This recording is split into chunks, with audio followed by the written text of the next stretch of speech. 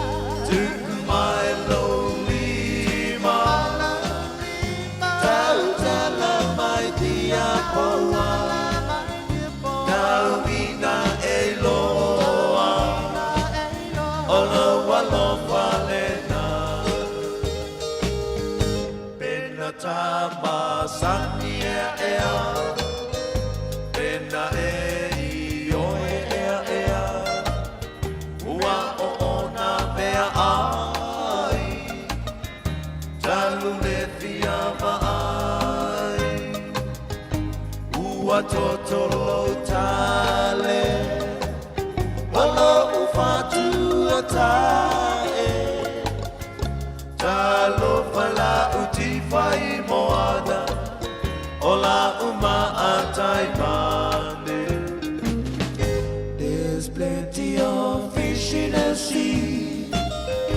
There's plenty of trees in the wood. There are also plenty of birds flying in the sky. There are also pretty girls, but the only one I love, and that's the one I love and adore, is the girl from Samoa. Tele a ole sapi, telefoni la au ole wao, tele manu vele lei ile lagi, tele teine apakasi, ai sili ai oe la ufele, ole la du Samoa, mate mai la tupua, bete loa leimoa.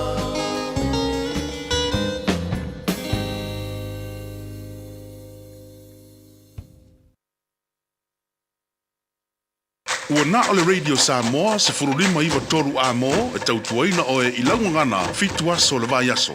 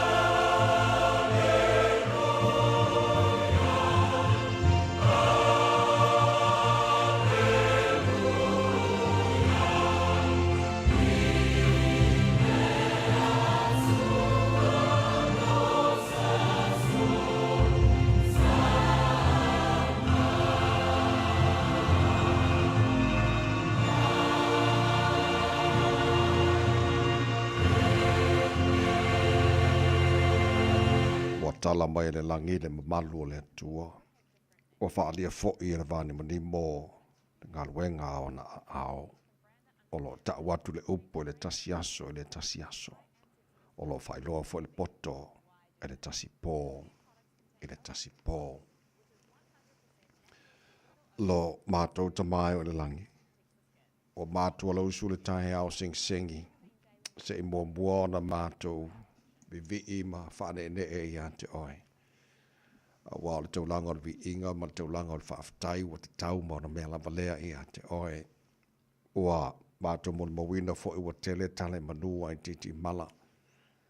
I loa lofa lo mātou tua o mātou mawai le nei tai au fau tai au sing-singi. Ma te amanino le aso fau wa e a mai. Wa mātou i fwai o luma le nei tai au. Tau lo sirisiri ese maloma tau tia le nei tai au fau lo mātou ta maa. Wa mātou whampe atu e pa ia lava oe le atua sirisiri ese ma le atua mamalu. Oe le atua mamana e pule au au i mea malava. E le ai lava ma se atu sa ma oe. O le pule o le tupu o le whaamavau ma le li o le file mu. O le atua oe ma li ei mana oe me le lei malava. Tu mawa loa lofa. Ma lo whaamaoni ma lo wanga le lei. E le liu ono nafi o le so tai ao. E o lava ngata anga o mea malava. O le atua lava oe so i fua mai lava le vavau e o le whaamavau. O le atua oe la e le vi inga le malu o le atua oe pulipulu le mātango fie. Whaaftai tere lava ta mai lau mea lofa. O le ola fau o mātu mawara nei tai ao. Whaaftai lau o lofa o le fau o whaapopo nea so fau. Whaita wino aso le sui fuala tunu mara mātu wola. Mātu au liele nei aso lua o luas fulua i aso yulai o le whaulau mara nei tu sanga. Māta lasi ama sirisiri ese. O whamunianga mo i mātou i aso o mara mātu wola lo mātu tua. Mātu whaulau mara nei aso. Mātu tu inatu o ao ta māwha mone mone. Tau te mai. I le malanga a whai nei. Au li tia whaiva le whengai mana tunu le nei aso whauai a mai. Ia, alo whangia fo ina ia mātou whanau. Staimi fo ontu inatu leo mātou ia o ongore ni aso. Mātou wala au lava le paolo o ao e leo leo ina ma malu tia na ia mātou whanau. Ao sa iri le poto e ala ia o onga. Ia iei fo le manuia o oelo mātou tua i whaiva. Whengai malim tamata e whaia ongolo ngafa ma lea o ina. Ora ia mātou whanau. Mana tua pesa moa le mātou le talo. Whamaria le tunu e whawai i ante oe. Saoni mo le whainga palota le nama sina faulo mātou tua, mātou wala au. Tofi mai oe te tai. Mo le tau aveina le malo sa moa.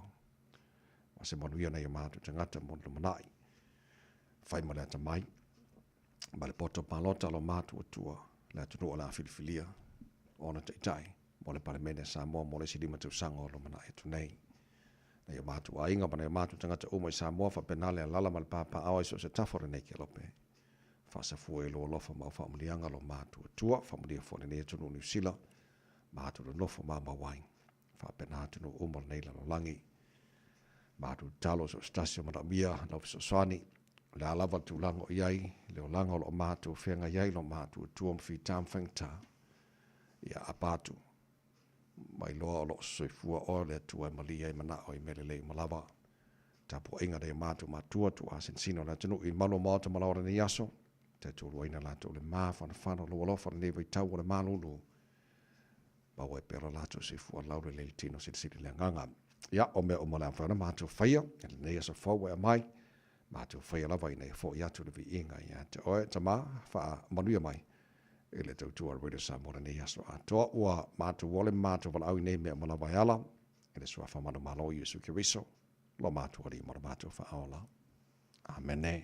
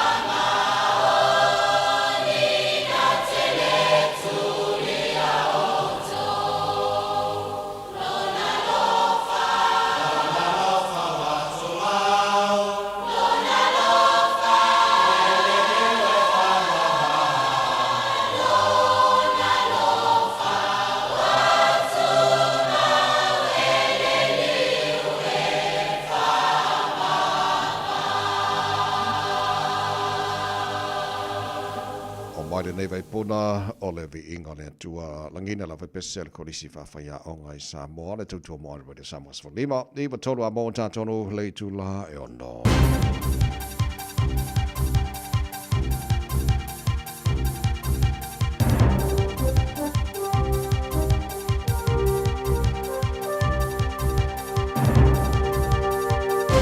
In this update, more locally trained doctors will be coming through in a matter of years, with the country's third medical school receiving the green light. Cabinet's putting almost $83 million towards Waikato University's new $230 million project. It's expected to open in 2028 and train 120 new doctors a year. College of GPs Dr Luke Bradford says the focus on rural and primary care is promising. It's a positive move for increasing the number of Kiwis able to study medicine. Kiwis are going to be exposed to medicine in the provinces rurally and then hopefully go on to become GPs. Rebel Auckland RSAs have filed legal action over the national body's controversial constitution changes. Lachlan Rennie has this exclusive story. Newstalk ZB's obtained an Auckland District newsletter revealing some clubs are seeking a judicial review in the High Court. They allege the process to change the national body's constitution in April was unlawful and they want it reversed. The document complains members didn't see all of the proposed constitution, including rules binding every RSA under national body control. The national body is suspending 18 clubs, claiming some are deliberately withholding fees. Thousands of education workers supporting kids with extra learning needs are taking action following 9 months of fruitless bargaining. NZEI and Public Service Association members will strike for 2 hours from 10 this morning before working to rule for a month. They claim the Ministry of Education's offer doesn't address long wait lists, excessive staff overtime or cost of living pressures. At least 19 people have been killed and 164 injured as a Bangladesh Air Force training jet crashed into a college and school campus in the capital, Dhaka. A military spokesman says it had experienced a technical problem shortly after takeoff. That's news. In sport, Silver Ferns coach Dame Nolene Tauroa has thrown her support behind the Netball New Zealand Board's decision to change the team's selection eligibility criteria. Overseas-based players can now be considered for national selection through a formal exemption process. Tauroa says the updated policy provides an opportunity for all. It takes the biasness out, it's transparent, well, to some degree, but everyone can put their name forward, and it's not just Nolan's best mates or, the next door neighbour's best mates. It's open to everybody. The Warriors are establishing a training academy with permanent staff in the Queensland city of Logan, located between Brisbane and the Gold Coast, to cater for the massive New Zealand-born migrants in the area. That's sport. I'm Jodie Gill. Ua na o le radio Samoa se furulima iwa toru a mo e tautuaina o e ilaungana fitu aso le vai aso. O te whātalofa mau whaawhiloa e o te whātulima fo i le awa ma le whānoa lo Samoa wa tino pele pa iha ma le mapala lo whaafonga hanga nei tai a fau malo lava le sifua maruia. Ia whaamalo fo le tino ia le folau ua tele lava le alofa le tātua tua nei tai hao. Tātua rila nei aso o le aso na nei ua whaihe le tua tātou te ori honi ma tātou fie iai. Tātou patapatia whatasi langa le lei o le tātou tapa au siri le langi. O le nei fwoi wau lia le nei aso i lona lofa malona anga le lei lo tu si fo mana mātua malosi. O leo tātou fsir whaing. Luma le nua leo tōre nua manua leo mala nei tai hao. Ia tātou whafo ia pene vi inga ia te ia lofa mai lo tātou tua tau taile whalau o le nei aso. Ia ma tātou whalau le lao lona lofa o tātou ia le nei fwoi aso lua o lua se fulua ia aso i ulai o le tātou whalau le lua afe lua se fulma lima o se mai lo whafonga. Por kalame malo le tai hao. Reida Samoa Svalima Eva Tonu Amo. Te hangal malmana Natasha Vailua. So son mai sini o tātou Facebook ma le YouTube le Radio Samoa. Sarah Tasi Patea ma le whanga pesta LJ lo sio ma tō ona nei tawai meni. Tau tuai no e se pai ele tu la e pa le tahao nei. Mahalo le se fo maria hangal malmana nei tahao fo. Malo le langi mamalo sunga le awa o tawai. Ia lava le anga leo le tua ile nei fo ia so fo. Whaatalo fo ia Samoa le tunu pele le nei tahao. Sa ori Maruru foi di kai au ia. Ia le lei o le na o le asofo tātou vi ele no fo le tu. Lau whaafonga mana mai mo Samoa le tai au o le lui tau ma le aso.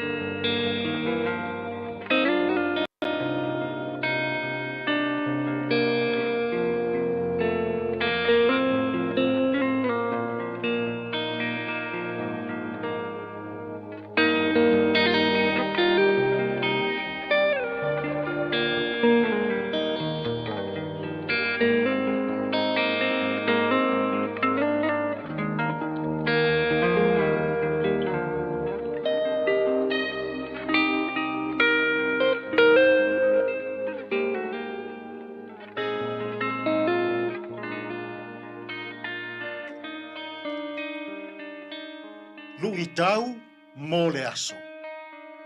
Toe fausia so o tanga ua mālepelepe.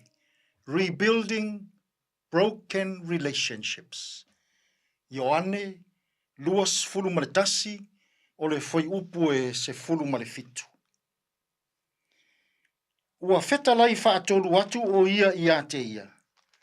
Si mō nae, le atari i o Ioane, pe te alofa mai i atea.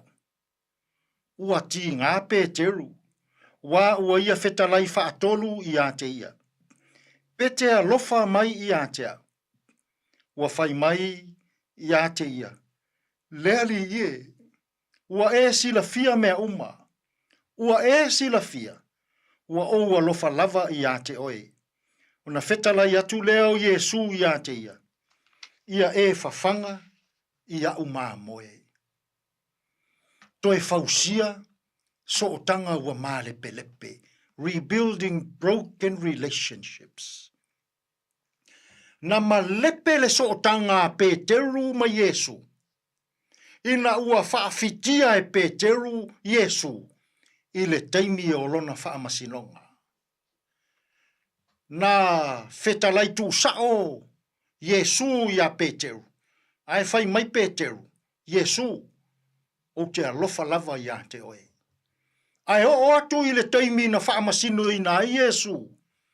I luma o le maota o le osita ulanga siri. Ai saule tasi au auna tamaitai. Ua fai atu ia Peteru. Pia o oelea sa whioa i whaatasi mai Yesu. Ai fai mai Peteru. Ele o au. O te le i loa le nā tangata. Na whaatolu au na whesilingia Peteru. Vivini loa moa. E pei o le valo anga Yesu i le mea e tupu. Le ala ua mawai le whaamasinonga ua whaasatauroina Yesu. To e tu mai Yesu ina ua mawai aso e tolu. Ua o Peteru male au soo i le vai Tiberia. E whango ngota sa ili se mea ai. Whai mai le tala. Ua ao le po. Le ai masei ana maua. Ai whaalia ne lo Yesu. Ua fio ane le vai o Tiberia. Ua whai atu ia i lato. Lafo le upenga i le tūtau mtau. Ua lafo le upenga. Ua tele ia. O ina i loa ai ele au so. O Yesu le tangata lea. Ua lato whesanga. Nā o le mea mana ia. E lei toi whaatali Yesu na feta lai atu lo Yesu. Ia Peteru. Peteru Simonae le atali o Ioane. E te alofa ea ia tea. Whaatolu ao na whesiri Yesu. Le ala e tali e loa Peteru. Whai mai Peteru. Le ali ie. E te sila fia mea uma. Wa e iloa lava. O te alofa lava ia te oe. Ole i tūtāua le o le tala. Wa amata mea Yesu. E toe wha le lei le sootanga ua malepe. I le vā o ia ma Peteru. Ina ua whaafitia o ia e Peteru. Ina ua pepelo Peteru. Na te lei loa ina Yesu. Samoe. Ua sawa i nei aso. Sootanga malepelepe. Sootanga i totonu o ainga. I le vā o uso tua ngane ma tua whaafine. Sootanga i saufa inga nuu. I le vā o matai ma isi matai. Ma lepe sootanga i totonu o le malo. E o ai totonu o le ekalesia. Sootanga malepelepe. E o i le maru e tasi. Ai le tautala le isi matai. E o e tāpua i le atua. E le tautala le isi olo matua i le isi olo matua. E o e tāpua i le asosa. Ai le loto le isi a inga i le tasi a inga. So o tanga ma le pelepe. O le fe au o le tala le lei. Ua mo mori mai e Yesu ina ua whaali lona au so i le vai o Tiberia. Pe e te sao, pe e te sese. O le tangata e alofa i le atua. O ia e amata mea. E whaale lei se so o tanga ua malepe. Ua whainga tā ia Samoa o na toile whaale lei so o tanga ua malepe lepe. Ua lei loa e le uso pe whaafewhea o na whaale lei.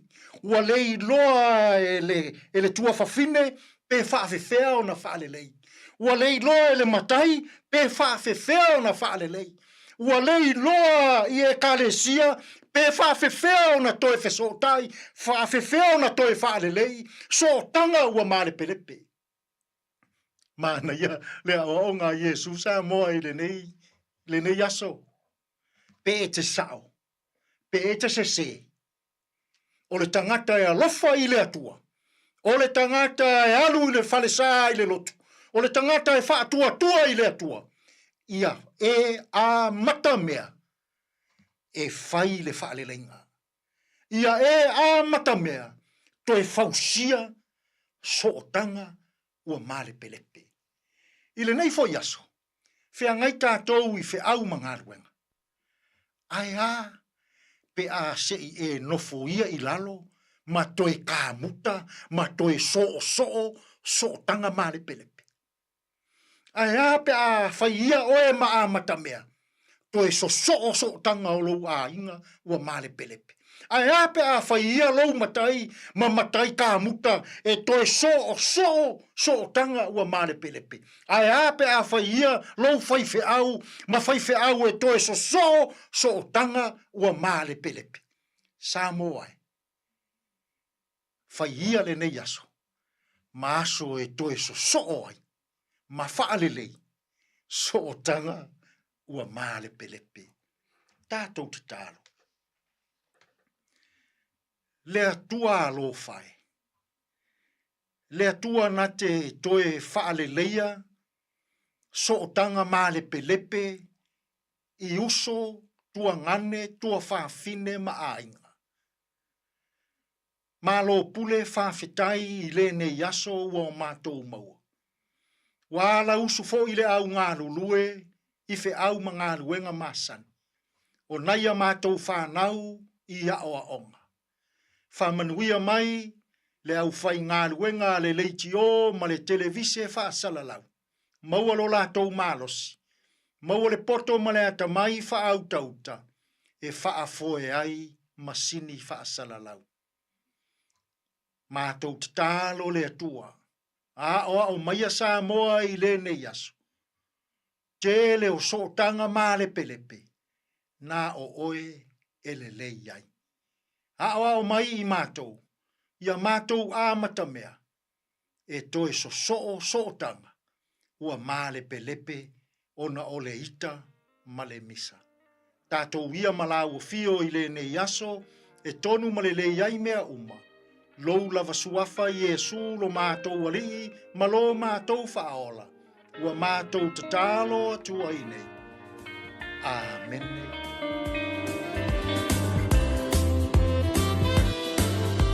Sautao mau, ile mata, olo tama, olo tama.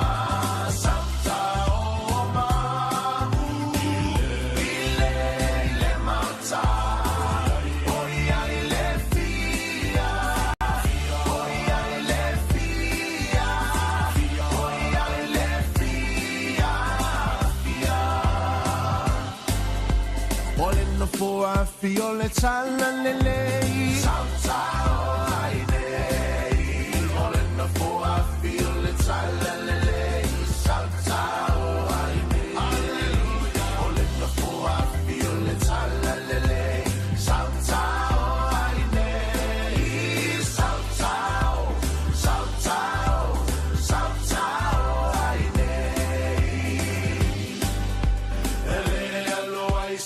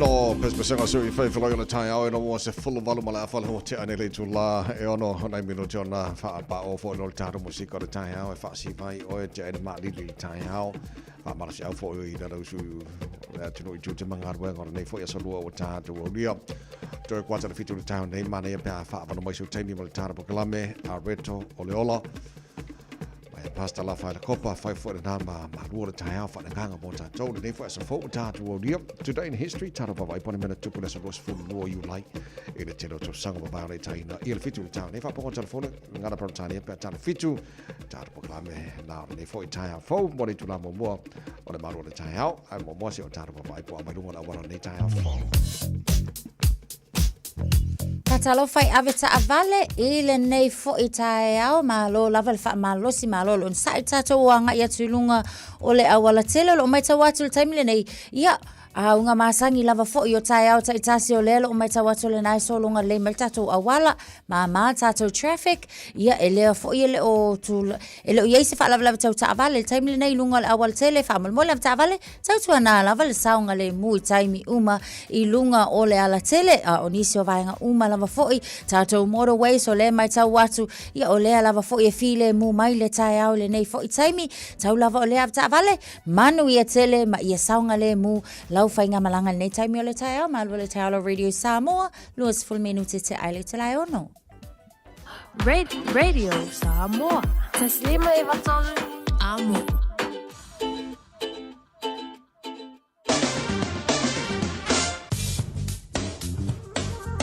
Mai ngā matal talo tau nei fo I tai au fau tama ki makaura au ki lani rona whangare o whaasalanga Radio Samoa whaolo I le marulu nei vāngo le tai au oka.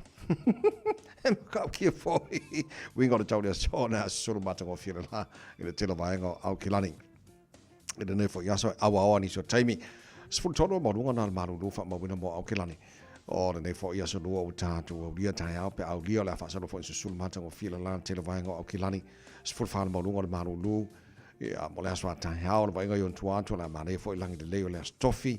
Langi de leo fo ilas for raile. Whaasaro fo ina awa lang de leila sto nai va pena fo lang de leila sa ma nei foi la so fu va so fo o va vai aku e to o nei mata e au le ngo fo fu ko mas fu fa mas fu lima mas fo leile a kula sko ngai wo fu ngo maru ma ko foi au ngu mela ki ke fo va fa so lo ka fo no ai o kula so fu va so fo se fu va a wo ia ka sia pa wa mo le audio ka a ma so fu va so a vai ngala ta mai na ala vai ta mo ta to ile ne foi tai fo tu langa masani au fanga solo le por kala me maru le tai ala foi tara pa il tu langa ile tau telo isi vai ngor sila Pena fo le tau I Samoa manisi vaenga o le kelo pele tau mo le Samoa sfalima I tolu amo.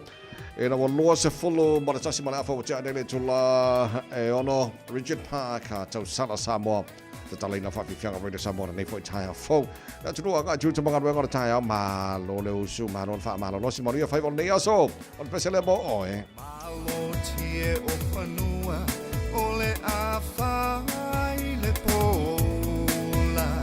Le awa o le wheloa inga, le au manga ua tau maina. Le tau poa te umailo, I ana te unga wha Samoa. Wati mapo mailo, lau awa lea tui mali e toa. Se e maia, se e mai loa. Le aunga whaapai, le tau sala Samoa. Le aiuli, so I tua file mu. Ta vale solo fatau pati mau susu.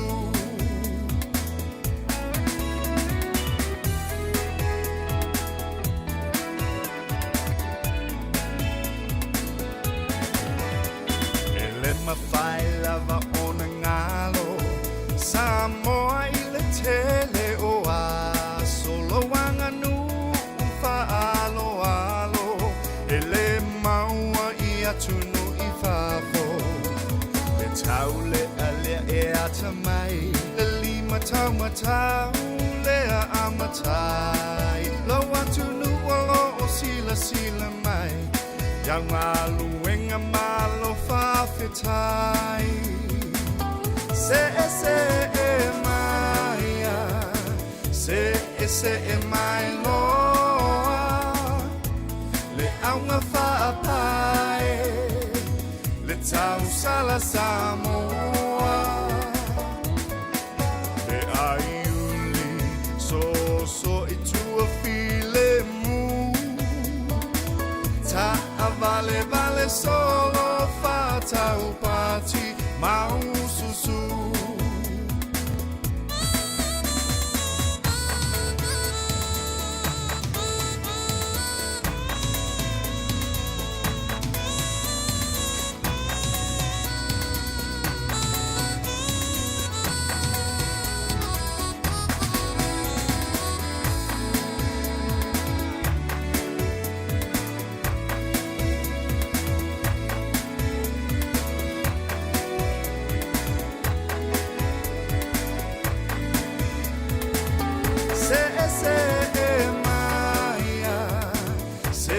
Se e mai loa Le aunga whaapai Le tau sala Samoa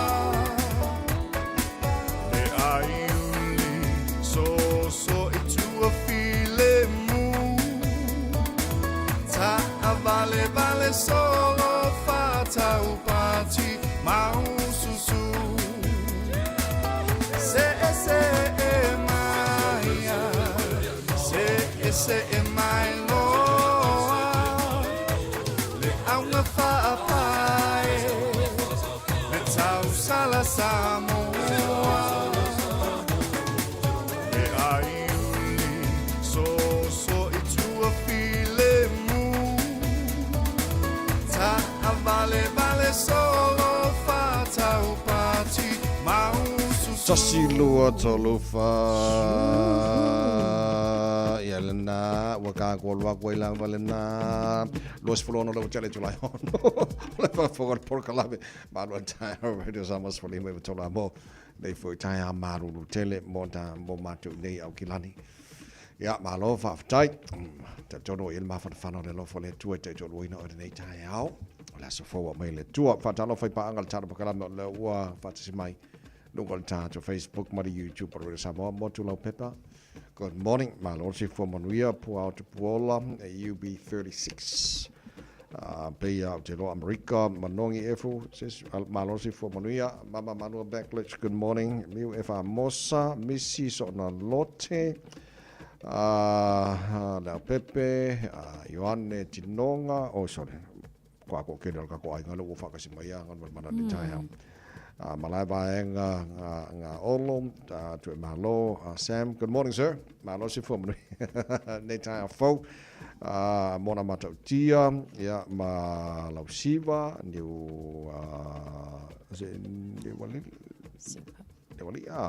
to the Pupu, ma Losi for Maria Leta for go Kirkiro Kako, Ingalocaco, it's a peta loli, ma Losi for Fiona for my to Simai. Ya Monsieur Papa Savidimane, le Kalaku ile Wiri, Kalakwa ile kwa Faleo Kakungi, Manukau, Lenesia, Manos for Maria. Le tai fo o lo faso solo pefo fanga ba mawa ma lo fanga malolo e nei coalition government the national act Mali New Zealand first ma ya mo ya ma le fo fanga le wai nei la nga atiltilo ile te leo mana mio fo mai ai tono New Zealand o le plan la malo le fa no mai la son la fia ngal mana pa ma ngai o le si medical school la fa tu fo mai kato sa ole le sa no nga savai o se tulang fo le wa fa la lo mai pe amale valus full million fo ole wa fa matu ele fa nga malo ina if so ani fo le fa tu peina o se tasi o lau mua e fa pitoa lava mole o tawina o fo mai i le lumana so le ole plana le e te sono o tu le lua fe luas full male valu ia wa mafai ona o ina pe o tawina ai nisi e avea ma fo mai pe ma se lua se fulu ia se lau luas fulu tamai cha onga ole o target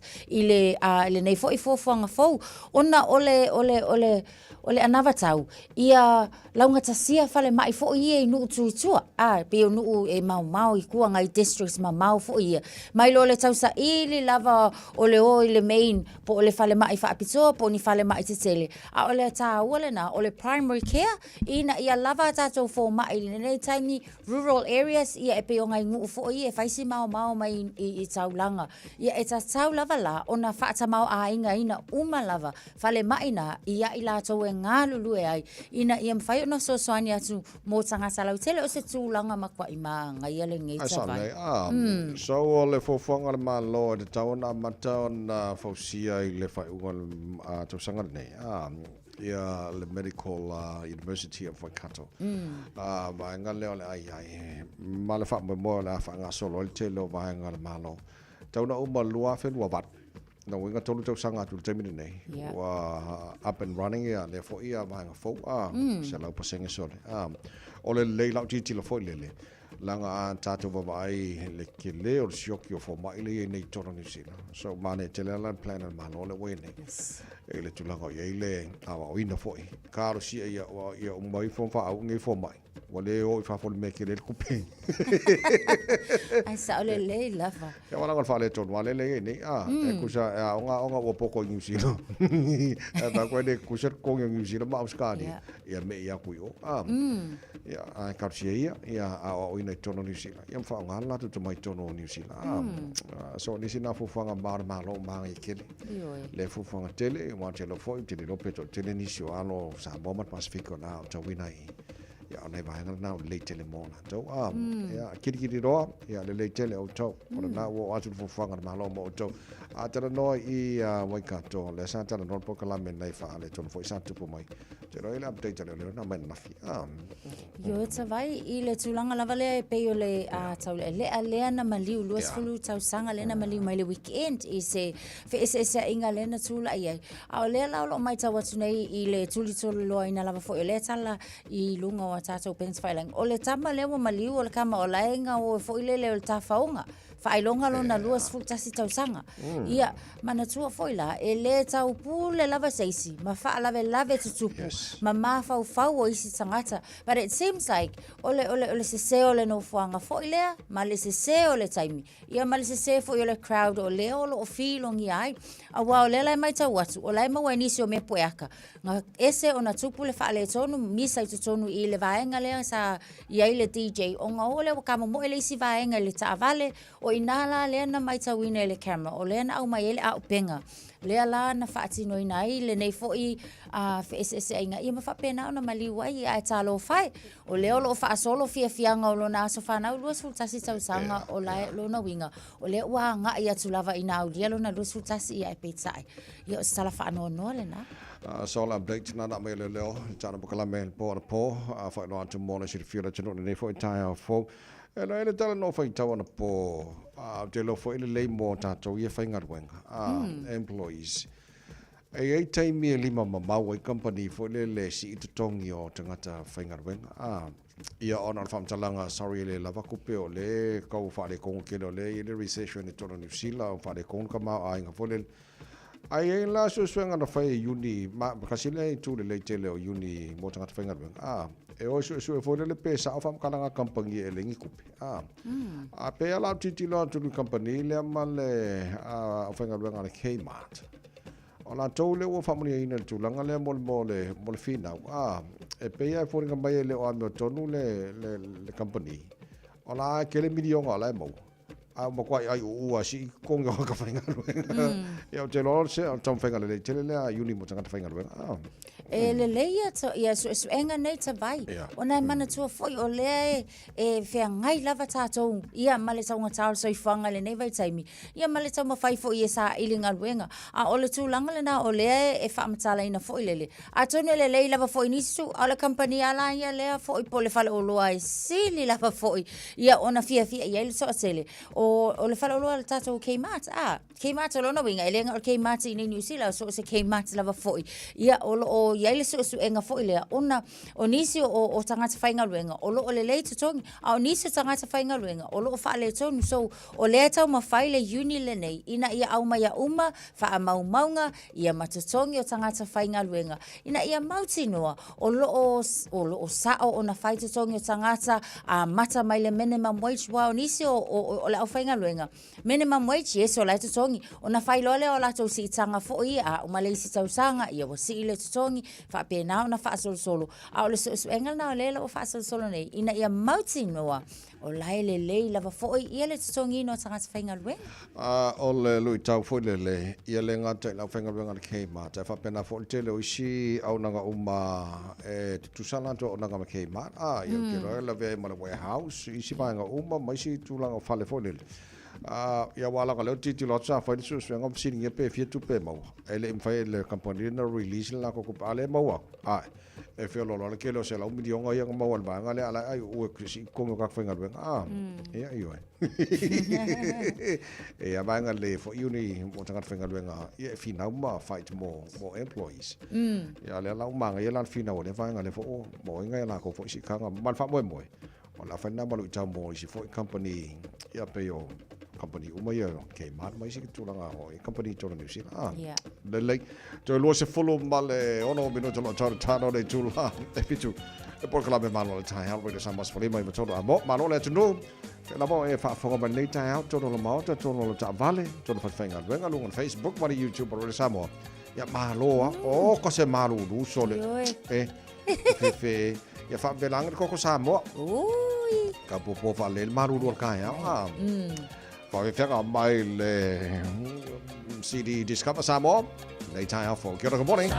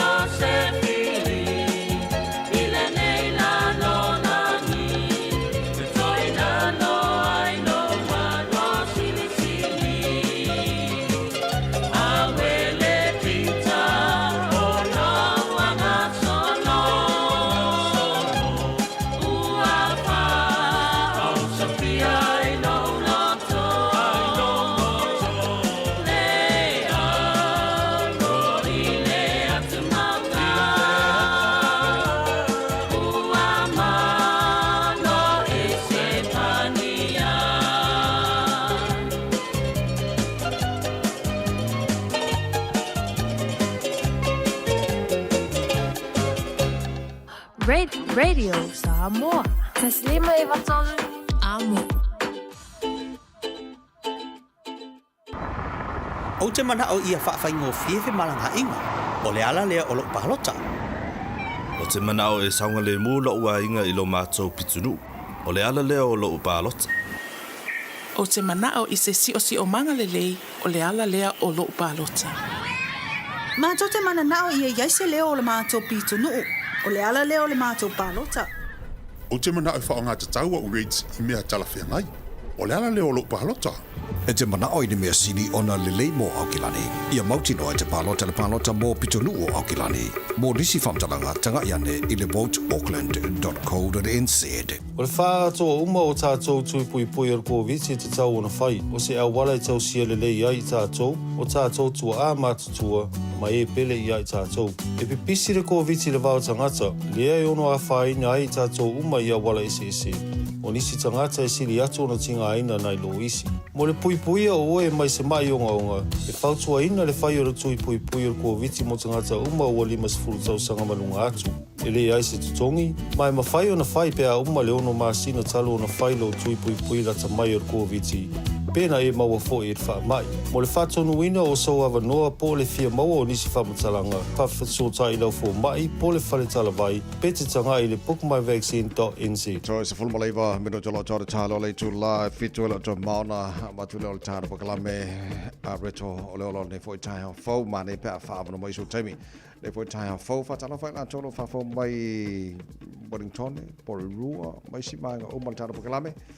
Le tai au e fofanga le Porirua City Council. Ale mana yo fofanga ye lau titi lo fo le langa to tele lanto lo titi lo anto tele to sanga babai. Na lango mau se tasi o fanua tanu.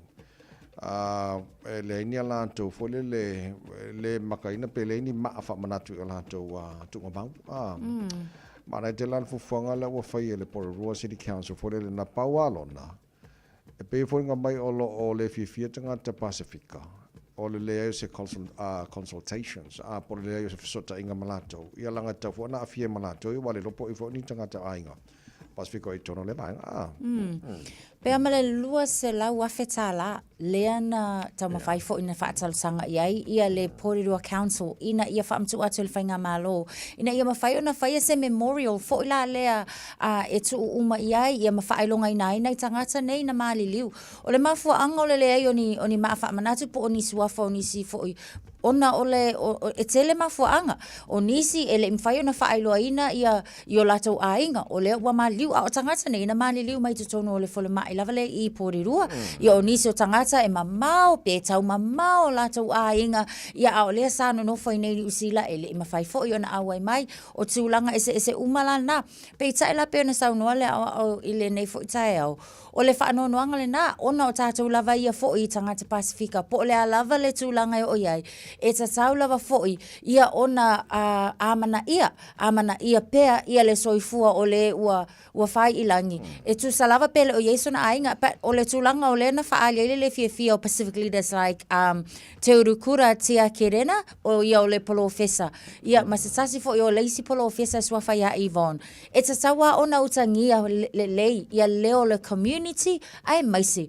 o whainga whaavaya community ese e amana ia ai ia mai loa ai fo ile ese ngai tutonu ainga te tau lava ona mautu pea so tanga e ui lava fo ina ele ia ini ainga ona nei tangata o le whaata au o le tangata soifua pe o tulanga na whai mai ai la loia la e pe e whaale la tau le fia e ta tau lava ona whai le sauni ngā lotu whai le tulanga uma lava e ta tau ona aloa ia ai le whaelonga ina fo ia male toe tō manatu ia I latou ua mali liu ia aile ia ini o latou ainga ile taimi hala lei toi se fulu male ono minuto lo talo le tula e fitu e ala lei e mai alo fa fianga mai 5 stars ona te foi tai fo so Malaysia ta tu li poti mai lunga la wala ya ona tu na tu lo le o tata malu tai fa le nga reto o le ola nei foi tai fo te pera mai sunga fa fianga pasta la fa le copa to mo ready sabas foliba e vo tolo amo mal banato lo manuel tai au e foi mafana fano le tu ni kai amarulu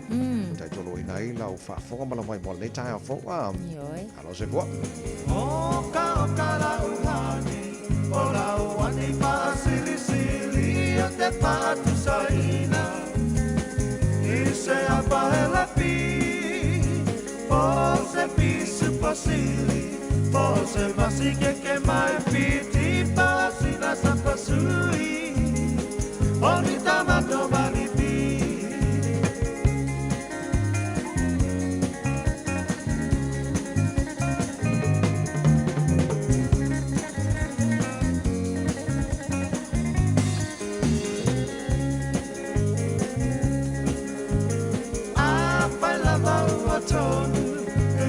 Tonu lau pinanga lo tapa hai po ipo Avane ile malo Ele anga ole tatua E tele ai ole ti ako lo pe mai sa pepe Ole pepe ole po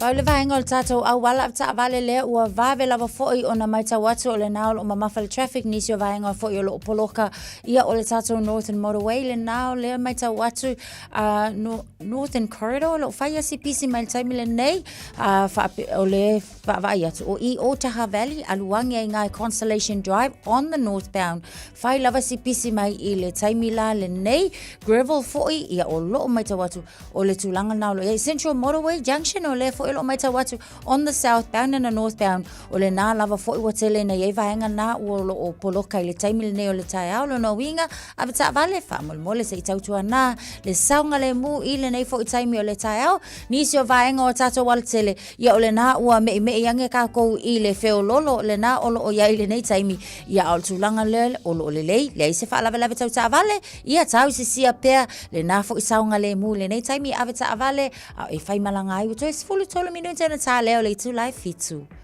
Talofa, we're the Katinas, and you're listening to Radio Samoa on 1593 AM. Bread of life sent down from glory. Many things you were on earth, a holy king, a carpenter. But you are the living word, say it now. Come on.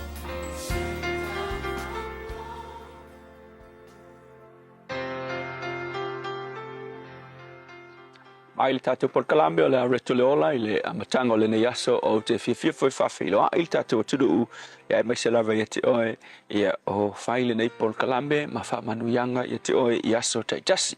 O le tusi e whamasino e sifuluono o le whaupelua sifuluwalu e whapea. O na wala au lea o Samasoni ia Iova ua whai atu lea li ie ia e manatua mai au. A le upu mo o le aso le nei whapea e whaafofonga ina e le atua ia le loto salamo moni. Wa iloan le lalolangi le nei e tumu I mesese, ma e tumu foi I tangata whai mesese. Peitai, o le alo wha le tonu ma le mamao ese o oe mai le atua ma le tele o ni mesese ke whaia u ka ue nisi ua tumu lau fua ke loa le mele tātou te ofua I le atua, pe whai tau le fionga pa ia le atua. O le teimi lava e te iloa ai, o na wha mawalalo, masalamo, ma e wala au atu I le atua, I lana whasoasoani. E ke wa ai lava le kuspa I le tele o tangatanga whea ngai me mea whapea.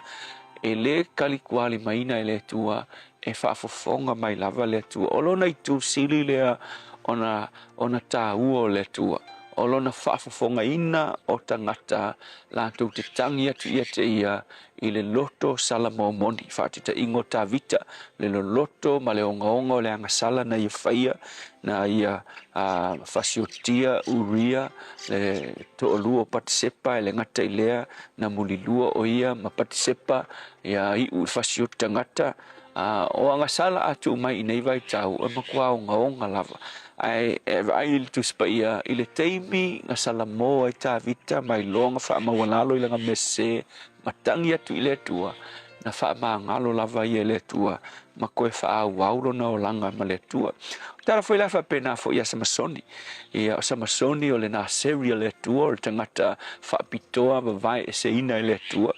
Ai na le wha alongo o ia i le tua ma le ustai i le tua. Le ngata i lea na le wha alongo i o na mātua. Kewa i ur kama le uskai whautuanga o na mātua. Peitai ina uana i loa lona sese.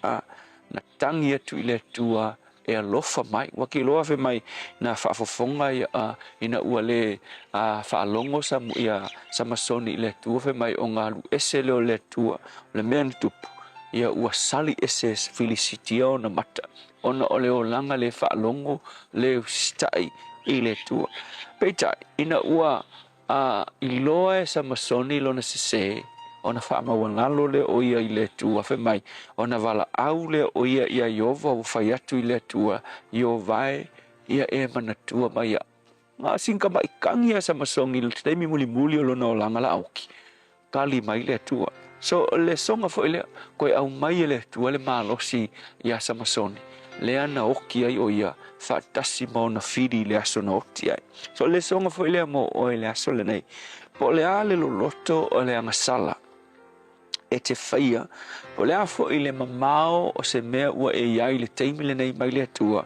o le lui le nei mo oe. O le teimi lava e te iloa ai o na salamo ma wha maua lalo i le mesese o e whaia, ma e foi mai i le atua, you know, e whaafofonga ina, lautangi, e le atua.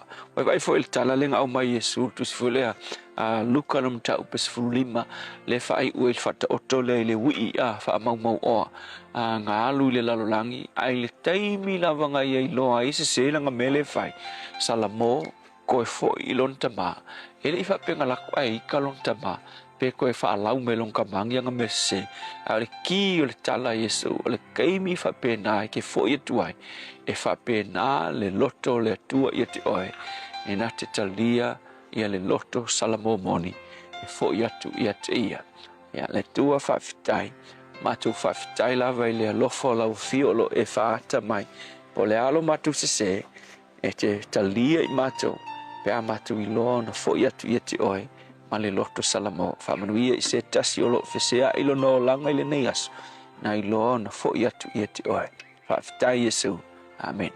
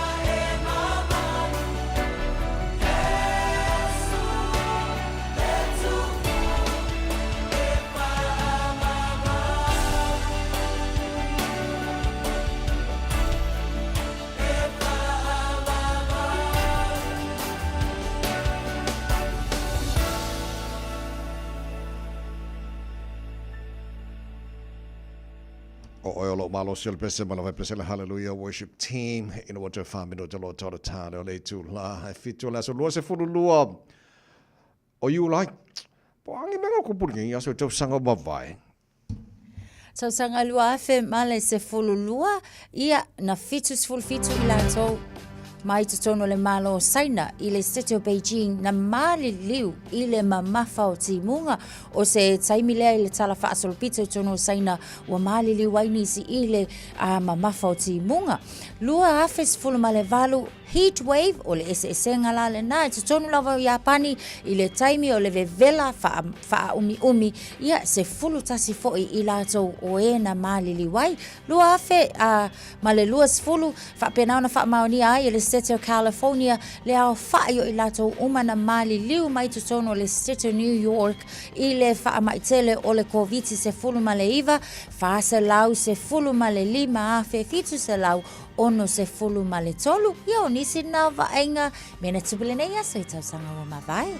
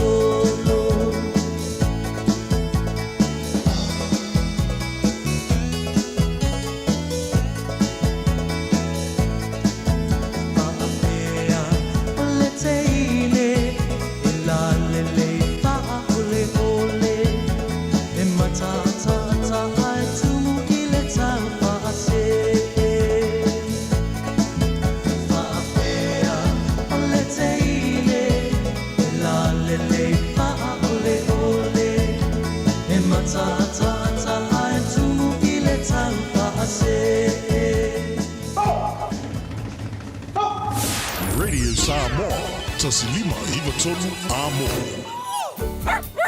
Thanks, Pup. I'll translate. It's almost time to vote in the local elections. Make sure you're enrolled and your details are up to date by the 1st of August. Go to vote.nz or call 0800 36 76 56. Brought to you by the Electoral Commission. Talofa Samoa, whaalau I loa whaapitua ele ai se tutongi. Whaia fuale sia ki no lo fale pe fia leo whae ua iai nei I lunga o le maketi. Mala au mai mo lea au au nanga I le masina o Iulai. E tuina lo sua whai tutono le sei. E te ona manu malo ai I le se fulu afe tala. Le lei lava le malamalama le tūlanga o lo o iai lo maota. Vala au nei Taralina Samau Johansson, Professionals Real Estate I Papatoetoe. Telefoni o luatasi o fitu toluiva fitu tolu. O luatasi o fitu toluiva fitu tolu. Talofa Samoa, o Ateshna Ryan, o le Licensed Immigration Advisor mo le Auckland South Immigration Consultants. E visosoani mo so se tu ai ngā visa e malanga mai e New Zealand po Australia. Telefoni mai nei loa I le o valu o tasi o no valu wha fitulua. Po le o lua tasi o no valu fitulua tolu o. Hey, hey!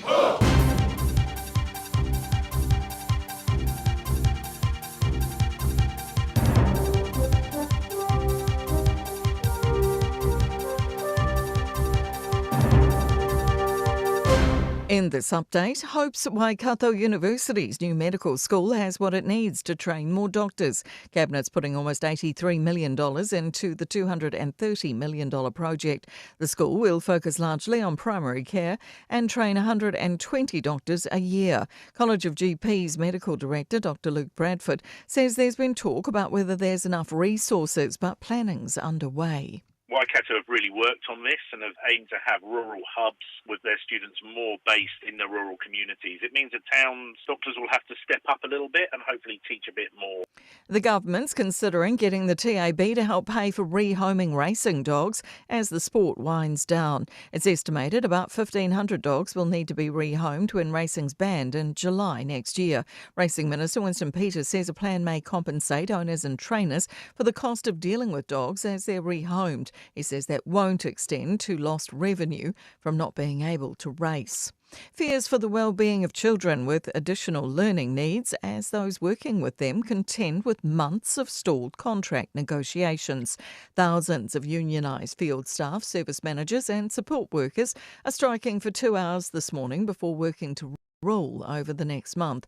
NZEI Te Reo Roa Government Group member and speech language therapist Connor Fraser says growing numbers of children are waiting more than a year for services. It just means that we get stretched really thin and kids don't get as much of a quality service anymore in those interventions that they need to make a difference over their time at school.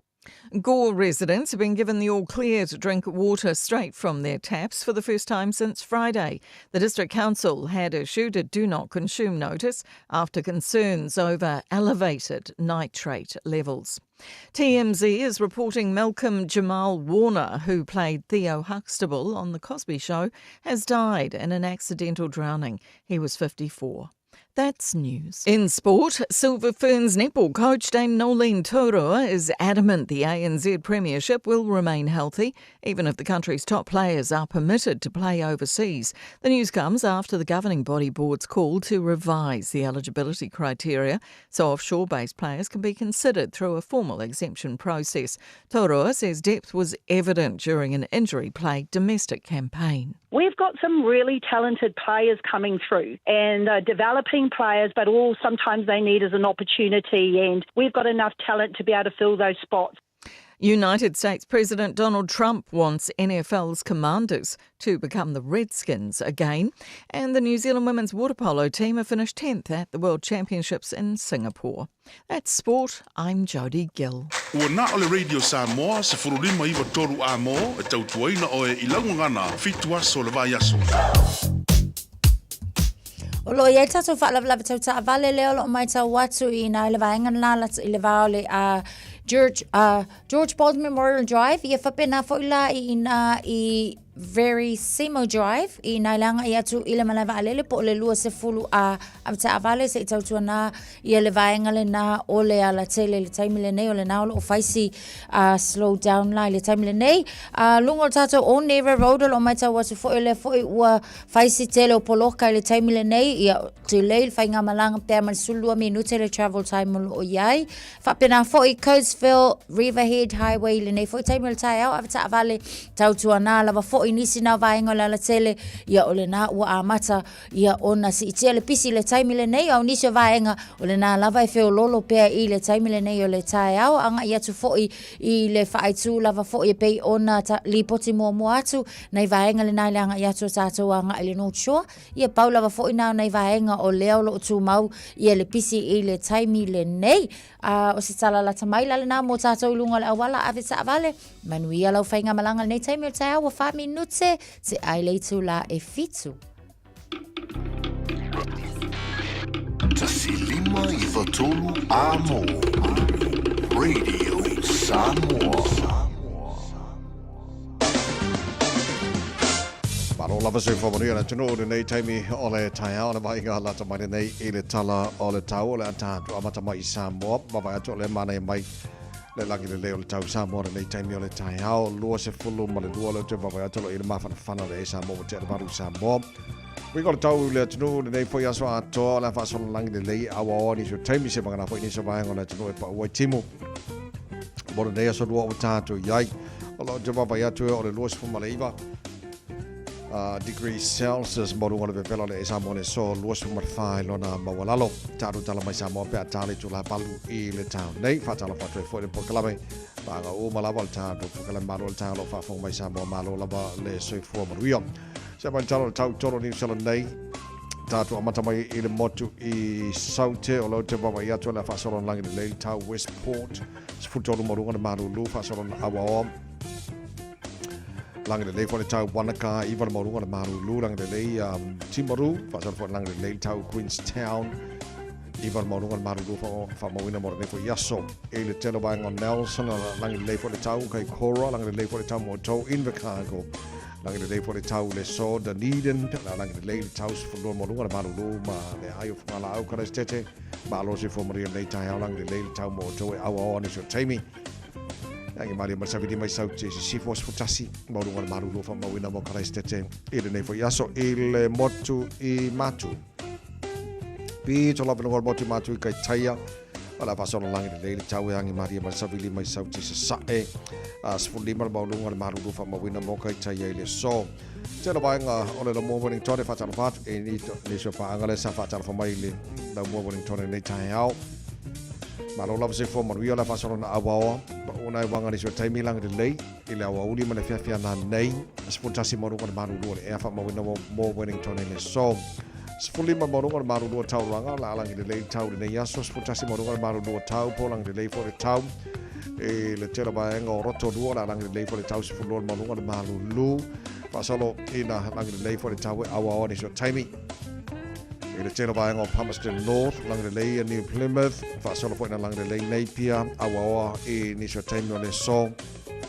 Master tena la fa solo na awa fo de tau fa solo lang de lei le fia na nei e le tera ba ngo Hastings la awa o timo ni so taimi lang de lei le fia na nei fa solo fo ina awa o timo ni so taimi e le tera ba ngo Gisborne kiri ro ma lo se fo manuia lang de lei tau mo to le so fo tolu o le maru ngana maru do fo ma wina mo Hamilton de lei fo yaso ile la mo bo no fa fa sala ngor radio sa mo o lo tumo na pong sa pe fa fo nei tai mo tai ao o na matwai maru lu lava fa lo il maru lu nei tai mo tai ao so ba winga lang ile le o tau I au kilani nei fo yaso sful tolo mo na maru lu fa ma wina mo nei so lo tai ao pe audio le asul ma tango fia fo le lan tele ba ngo au kilani sful fa mo na maru lu tai ao fa solo na matwai lang ile fo ile stofi ma das for really awa lang de dele sto na I mala sa lang de le fo la so for va ya so mana ya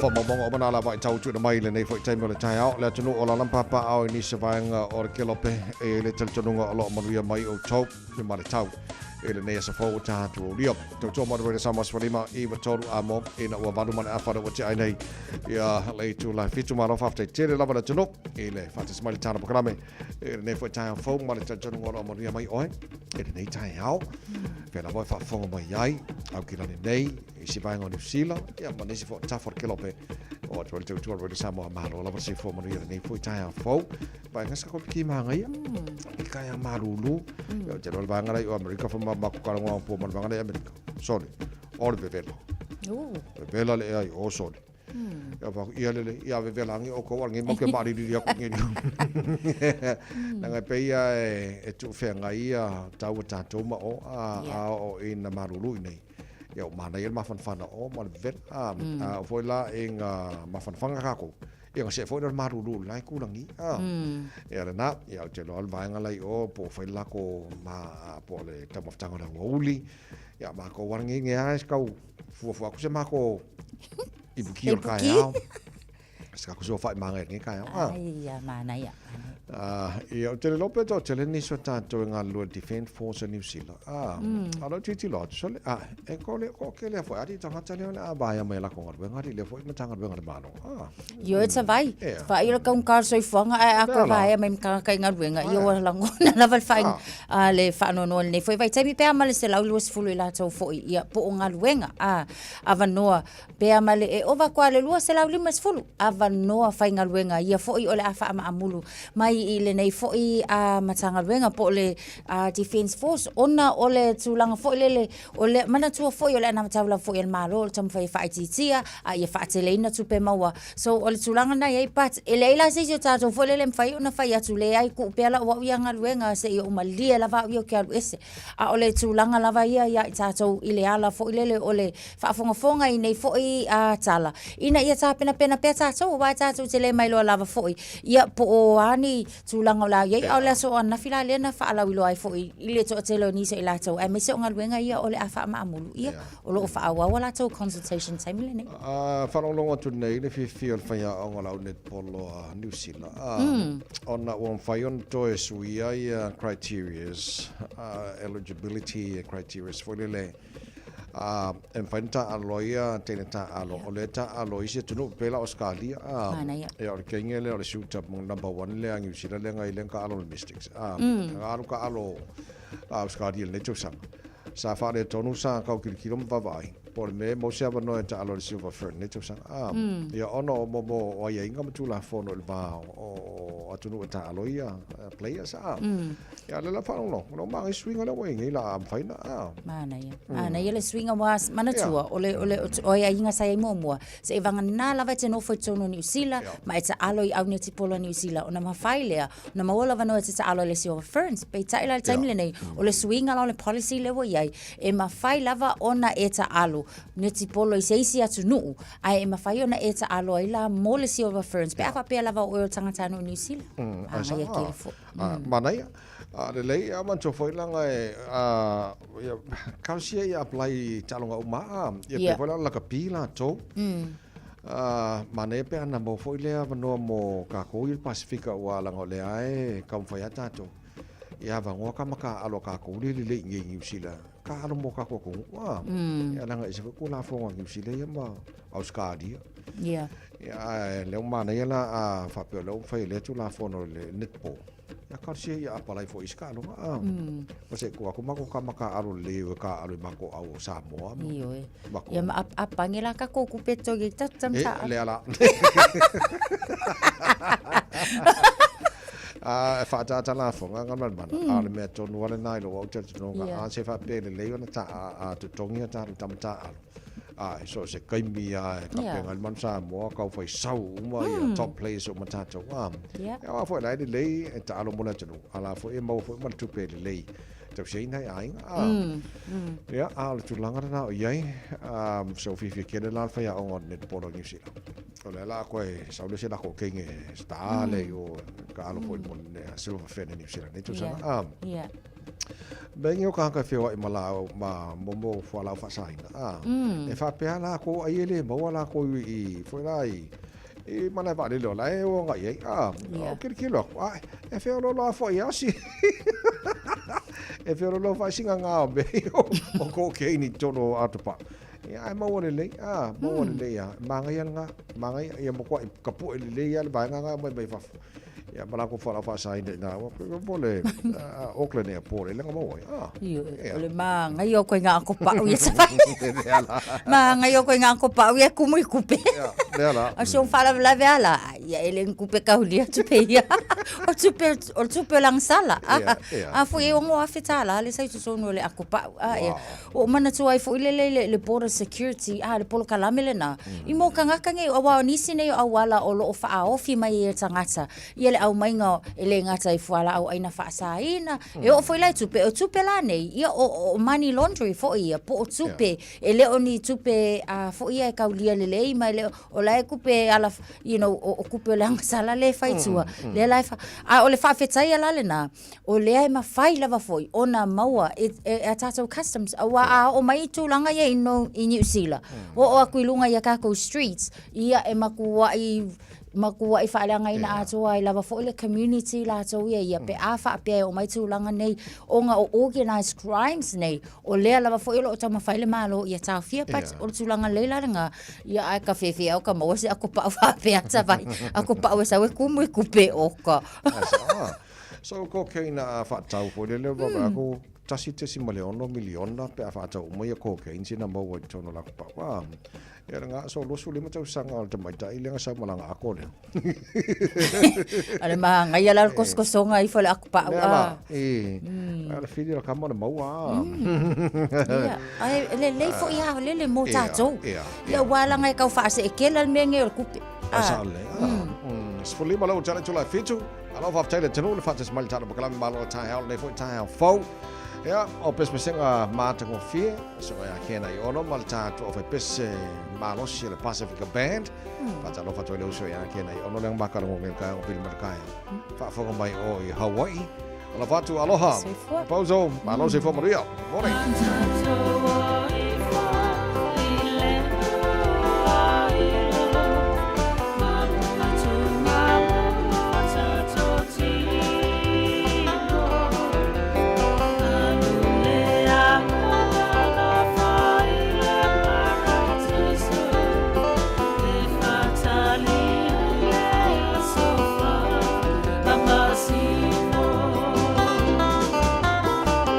La la la la guitar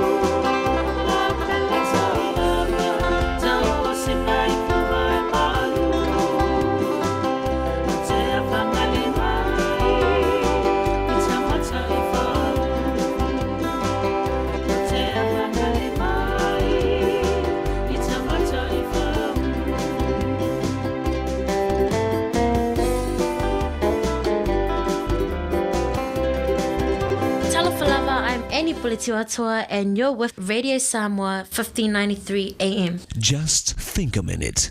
It could change everything.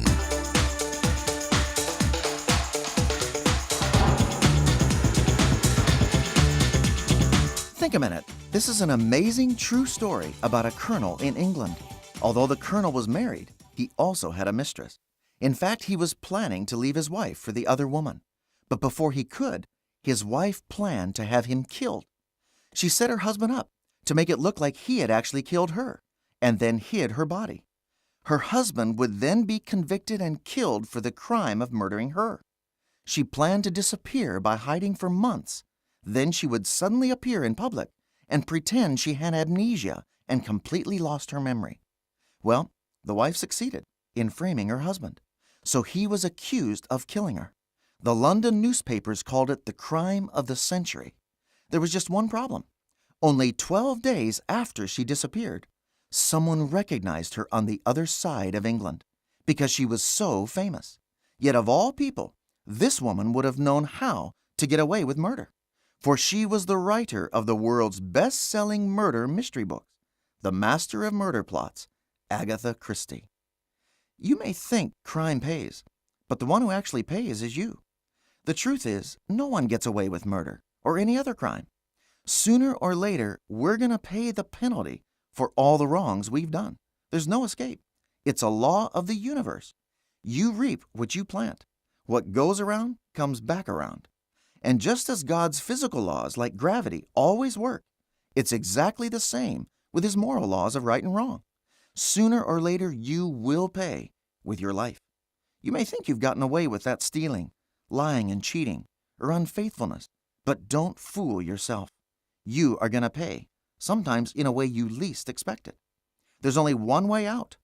It'll not just keep you safe from terrible pain and judgment, but it's also the only way to enjoy your life to the fullest and have the most fun without hurting yourself or others.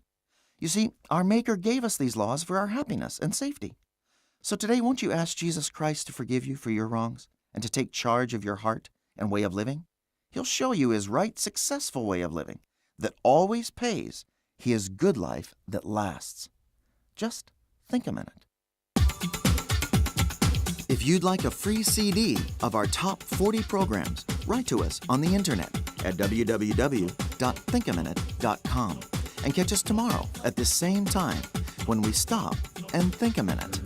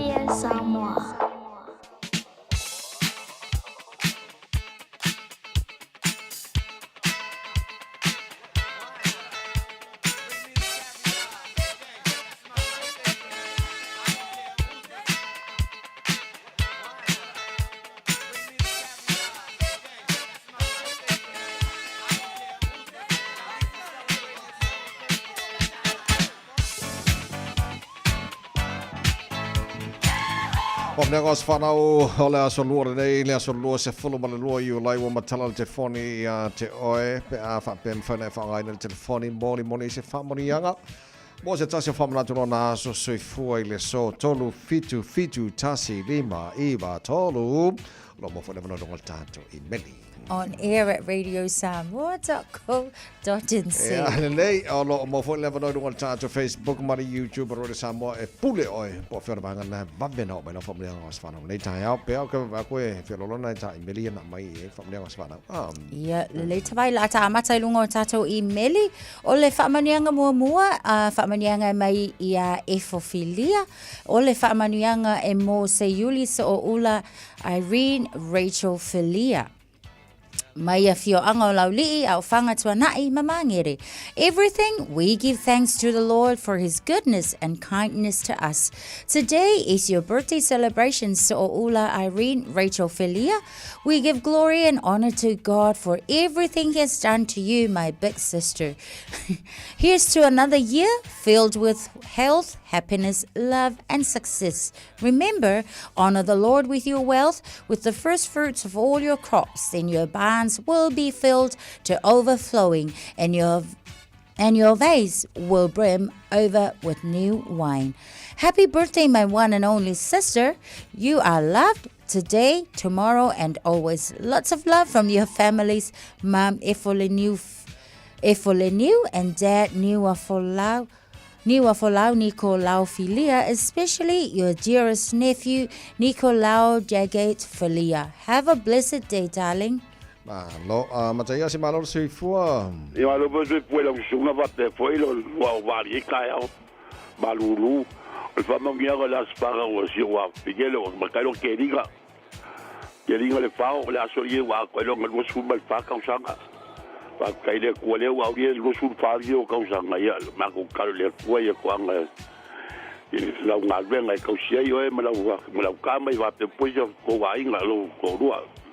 Ya va pe foi alo fa umba kwanga kwa i mo ele apinge mang me kele was fa na keringa ya fa bo pele ko ni chas kele mo lo vola wa ko si ko ka kwa inga malo fa malo ko ro malo fa na no wa ma si o kama va bien la fa na o ma kai lo i dingi ngau ko ko fa sa lo bai ya te ya i dingi mang ye lo was fa na lo fa nga ba nge yam ka ya si ma i dingi ma ya ka kwa inga umba ye o tara. Ya, manguia lo was pa ngau pa kai lava ka vai ma. Tai lava. Lo wa. Manguia nga lo ngi yaso. Tai. Mari fo nei tai au. Tai asi. Se whawau tātou whamanianga mai lunga lava le imeli o le isi fo ile nei o whamanianga mai a efofilia.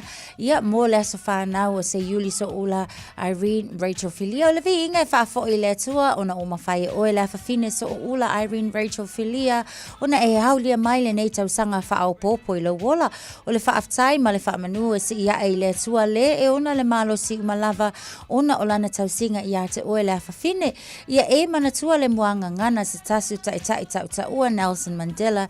Education is the most powerful weapon which she can use to change the world.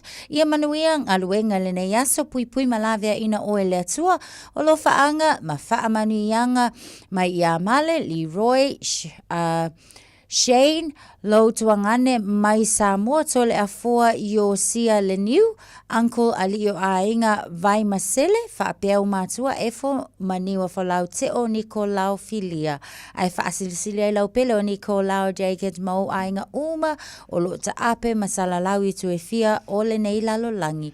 Lord bless. O le si tabala au to lua malor si fo mrui. No? Ja, malor si fo. Alo la pasi suelo suma le wa. Ala. Ya, pamang yang ai bak wi suwa pinge leo Sylvia Richard Bro. Ako ngilong lusu fiku pa sa ngere su. Kayo ngole. Dalo pare ko nga mai makikaw siya ai oi. Ya. Alo pare ko pamang dia. Ya oya ai ai ya o mai lo. O taku tamamia aku kalau paanga e vakia ngayon ko ngane mo uso ai mese ya awo mako lo ke ya oi tamamia ku le ku mai do yo vai e ro pala mali ku ba ko Koe ka popongisi ang sekele walo ko kuai como le kalesia alo pa mafalangi ma pai pen malo sia oi pero pa angai e vaku to ai no pala ngai sila paskalia Samoa paskaila wa sunga le awang ole ko Tai. Tai mane fo nei tai au fo. Panga Maria malo si fo manui. Yeso fo manguia la sunga le awa o Dubai fo pe foi sua foi ang malmana a lo so fo manguia malo le usu. Yo le aso nei Dubai ma ngal malmana wa. Fai le ali e ori ai ma loto malo wa fine to tasi a Jennifer. No wa udia e lo to lua. Ya taituunga fai walu le. Dimas fulua on tau sanga. Ke le ni tau sanga ua fua i le tua i se fua o le tina ia anga leile tua mto i whaupupo nisi tau sanga e mafuta ma tau si e pea au ia ina ia maua pea le so i fua malolo ina tino le mawhau e si le anganga ia whamanguia tele le tua tawai ni ngā luenga pe por sua pe ngal malmana manuia tele ne yaso fo mai manuia panga mali Tera panga mali ala vatu so after mole ya le le ya se ya se fo ya ona i sta fa mlenga na to ya lo yeli se fa manianga lunga tato email o fa manianga le nei e mo fa manianga ma lo fa anga mo le aso so fu le fionga ya peseta LJ lo le sio ye si ilavi inga ma le fa afetai le lo fa le tua wa e o mai ai male manuia le tolu se fulu o tau sanga ile so tolu se fulu tolu tau sanga ile so fa mania tele le tu mo oe ma ia tu e fa o popo ni si tau sanga se tele lo wola lo fle tu e fo ele malo si mo oe a wanga luenga o fianga yai lo fa angale na ma ya alu moana ma vai male fanau van ho ma ami male fanau Valiant ma Joanne male fanau and your brother Mike ai sili ai alo faanga o matua mo oe ia o le faamanianga le na mai i le Lolesio family mo le fionga ia peseta LJ Lolesio lunga tatou apia fōlinga o lo iai fo ina ia tatou faamanianga mai a nua tofi no for Dennis Proverbs 4 verse 10 to 13 listen my son accept what I say and the year of your life will be many I instruct you in the way of wisdom and lead you along straight path when you walk your steps will not be hammered when you run, you will not stumble. Hold on to instruction. Do not let it go. Guard it well, for it is your life. Whaaftaia le tua, le lofo le tua, malona anga le ona o lana tausinga i se tasi o le whanau, ma o le ulu matua fo'i o le whanaunga, whaaftai le tua i nei tausanga wa foa i le atalii i a Danala, whetsa lainga tau ngisia Dennis o le aso, ua ato le sfuluiva o na tausanga. Vi ia pēr le alii i le malosi ma le poto ua ia foa i a te oe, ia san, manu ia tele lo was whanau ia maua le poto, maua le malosi au nai le ngaluenga le tua ua fili ai oe te tono lana e kalesia. Mātou tatalo, ia whaamanu ia pēle tua ia te oe, a wale whea ngai ma awa onga le nei tausanga, o lo whaanga mai o tua whaafine, Unaila, Inalea, and baby Sapi Anita, e whaasisila lo whaanga mai o mātua, o tongisia maniu mo oe. We love you. Maya Pira Eneliko, happy 42nd birthday Barbara Portoi from Mai Vaseuta, ia po Western Park Village, Ranui, Waitakere. Leisio whaamanianga mai atu i tama Tala Lupe, whaamanianga la sa soifua o Danala Tongisia Dennis i Manukau, manuia lo asu soifua Danala whaopopo e lea tua, ni se tausanga mo oe, alo whaanga mo oe mai a Auntie Tuitama, Martino, whaapea Louisa, manuia tele lo asu soifua san, whaaftai tele mo whaamanianga Tuitama Tala Lupe. So le pisia ri le aso rodo yu lai ri ya. Oi la so malu yu lai. Ya le le o tar fam lenga o manao le nei tai hao. Fam nia tu ta to pu lenga mana fenga wenga la fenga pesta a jelo sio uso. Ele to o dia no wase fora nei yaso. Le le yo fai pulinga pesca. Ai, ko kiki. Angai fai pulinga mai le ka ma fai asfanga. Ja, mor se fio le tino ia ala fenga pesta ia o lono to mai male asocio fa modianga le tuo Ya o ko mai ma fe mo mo so graphics si lungo ka ko por kala me le aso mane aso o na fai vana ya mo dio lo aso fua pesta mal pulenga mana fa ngal bengal ta to we samo ya le lei se udi so ulam ya lo fai so ke le ya mo dio lo aso fua Happy birthday vai a fa si papa kiu bi mai fa mo ya le lei ya mal fa le na mai le yo ya pa ngamalie ya molitina le ainga ta tunga fai ban ya la fa pesero la pa ngamali malanga fa pesero pomole tuai ya lo fa anga ya pulenga mala fenga benga ama de samo bolta po kala me maro le tai au yo waso fu le yaso vi ele tu o ni tu sanga po to Happy birthday say Yuli Visita Happy birthday to you Sepaki Makela kalaka kwam la Jadi 20 minute le balu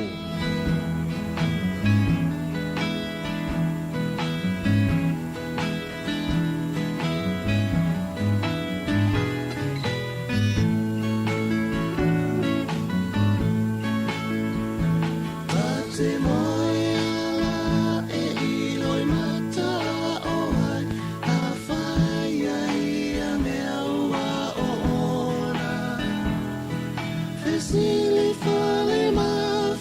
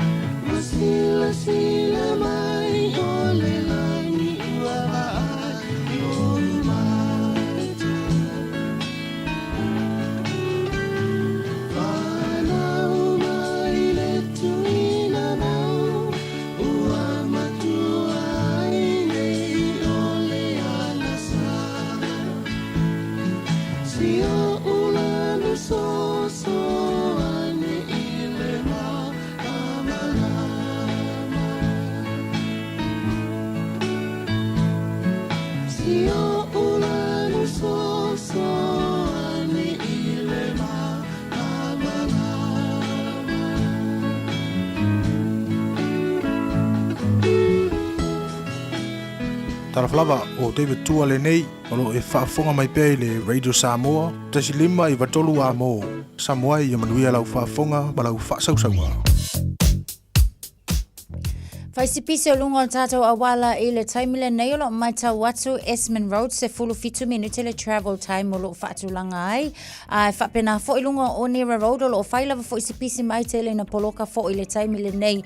Ia maanga ia tulawa fo I lunga I Hibiscus Coast pia ma le fitu minute le travel time o lo iai. Lunga o tātou stea hei bois fuma le ono matua pisi lawa fo I le taimile nei. Mai se fo I le vale nai te aratuma wha asolo atua I nai West Auckland o le au lo mai tau watu whailawa fo isipisi pisi o tātou lunga tātou awala lau papa ia o lo mai tau watu o le nafo I o lo alu matu le tūlanga le nao lo I le traffic mō tātou I le taimi le nei State Highway lua se fulu wiri o lo mai tau watu whailawa fo isi pisi whaasolo solo atu anga I fo I le tātou lua se fulu ailanga I atu anga I le malaiva alele ia avta avale o whaisi pisi o tātou I le taimi le nei Cavendish Drive o lo mai tau watu whaisi pisi Puinui Road whaasolo solo atu I lava fo I o lo wa amatana mamafa le traffic I le taimi le nei Mount Wellington on State Highway 1 whaila fo isi pisi le vaenga te le lava fo I pēno masani le iei malkako pi o ngā ke le lava le nā ia o lo pisi lava tātou I le taimi le nei kai papasalo mai tau atu fo I ia o vaenga nā o le nā fo I ua whaila vasi pisi I le nei taimi o le taia o ta vale tautua nā lava le saunga le mu ma ia lava lo ono sai I lunga o le ala te le nei taimi o le taia o tuilus a se fulu no minute ia o na tā leo le tu lai valu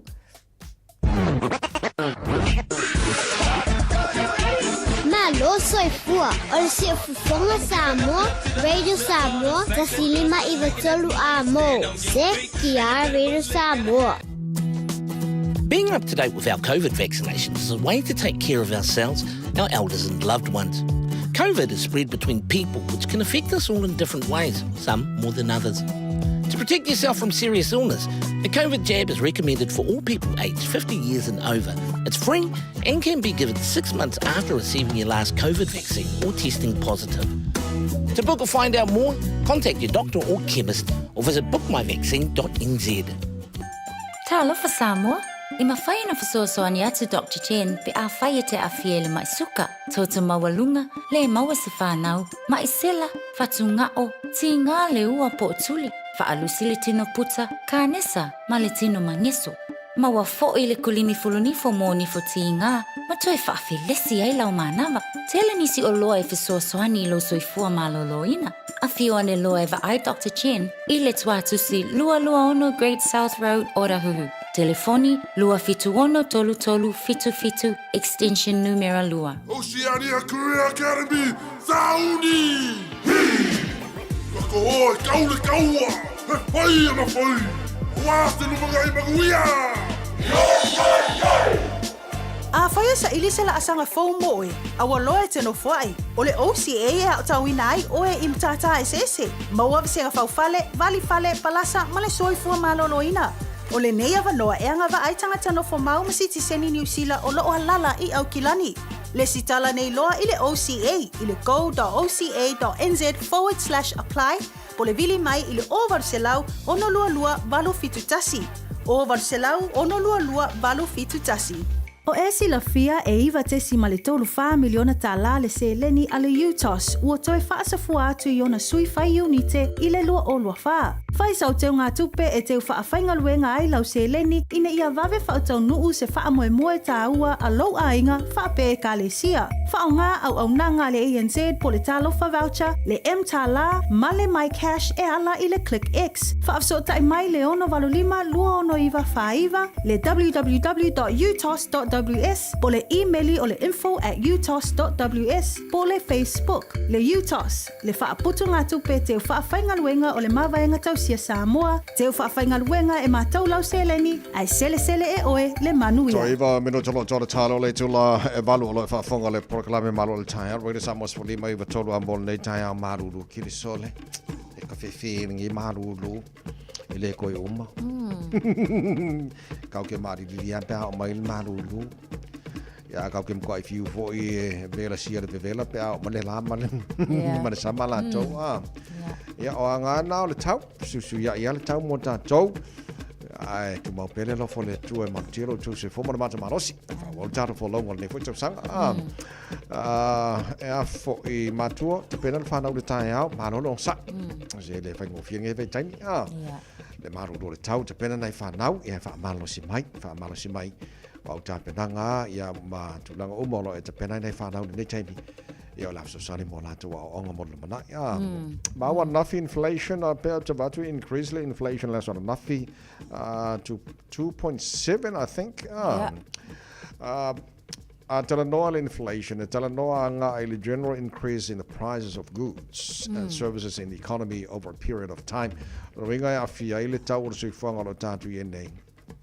E fuanga ile value o le economy mal tupe o lo ye tonu ni sila so ana fila le na fa lo mai la son na fi. Te lo le o increase mai le inflation rate. 2.5 le ngai le 2.7 we jo titilo atu o lo te le fai tio alle finance spokesperson Labour le fionga pestata malangi Barbara Edmonds ono tulango ele malo male mal fa foi non fenga malo lo ini sa ole le tavai ole tulanga fo ele na ole o ia ia ma ele tau fa ailo fo ila vele malo le tunu ono ole tau ngata ole soifuanga le o ia fo tato ole time le nei ole isi o vaenga atala no lo la ia tato increasing ia afia malava la vaenga o lo tato tau fai totongia ile nei fo vai tau afia rate of fale tau ole soifuanga le kako paka le tato tal no ai fo italu ai ele mama watu le wo ko kiki a luas futala tau ol polo kapata ile nei fo vai tau ma so se tu inga olo ese ua tele ina fainga ta so ole tulanga fo ile na ile le fo ia ole fa amanatu mai ale tu ale le palato ia ile fainga malo ile taimile nei ona ua faisi mafte tele ole tunu me se tanga tala tele ia wa ile kai nga pa le ngi mal kokongi le ma wa tanga ta fainga luenga ile nei fo vai taimile tanga ta o rates le wa ia nei so tato tuli mata ia po fe pat ole kuata la le na mai ile tau sanga le sei ma vai se o mai mati le tau sanga le nei ia ole si tanga le na o le lava foi ia wanga ia tato lo na winga le o fai ngo fiele so ifuanga sala fa ia wale fai ngo fie sa vai ia ata ua pele le mana tunatu totoa ia ma tanga I foi on how we live daily how we spend daily ina ia awala va fo ina ipangati tele tato ile fanga tale wo ye tawo tele le vaenga lo ye manto fo yo tato e fuafua le tato spending e tu pe le mo mai ngal wenga le time so tell no ole le pane ni tele le ne ya walanga fa pe o le alu lungal tau se fuanga ai tu ma watong ele si tie tong fo le ya ono tulanga ye le economy ale manolo ine ole le pane ni ole le pane ngi sia ka ko wa mi olo ine it makes sense quale make sense so le me ia ai ba ai pe ona tau so sana fo taro program le tai le ya la fa so yes ka ko kilangona uma le tulanga le tau tau si fanga lo ine ele ngata ni sila ya fa pena fo ibanga umon lang so it's a global crisis le olo ye nei ile tulanga ile tau si fanga lo ye nei ya tu mai lola ya tato I lau fa so ma fa pena fo lata fa so ya ka mai fa so nei te fa ya me ola fa ona fai ya ai te pena le fo tato mo so tim o mai so kim ya ma so lolo wa ya la ka ngoko la la le lau fa so fo mal tulanga ya so e ka wanga ko ya ka mai fa so nei te na ia ta vai le sau palacio kimunga la ka ngoko la malu le fa mal aka un fola fo ngal pu so le fa mal ale kong ka ko asa le so le tuno tulanga ra ia so ava pela wala le patalo ki lo ko le fa tu sama ile ka ava pela ka o le patale sai ai le lota usanga talu ai pe a mare lima pe sfurkala o ka min ngai o lo sfurkala ya pe a fuanga 5% le le si tanga lo ye ne fo le po ia pa sfuru lima lo sfuru pa ka ia fa pe o lolo ke fo paka ia ba se a moka le I fo fa paka ilo fa la on ni ka ya fo sa olele I mean options fa ti longa ia a ka ke le paka ia fa pa sin paka ia ai fa ngala boka ai pe fa siam popo I o ka ia le ngala e ke le a wala fa ngata fa wala fa pe ngal paka la fa paka fa la o ma fa nga fa ka ko siam popo ia nga ke le siam popo mi nga ke Ia whaino malau koko Samoa, maa ngai ranga ngi kai hao fo wala ia. Kau sami ala ia lai mafau fau poloka baka leo suka. Ala ko se va ku pola mo kau sami lau sampopo. E bai ava fe ala paka ri o la o le langi ni kau. Kalau makua ia e ola ai paka ola fo le ai paka. Ai sawa. Ia mo longa fa lau sampopo. Ia nga lo fa fa mano ski ngor ka fa mo ne a. Ia nga mo foi na sonu na kau. Ale mo fo kau paka ia fusul fa malo ski ngong. Kau ai di ma. Ora fa jana fa malo stino o mo fa malo stino so mataro tala mai sa mo ne foi tai a fo.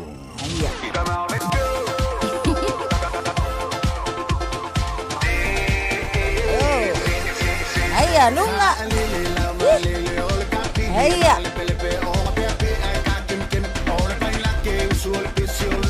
Iya. Iya. Iya, au tapa. Iyo. Alo ya kafa. Iya. Iya.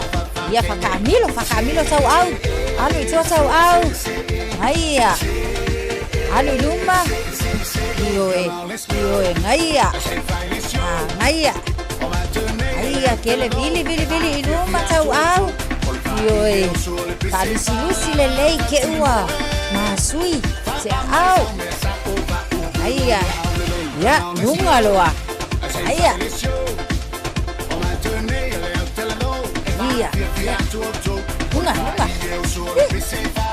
Ngaya mana ya? Ayo, lunga. Pamalo si Kay, lunga. O tapa. Yo. Ayo, palo lelei, aao, kasao. Ayo. Nga vale. Yo.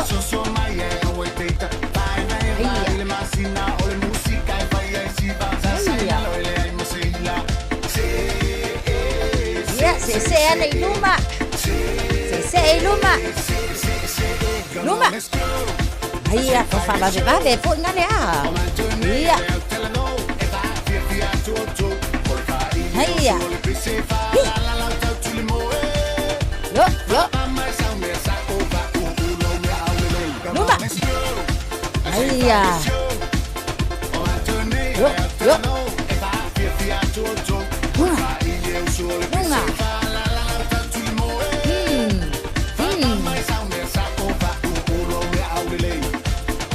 Iya, sabali. Yo. Iya. Billy. Oi. Pasang relay si Pizzo.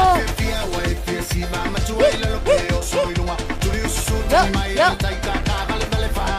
Iya. Sa iluma, sa itua. Yo, ave o woka. Luma. Ale. Espuse kone. Lesi au kafa. Iya, sabali ang luma. Mana ya. Mana ba sono? Fafo. Torsela sono. Fafo. Lo pamalo si manian leya sa saifua. Tasilima ibatolu. Radio Samoa. Tasilima ibatolu.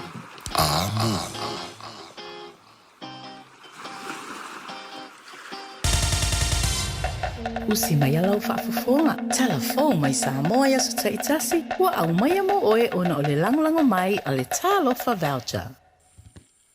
O te whatalofa fo ilo tātu o tunu o le nei aso fau. Tātu mafuta ma whelo ai. Tala tau longo mai Samoa. O le tausanga i duawes furu ono e le whidiwhidi ai o le Palestine. Masui e le lau o le komiti whaafoe o le whaalapitonga le uwhainga luenga le malo. Le pisa a. E uru fale atu e na o le lua se lau lima sfuru fitu ta la masene. O lo i le tusi tupe al whaalapitonga. O le mole maule a stasi o sui o le komiti whaafoe. I le te talaino le ngā luenga o le maota fau o le pisa a. Wa fausia le no fuanga i funga le isa iai. Le maota funga fa le lua tuai o le whaalapitonga. Na whaatama i e se mu le masino a perila. O le tausanga e lua afe lua tonu. I le ngaluenga le komiti whaafoe masui le sitala o le pisa a, na mawhai o na whaatupe ai le mao ta fou, i le tau e toe o i le ono se lau afe tā la. O le tau au whainga atoa o le ngaluenga, e 5 se lau iwa sfultoru afe, valu se lau 2 tā la, ma le 5 valu seni. 5 se lau iwa sfultoru afe, valu se lau 2 tā la, ma le 5 valu seni. Mo le silafia, o le nei tupe, ua mai a uma o na tutongi. Ma o le ototonga la le nei, o le talaina o le fale tuai, o le tapena ina, ma le suaina o le fanua, ma lona toe tanuina, a wale wha moe moe se lau 2 wafe. O le fausia ina o le paa atoa ma lona fatino ina, e iwa 10 wafe. O le tau atoa o le fale, tolu se lau valu su tolu wafe, valu se lau 2 tā la, ma le 5 valu sene. Ma o lona vai ina le nei, o le tau o mea fau fale, 2 se lau fasu tolu wafe, 2 se lau 2 tā la, ma le 5 valu sene. O le tatongi o le au kamuta, e au fiai le palama, fai e le tise, e se lau fasu wafe ono se lau tā la. Ia mai tusa mal se fulu masina, sa fatau tai ai le nei ngaluenga. E a fua mai le aso tolu se fulu se te malua fe lua fa. Se ia faa i wina i le aso fao i ulai lua fe lua 5. O le au wala na mauai na i tupe mo le ngaluenga. Fa se la wafe tā la, sa maua mai, ia au kuso lua fe lua sfulfa. I le faa tawina o le tasi fanua o le pisa a. 5 afe, sa faa mea alofa mai le Public Service International.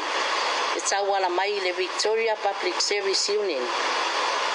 5 afe, 5 se lau, na maua mai a me lua afe, 2 mai le matanga luenga wala manuia maleipa, mo asosia tangata whainga luenga. Se lau fast food afe tala, na tala ina mai le pisa a, e ala iana sa ofanga lua tala, sa te wina, i le whaputu ngā tupe, te u whawhainga luenga o mawaenga tausia Samoa, po o le iutos. E 2 wafe, fitu se lau ma le 2 tala, sa maua mai, i le 2 tala le au whaisa ofanga le pisa a, i totongi i le tailua vaiaso.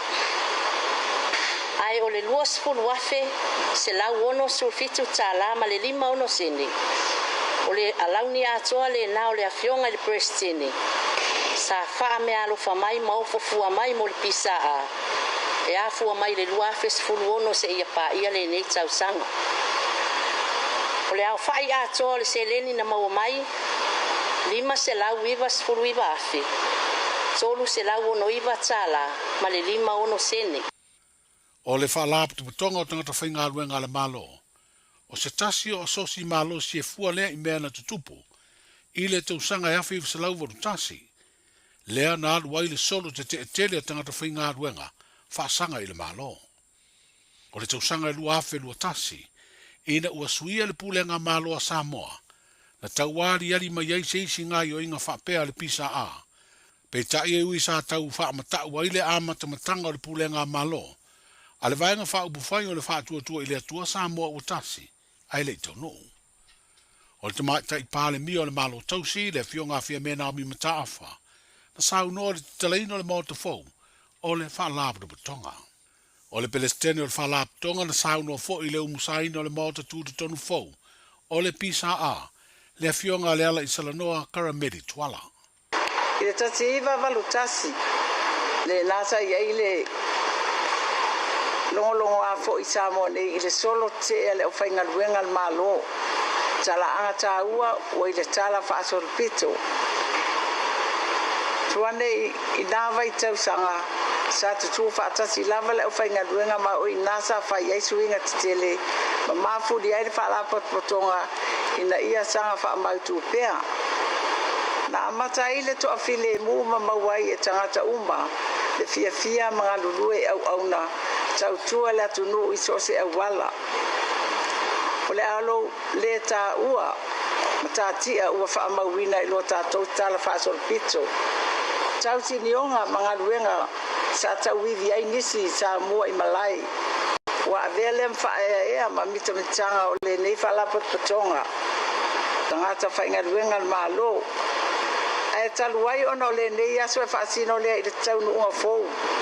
Pole matatia. Fou lea ua uma maea ona saunoa I ai le tato. Fionga le minsta le palemia, fionga ia fiame e winga I le nei aso taua malona whaua ina. O nei sa mo miti fo I nei tausanga I tele ua tua nai. Lea ua tino mai le so. O le whalap tonga tangata whainga ruenga le malo Samoa. Na urua I whawaina le tausanga ia fiu sala uno iwa. E peona whailo ai wha maunga I lunga upenga ta whailangi. O vaenga o saunuanga mai le umasaina o le mao tafou o le pisa a, le ana whaia le asfarai le umavae, na pueina le au nanga o whaamtalanga, I le ofisa so o upo le malo le mtanga aluenga, o le palemia ma le kāpeneta. O savalia nei le whaaso talu na au mai whala o I tele le mtanga aluenga o leo, whale pui ma le toi fuata ina se whaasile silanga I le atunu. Wa whailo ai ata o ni ali I se to'alua, Oni tangata nu o le atunu o Vietnam, oni seila o se whaafangota, o lo taula I le wafu tele ia pia. O le aso whao iu laina taunu o ile whaafangota I lo tātou taulanga, ai aso iwa le masina lava de nei, le to e mauas whaamtalanga po fea o iai iali I seila e to'lua, o le isi e tōrus fulua tau sanga o lo na ingoa, o hoangu I en van, a o le li o tau Vodin, luas fulua tau sanga le matua. O ta ua stasi o ripoti, o lo tau fiere tu ua Samoa le whaafangota, o le o iong tolu ono, se I vangana ua maua ia ali I seila to lua. A o talia I neile songa fua le vaya so fou, e fofonga I nai mo le vala unga mua tangi e se fulutasi, ua lu I aile anga va au nisi o sui wha tutu, wha pea nisi o wha ai unga ar komisina o whainga palota. E toa fitu sui sa a vea ma whaipule le paya inga se fulufitu le pale mele o wha ta ape, o lo tu ina atu nisi o ia tangi. Ai to tasi se tama ita I sa avea ma whaipule, o le paya inga se fulufitu, o lo o tau aveina le tofi min stao le malo tausi, o lo o moria I se tasi o tangi. I tangi ne se fulutasi o le tu malo wha palota o ngā ngai whambaunga mua, o lo o wha auru ai se mata upu, ua lu I ai le sunga la auli le mali atoa le ua tea polata I vaufosi, le anga va au le sui tau vāta ma itai, ua le sitala e tau vale no fo le tu malo, le fionga fa ulu sau fa toa Rosa Duffy Stowers. O lo mori ai fo I ma le komisina o whainga palota. E to alua sui tau vā mo le whainga whiriwhiringa lea I tu malo palota I sana whai. I whale ata wha, o le tangi le tō wha ale vena ale, wha sanga I le anga vaa o le tasi o sui tau vā, le fionga Pepe Christian Fruen. Wha sare le anga tasi o le tangi le sui tau vā, o seu manu saunoa I malu nuu whaimata sua, whaasanga I leanga wā o se tasi o sui tau wāo lei tu malo wha palota, o le tō whā matamua seu manu wā sati purufana, o se tasi o minstao le malo tausi, ai sa avea ma whaipule o lei tu malo, I le paya ingas furufitu le pāle mene. O le isi tangi mai le lava I tu malo, ua whauru le sui tau wā o le atinganga mata whai la wina I inga, whaasanga I se tasi o sui tau wā, o le tō whā I a pipi pauri tā vita tā riu. O le tu malo fale atalua, e tolu mata upu e au fiaitangi e lua o whaulu, e le tō whā le atino u wain so I alo, na se e le tofi whaipule o le tu malo, ai o se mitstao le malo tausi, whaasanga lea I leanga wā o sui tau wā, le tō whā I aurungia I lon piri opo pifem, ma le sui tau wā ta mātain, le fionga mua au whaalele Mary Fou ta eu. O le isi tangi ua whauru le sui tau wā o mua au whaalele Mary Fou ta eu, whaasanga le le tō whā le atino u, whapea le komisina o whainga palota. O le tū malo whale atatolu o le tangi o whauru, e le sui tau wā le tō whā I a paloa Louis James Stowers, whaasanga I le sui tau wā na se e le tofi o le tū malo, le tō whā le ala I le pule rimoni a yafi. O le tū malo nganga e maunga tasi, e lua tangi o whauru le sui tau wā na se e le tofi o le tū malo, le fionga le sui pāle mia o le malo tausi, le fionga I a tuala to I ai vao te vanga Iosefo Bonifacio, whaasanga I anga waa, o sui whātutu e to lua ua le stala mo le whainga whiriwhiringa, a le tu malo whapalota, o le to whawaa o ao salu malo lo fipo, ma le fionga la wano muri vai la wano pau. I le maletangi se sui te wā mo le tu malo vai singa no lua, ua whauru e le sa se e le tofi whaipule o le Minstar, o le malo tausi, le fionga valasi lua pito whanua ta fito sele, ua lu iai anga waa o le tasi o sui te wā mo le foa, o le ai tu malo, le fionga tangaloa le lua tupou afa. E ono tangi o lo te talo mo se polo inga, e wha lea o ngā aile a vea masui te wā, ma te talo ai fo i e wha lea o ngā le wha i unga le komisina o whai ngā palota. Ai lima tangi o lo lu i ai wha i unga le komisina o whai ngā palota. E le ngata la ina wha sanga ia tangi uma, i nisi o sui te wā, ai o lo mori ai fo i mare komisina o whai ngā palota. O le wala aunga o nei mata upu le wha msinonga o whai ngā palota e le songa fua asau, o le a wha tūlanga ai maso e su e nai. O le asfareide se fulima o kuso, ua whaatulanga e whaamsinonga māwalunga e te tau na maua umai whaai unga mo ia tangi.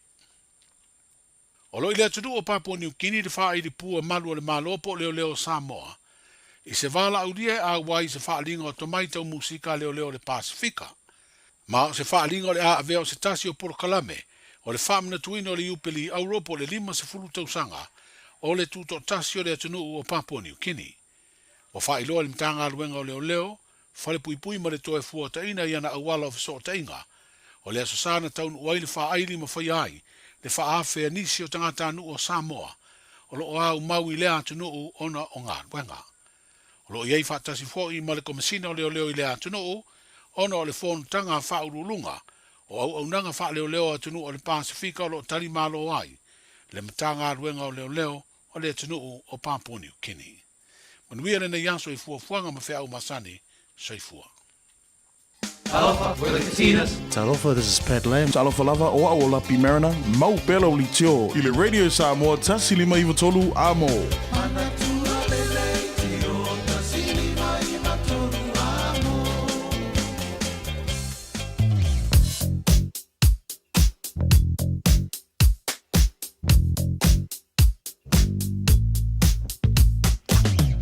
Le poti lata mai lunga ole awala nei te maratai au poloka te lele malanga mai sifo a mo tātou lunga State Highways fuluano opera venta vale nei tai au ai mai ala Lincoln sfulvalu le malanga mai le Green Heights fasolo mai I whenua pai a konga ki mai le sfuluano oi nale amata mai poloka ne vanga tai au so mai lava le Lincoln sfuluano Westgate, Royal Road, Lincoln Road, Tiara 2, Rosebank, Point Chevelia, Tawal Taulanga o Kilani. Poloka tele ia tātou la malanga mai sifo nei te mara tai au.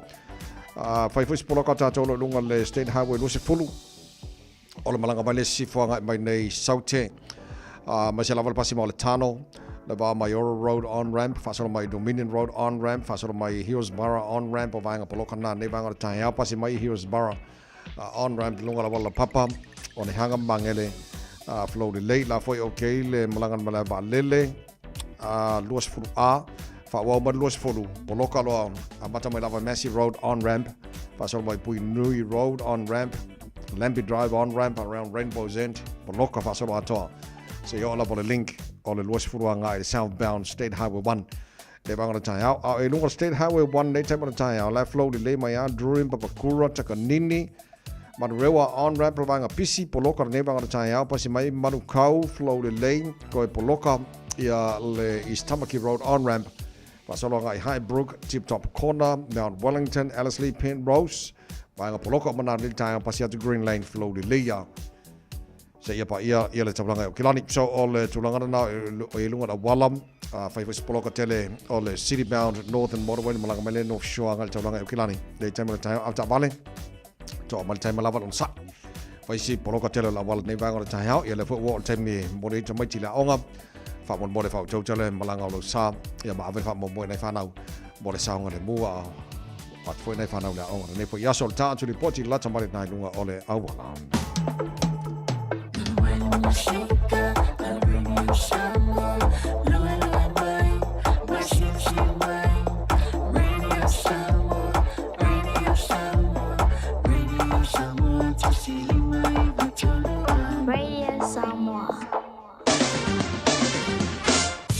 Paikana tamare nei le tala le tau pawai atu i Samoa, luas fut whawa i le vevela le e Samoa, lawa te aleiva i Samoa, ne vangana tai au tu mawinga langi le leo le tau i Samoa, awa awa ni so taimi ni se vainga Samoa pa ui timo, tu mauru luas se fulu i vanga le tolu se fulu degrees Celsius, maurunga le vevela le e Samoa ne so, luas ma le lima i lona mawalalo, apa angal tana pakalame, so se vainga le tino pele i Samoa, o mai mo mai malo lava si fo manuia, e ne foi tai au fo tata wa vai tula ko ele tau tira vai ngo Australia ne vai ngo tai lo mua a faro ele malu lu la moi Canberra ne vai ngo tai la fa so na awa pa o timus furono mo ngo malu lu le la moi Canberra le so a fa si malu lu tela Adelaide va vai atu fu tolu mo ngo malu lu na awa fo i Savili pa o timuni so taimi malu lu fo Melbourne furono o le malu ngana le malu lu e fa mawina mo ne fo yaso la fa so na malu sil Savili pa o timu ni so taimi le se vanga maruru Hobart fu fitu marunga maruru e awa pa o timu le so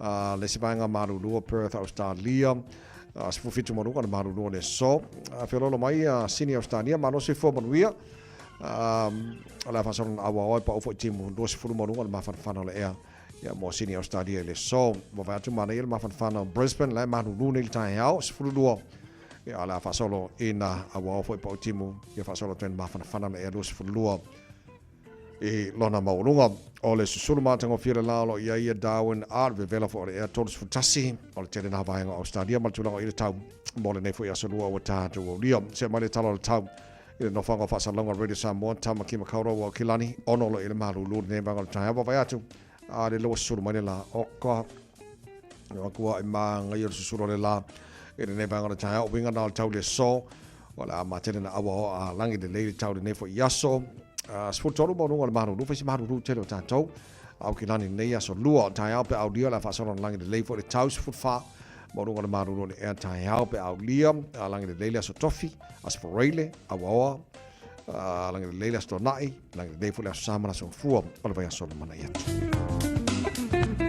ya o tu langa ia le fa mo mo tu mai la vai tau le nei vai ngor tai au le mamano le tino o la papa au ni se vai nga o le nefo kilope ia le taltonga ia lo maria mari tamo o tau le nea sa fo tanto o lia sfuru iwa no tale tu la e valu fa fonga la tino ia tano tala mai Samoa o le nefo i tai hao e tu fa sala wina tala ia mo e pe tale tu la sfuru ma lo le so ma le fitu po ana nei ia ma le si fa po tano tala mai Samoa ne va sol tala valu e le tai hao na mo e fa fonga ia le fo fa longo o lo fo mai selfia o mena lo tu Samoa ne foi ia aso do tanto o lia tarsia o le ua fa fonga tu le no fa ngasolo ia manisio tangi fa sanga isu i tava mai tu mano te tasi ia se tanto va ia te le lopo ia la le fai ona tava i mo fenga palota i pe mai fa masinonga ia ia tarsia ia mo pe ava no tangata uma tava ia mo fo o tu mano te tasi mo fenga palota la tino ele aso dos frui val masina o kuso so ne banga na Samoa wa fo fa mai tino ne fo tai fo le to mo oi ala Radio Samoa sfolima i va toru a mo e na ua luas fru le wa te ale tu la valu ya o semana fa fonga o tato mo fa Samoa o ne fo tai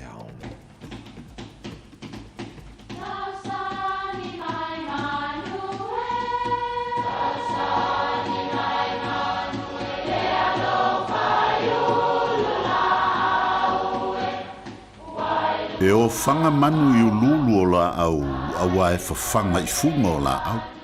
A o le tangata, e fafanga i upu matala.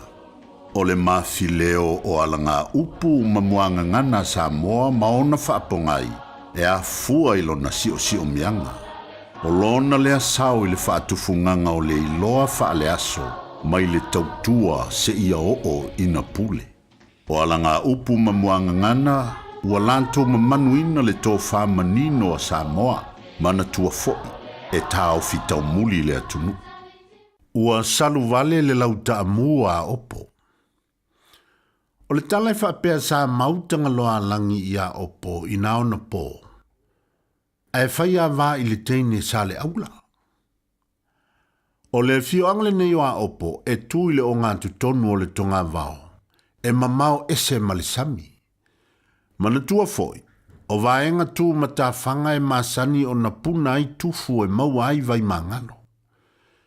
E tu mamau ese lale nu ulea o a opo. O le nu nei e whaalango I timunga e mawai le sua vai e soifuai. O na ofo lea e tangaloa a langi ni mea lofa se lua e fili a opo po fea o le lei ma le vai la tau te mana na oai. Awa a mana o I le lei ia o na ave leo le vai ma le a inga o lon tolua. Ai a mana o I le vai o na ave leo le lei e le a inga o lon tolua. Na manatu le nuu e mana ia le lei pe a folai o lantou fale matango fie I le vai. O na fili ai lea e tuu ma lantou le lei, ai ave le vai sa le aula, e iai vai tu o lo iai nei.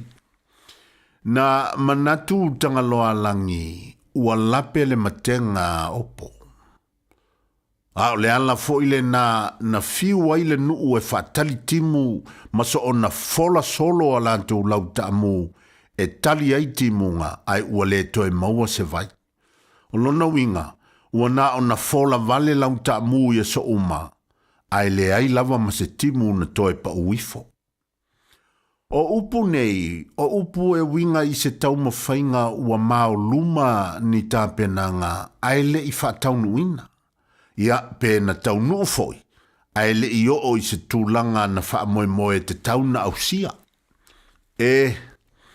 Se o le malapanga le mea nei, ma kua leva o ngā whaasalalau le whalenga ngei, a o lea koi kiki ale a antoa le afu le tufunga, ma I mau pase se ngawa kuma mao a ngei, a ia o le mele ta ua salu vale le lauta amua a opo.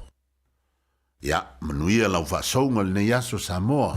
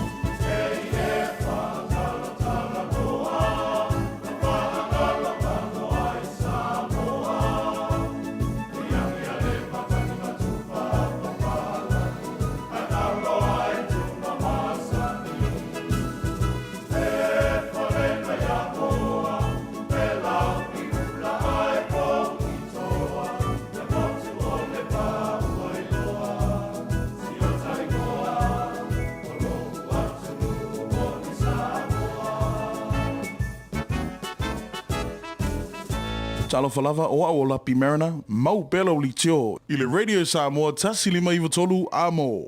Whai mea alofa I a inga mawo I Samoa, e ala I le whaatawina o se hotel ta alofa voucher. E mawhai ona whaongaina mo aso ta ua whailongaina. E pei o aso whanau, whaipoiponga, pe whai malolonga mo ta whawhawa I whaiungo vai aso. Whaatau e oi New Zealand nei, ai piki e lau a inga I Samoa. Tanga I ane I le pacific40.com/hotel. Ma whaatau nei loa. Pe vala au I le o lua tasi, o valu tolu tolu, lua lua lua tolu. O lua tasi, o valu tolu tolu, lua lua lua tolu. O le wha toa uma o tātou tui pui pui ar COVID te tau ona whai. O se awala I tau sia le lei ai tātou, o tātou tua a mātutua, mai e pele I ai tātou. E pipisi le COVID le vau tangata, lea e ono a whai na ai tātou uma I awala ese.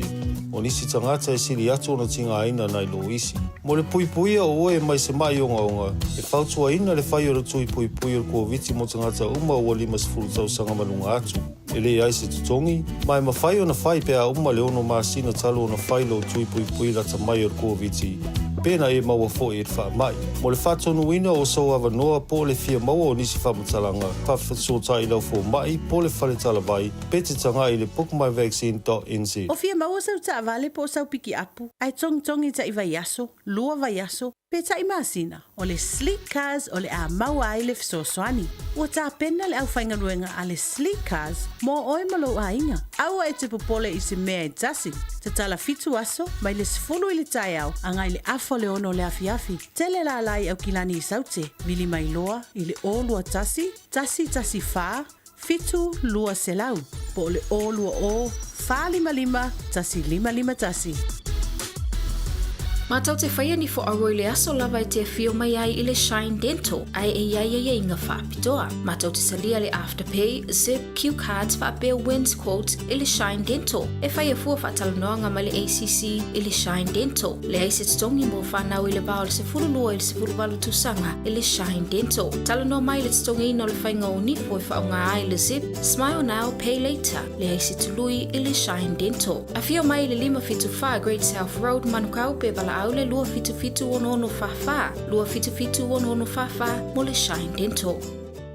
Wede sama swalima iwa tola mo male tautua I le nei fo I vaenga o le tai au male tantunung hono mo le tai au le lofa male anga le lei o le tata matai le langi fa ma lofa fa tai le tunu le tali mai o le tautua tono lo mauta tono fo ta vale ma tono fo fainga le wenga le nei fo I tai au aso lua fo yasti tasi Avano Radio Samoa fo mal tata pokalame mano le tai au tata no twai le fionga sa sori le fionga Peter Torsu sulta fa so William Sio e le tulanga fo fa so lona finingalo ma telefone nei vanga taua ia wale a fa fo ma si fio le tunu nei vanga le tai ia fio mai le tai proclama nei tai no fio le sa so le Peter ma lo le se fo mori ia ma lo fo so fo te vai fa pe fo le fo lo fo I la sunga mal to ofisa mamalu wa fo nga luenga long pui ali I fo le tanto watunu ia le pa ia fo la fenga luenga le tua tupu mai el tanto watunu wo me masani lo fa fonga mai ia malo la por folau fa tai mo ngal lei fa tai fo mo le tanto felo ingal nei ta fo malo fa tai fo mo le fa no mo le taimi tanto pokala mel nei ta au ia o te lo sa ta tara no e le atu ma na ia ma fa na Samoa ia lo e fa subangi e ma fio mai o fa si maruru ke le kungu o te tinga malulu o e se arma ia ma fa ka Samoa o la ka ko mongi ang susulu mele la ale e yum kwa malulu ai sa le ta tala noi nei vaenga foi wa lefta e tali mai Samoa foi le te mama ia to I le si vaenga le tau a fete na ia I tu la fono tu mau ma to le e le tofio le fionga le fonga fetalai o te lo le finau le fionga le fonga fetalai I tu la fono ai o le palemene to pole a fifsa la won se fu ia e se foi il tu lango e foi o mai foi o le lo ia siri la to ia te lo pole sai le malo la polo si fil tu langa le abito o ke fa kuskusanga fo I matome New Zealand o le fofonga fetalai la ia ma ona tofi mana fa amanianga a o la ina ia fata apel palemene a wase fainga palota e tu mau pele fofonga fetalai lon tofi fonga fetalai ma maua fa amanianga pel masani ai se io o tu lava se vanga na wa e muta lea tu mau I le taimi e to e palota ina ai se si fonga fetalai pe to fa mautu o le fong fetalai na e avea ia ma fong fetalai ona e sile fia foi tawai e tolu lava pou malo losi ma pou tu o fainga malo fatem kalasi o le palemene e faururu ia le fong fetalai o le malo e faururu ia le palemia ia male tu le o fa masino e faururu ia le il fa masino sili pela vaenga na ia o New Zealand wa masani ia ele ia se fesilingia e tu maulava ia foi tu la fono la to ia la febis la wal fitu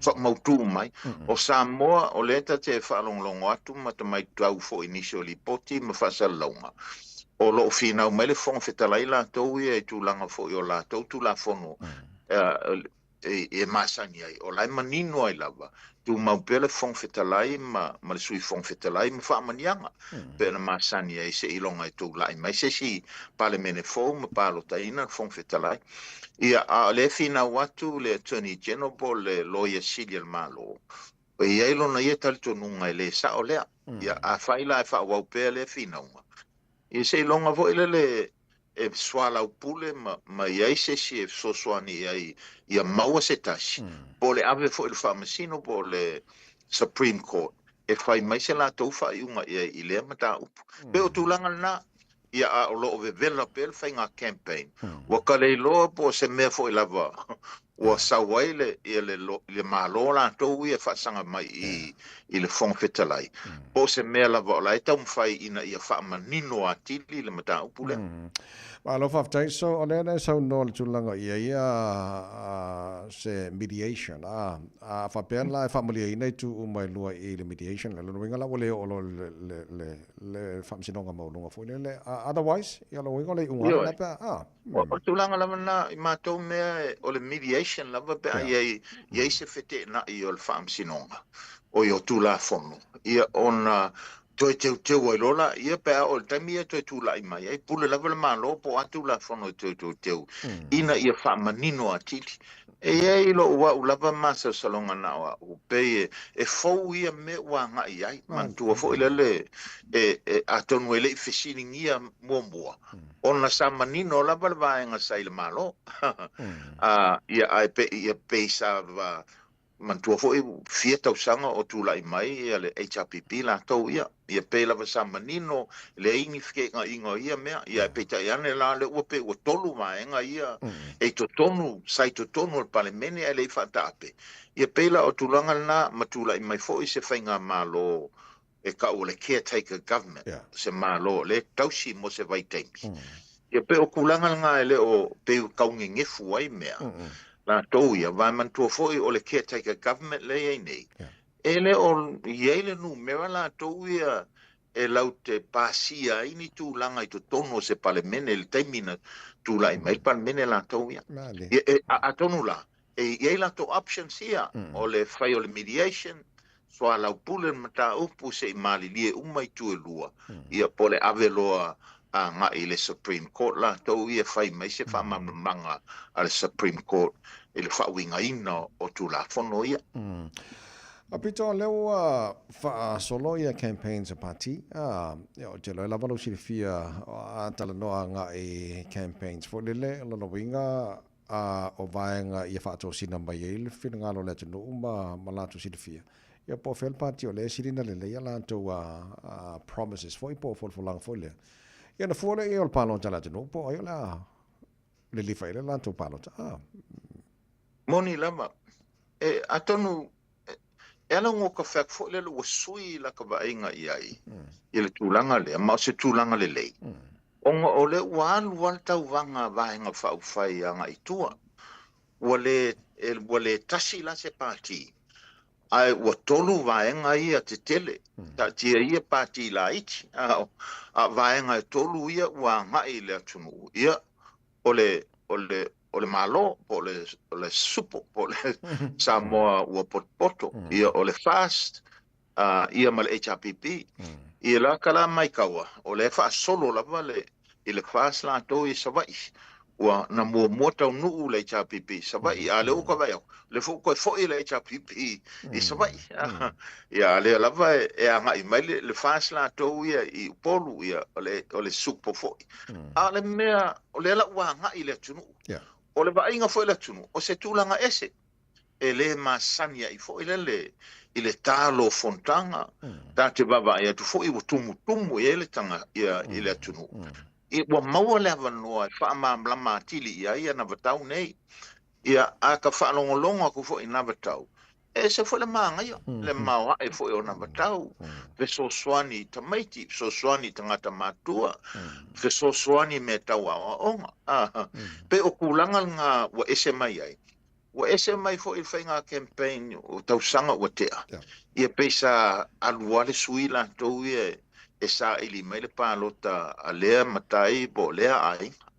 ale melea o le u fai fa vaenga fai kai kukusa lava foi mama to me sa fai fo New Zealand campaign lava le party la to ia ona wasila fia in New Zealand o le party lava malo o le party na e vea mafenga malo e kau fa pengala le mele o tupu mai Samoa pe wa vanga ia fina ngalo le atunu o le paki lava malo o le paki nga o le avea mfenga malo sa no le toi fo o le HRPP le motele sala fai nga para ta lua fe lua tasi o te na lo te mana tuaina nga ko kikia kiringi uma le fastia i kumalo uma le a motele sala fai so a wanda po le wa te le tau la ile HRPP la to ia ina ia toi mana malo ina mai ni si o la tu fo ia na ngamingia ile para te lua filo tasia a bit Fōringa mai o le mea ngā le o koe fo i ele HRPP i sabai awa e fōringa mai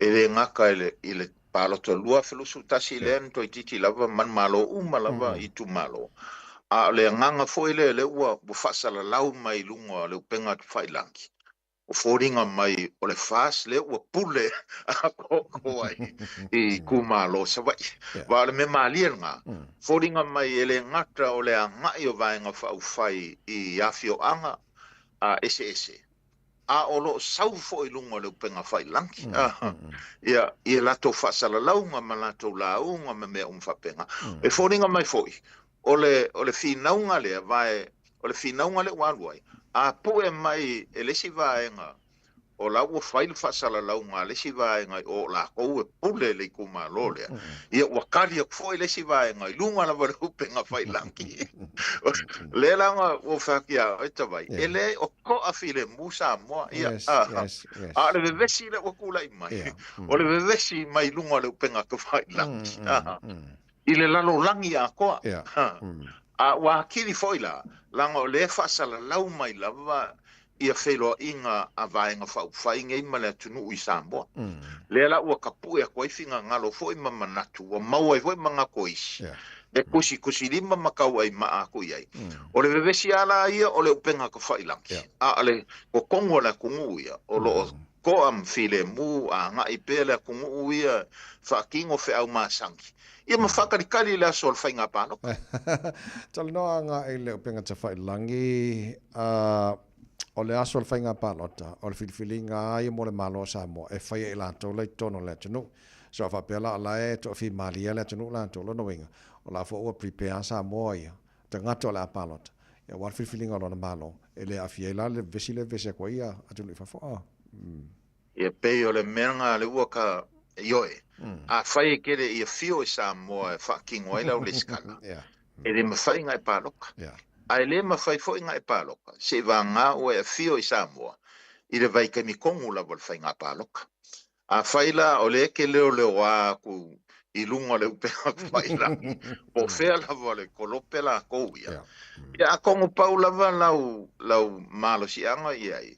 O le kalangoa i au a inga i lo whinga ngalo. Ia ai a whai le oio se kangaka ngala fōa se kupe i au a inga lai Samoa. Ia e whesiri mai. Ia rai ke iau e fia pule mai fua ma kaupalo ka le whai. O le mea nga, o ka ika fo ika ke whaangongoa. Ba o ma kou ia fo ika mi o ma kou campaign sa whaanga le upenga ka whailangi. Ia ai lava e fo ia e ese fo i upu e whaanga mai ai e whaikio mai ai. A le mea le waka mai ka wara ka kua kungu. ua ese le levo le wa ngai ai ia upu ele masangi ai o whaalongo i o karinga pe vai o kamaka. Ai mese pe a kamafau o Samoa. E mika i o ngā whaavai fo ero le awa whakawhaka ma le whaalfangi ma le alofa ma le mafau i le akua a o upu i e sau. Kwa pe o Rusia le o kawai ai po Amerika fo ele i le whekau i fo whamakalanga la kou ia pe o kulanga langa. Ia ngā whape ngā kulawa ka kua ngu se ka o fiofi mai a le meia i le kulanga o le whainga campaign le o kawai ai. O se kulanga ese i le angai i kua i ngu whaasalalau anga wakau a ua whaalau i loa mai fo i lungo le penga ka whailangi. Peu i ngā le e kula i mai whaali o whinga ngalo ese ai ko kele lava e whoringa mai o kangaka e lo i Samoa a o kangaka o lei a kungu i whafo.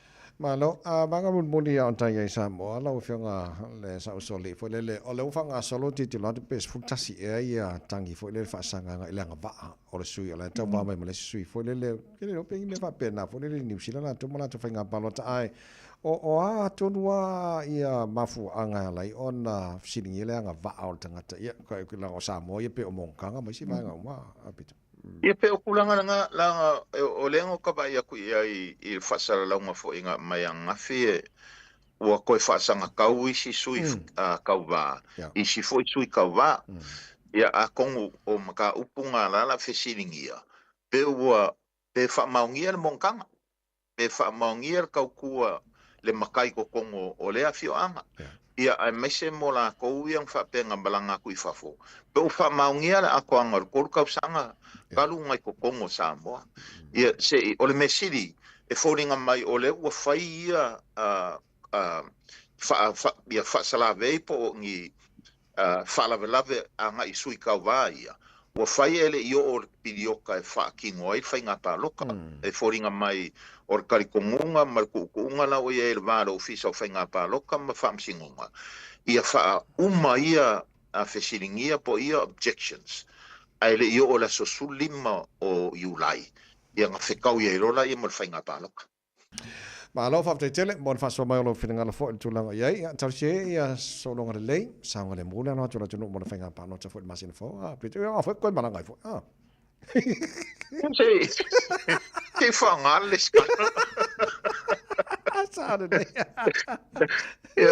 mo fa ngal ka le lei e sa vali ai langa ia kai pe fo le o se o mo kala faso picol kako kalu on kuko kasi mai Samoa ele va ai fo el Pacifica i lo karikong ele va ai ngai me nga campaign le u vai ngai i Samoa e mongi wa masangi ka ko ai te fo le silfanga fo ia le kungula ko ia kala mai fo inga isho game mo ai nga la ko ia so everybody ole u pe wa ngai uma finga ngalo mal va ai mal ka kari Koinga o maila so lusu wivo o kuso.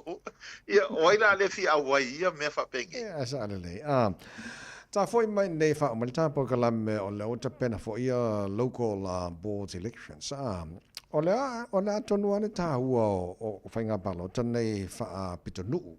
Ia o le fo ile sao tatu tanga te tau on whaile palo ta fa mon. Ia mankua foi o le council la tau ia. E kokongi fo ila fonga ai nga i le council. Ai mese pe a fai o oe umia so oe lava fale. Ia kokongi la i o le rights. O le resi la fonga le fa popua ko isi la fonga kokongi le malo kele. Ia ma o la kounga e fa so inga mai le fa anga inga ia tupe la tau ia pe o ngā luanga i pakaka alo po fale kusi po libraries. Ia mal whainga a wala, ia po whainga fo o whale vo ia o gymnasium, po recreational centers, po swimming pools. Ia ka ikala kou ia, e ko kele lava a whai fo ia le o ia so e whale. E eile vaenga o lo e kongi e lau ventanga i le ongal whale.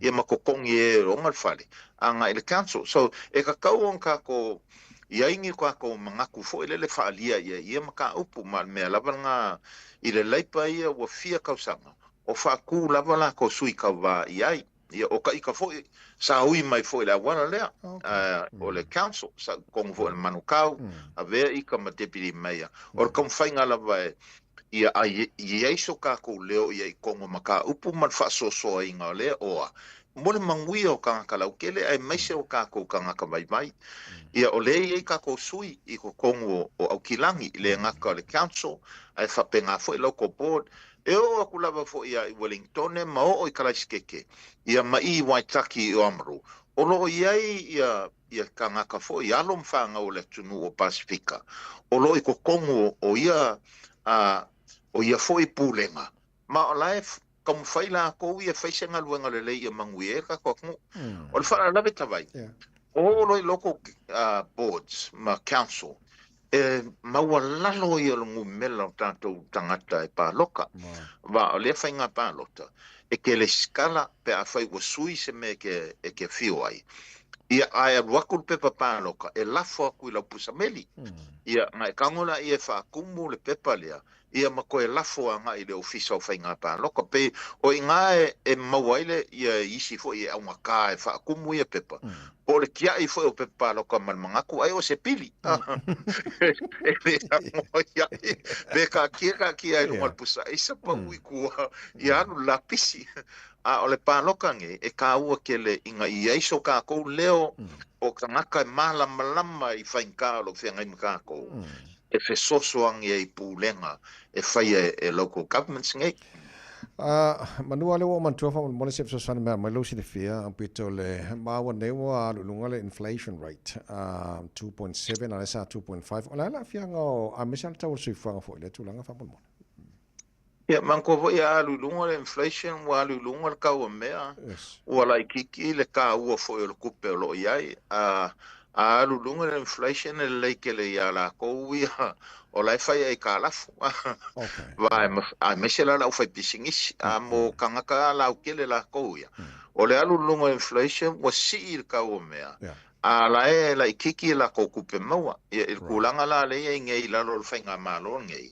o le la bango ka maua fo ia le fai ka fo I ole ko singo ai ngo ngisi I le fai nga ka o pili ia le lava fo o kokongi ia mesela o le wa makalava ka fa muka ia ngisi o sosoangi fo I sama sangi o maua mai I le makanga luenga leo le Ministry of Social Development pela le fainga e ko kele kangaka o le afia I le kaungaka le soifua malolo inga le ai New Zealand ia sisila la I Samoa e o ngisi o nga vakau e fikoi kongu lava e faasanga como fainga sosoangi I le faingakala ia I le kau le soifuanga la kou ia ongo le inflation foi fa mai isi ko inga ia kia wa waku le 5 sukala wa le lava me ma sangi o nga maua le 5 sukala e le lama se senga ingei o me sa e maua le 5 sukala por se laukala I le si kausanga wa kia aku e ke waku ngei le kupelea ai mai me wala ikiki me maua mai e kalwai le alu lunga le inflation le pole le kau le soifuanga la venga sa sole la venga peto fa te mol pakla mel nei tai au Perfora. Ja, so foi. Ja, alle venga le sa sole le venga peto to sul to fa so Willem Sio. Mal tala pakla mel nei foi tai foto to mol radio samos for lima I betolu amo e na wato Eva minuto lo tano le tu la Eva to pa minuto lo tala pakla mel nei tai au wa venga mal e fa ka sa lo mata apa ula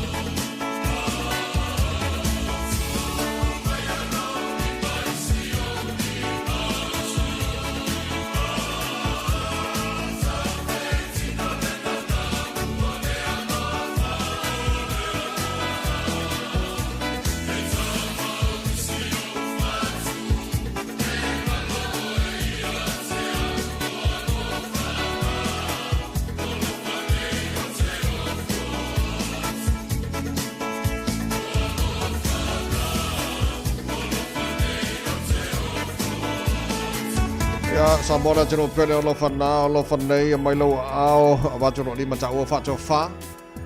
Ya bole nei foi tai au maru lo le so lo ta maru na le tai au. Nei tai au fo telefon pe tala ivo. So a tia fa le tuste tia ma le proclame fifia mai. Pe mai era na fa o te to with sa mo mo. Nei tai mo to o le tavai mini.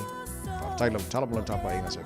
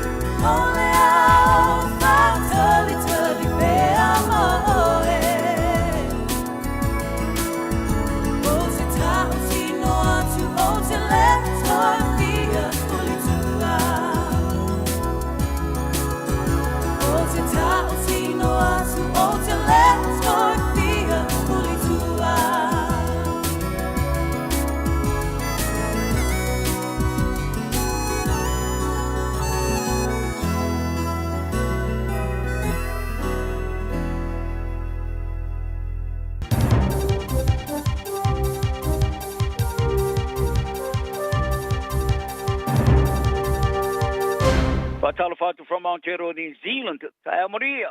O se whamasino file mu Justice of the Peace, o se studio whai ngā malo wharo te whale, se whamasino asiati, Visiting Justice.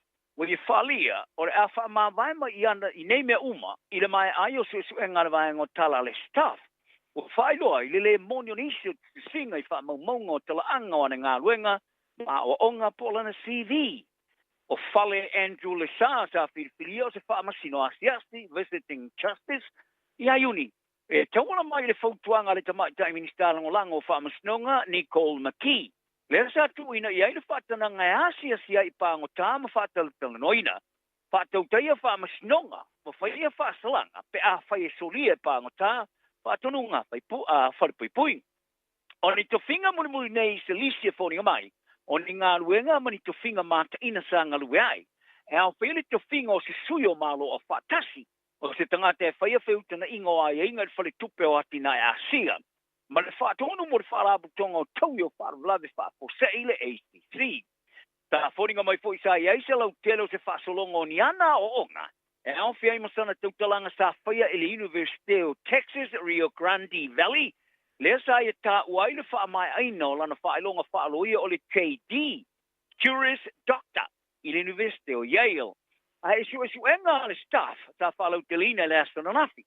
Tā whailo aini a tungalunga, ele monio ni isio nei wha maunga. Whaali ai loa ele sa, ua whaiala na whai unga e wha maa vai mai i nei ngā ruenga. Mai o lea le te moe fo i more toi whiriwhiria, i le whono wha poe, whaalo toi whale, a le pitu nu o manu rewa i au kina ni saute.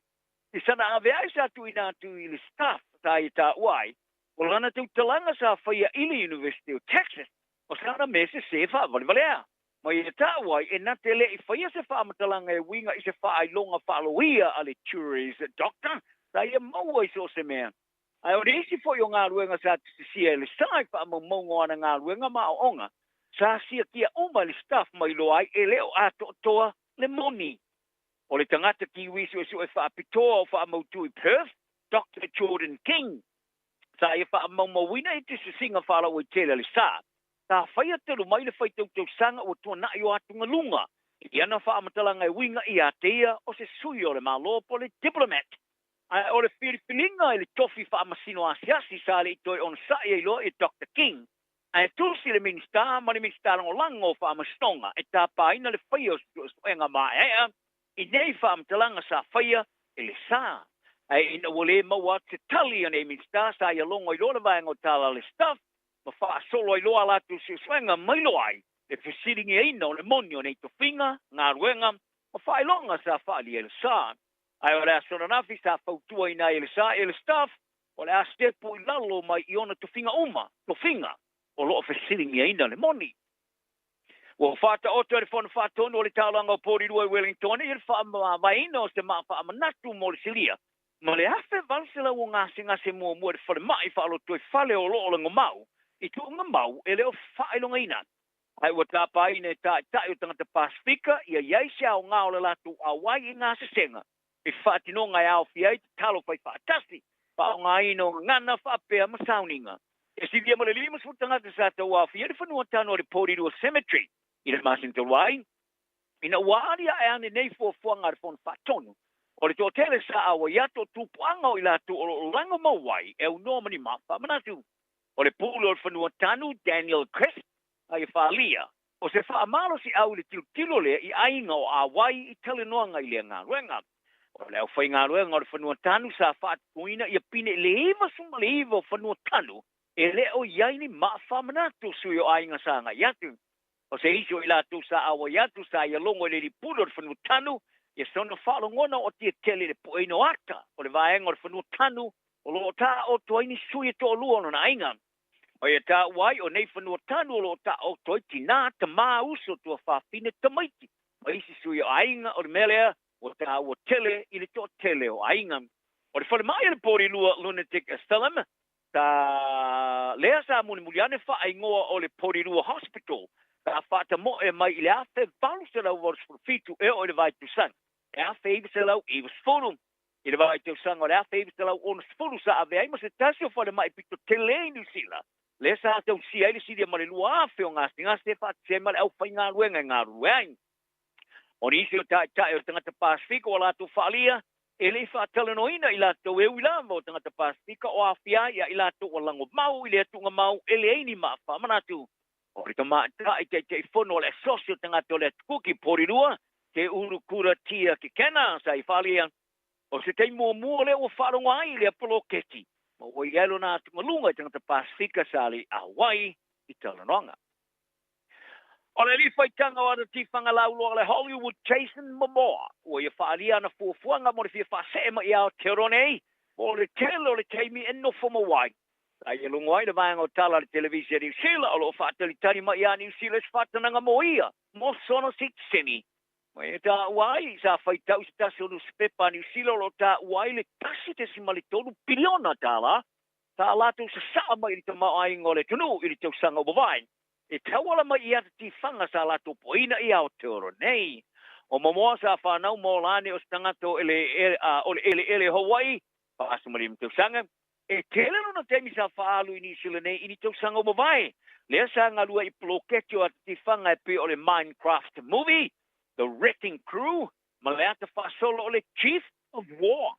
E du sa mare whamatalanga ar komisio ata ni sila, o lea te la vai o le Minecraft, e siria mare se lau iwa su 5 miliona tala sa ma o mai te mau ai ngole roto I whale o le tunu. Ma le hafe o ngā luenga sa ma wai. Alia momoa o lo ngā lulu mai sio ana wo ma mai le pueino at te whanga. I le tau whaile au mai umana polo kete o te whanga e pueine tonu ao te roa ma Hawaii.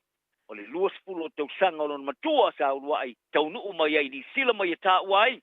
O le teimi lama sa tūlau ele ia o te roa sa la ngona ai lon tino o le nofoanga le nei e tau ona iai. Ai o se whaam talanga tisi sia le tamai ta minister ma ta upole loto I whale ni sila Brooke Van Velden.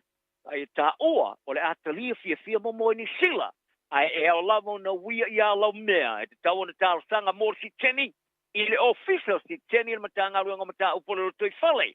Mai e ta uai o ana aulongolango I New Zealand nei. O le mea moni o le awhaanga e tia li tilo I a teia o whamau tuwai I New Zealand nei. Tā roga, o le whai a onga whaululu o la uloka pia le Flying Fijians a fiti Mick Byrne. Tā e longa le leitio New Zealand Pasifika e whapea. O te ngata tā alo whamau tu I New Zealand e tupanga Pasifika. Tā sai nia I ni tusi o mālienga e whapipi I ai a lātou kona kalate. Le e whasa I lātou mai tā alo I au e ese mai ai le All Black. I se whakal tanoanga ma le leitio New Zealand Pasifika sa whaali e Byrne. E ulava ina sa whaalau tele le lakapia New Zealand e whapea. O tā mai whaia kona kalate ma kalapu e whaamau tu I New Zealand. Mo e tā marasanga tupa lakapi. E ele sa alo tonga e whaia ia lātou whitlinga I le au whaavao malo e fiata aloai. E ese lava le mea o longo inai o ia. E muli mai lea ina na whaamatalanga sa whaia I a uni. Desa ia whaari ai, o nisi o tamata alo e eitupanga fiti o tā alo le supalaka pipa stika I New Zealand. E leo ma whaiona tā alo mo fiti tulu ai. O lātou kona kalate o whaasa ina I lātou. Tā whaari ai e Byrne, tā talano e pule o isi o tamata alo sa lātou whaamauni o foi. O lo ia se malienga e sei nia tamata alo o lo whaapipi ai ia lātou kona kalate. O e tā uai o lo whaalia le lakapini sila e le o ieni vaenga whaapeo kona kalate tama ai o ia maua. E ia tusi whaapipi ia lātou kona kalate o lo sei nia e le mawhaiona tā alo mo isi atlum. Ari e Byrne, tā whaalia le lakapini sila o lo se o ia e pitai. Tā whaiani nai ana suenga matalano I pule o tamata alo malongo inai o ia. O le mea tonu sa sei nia tamata alo isi tusi o whaapipi iai ia lātou koni kalate.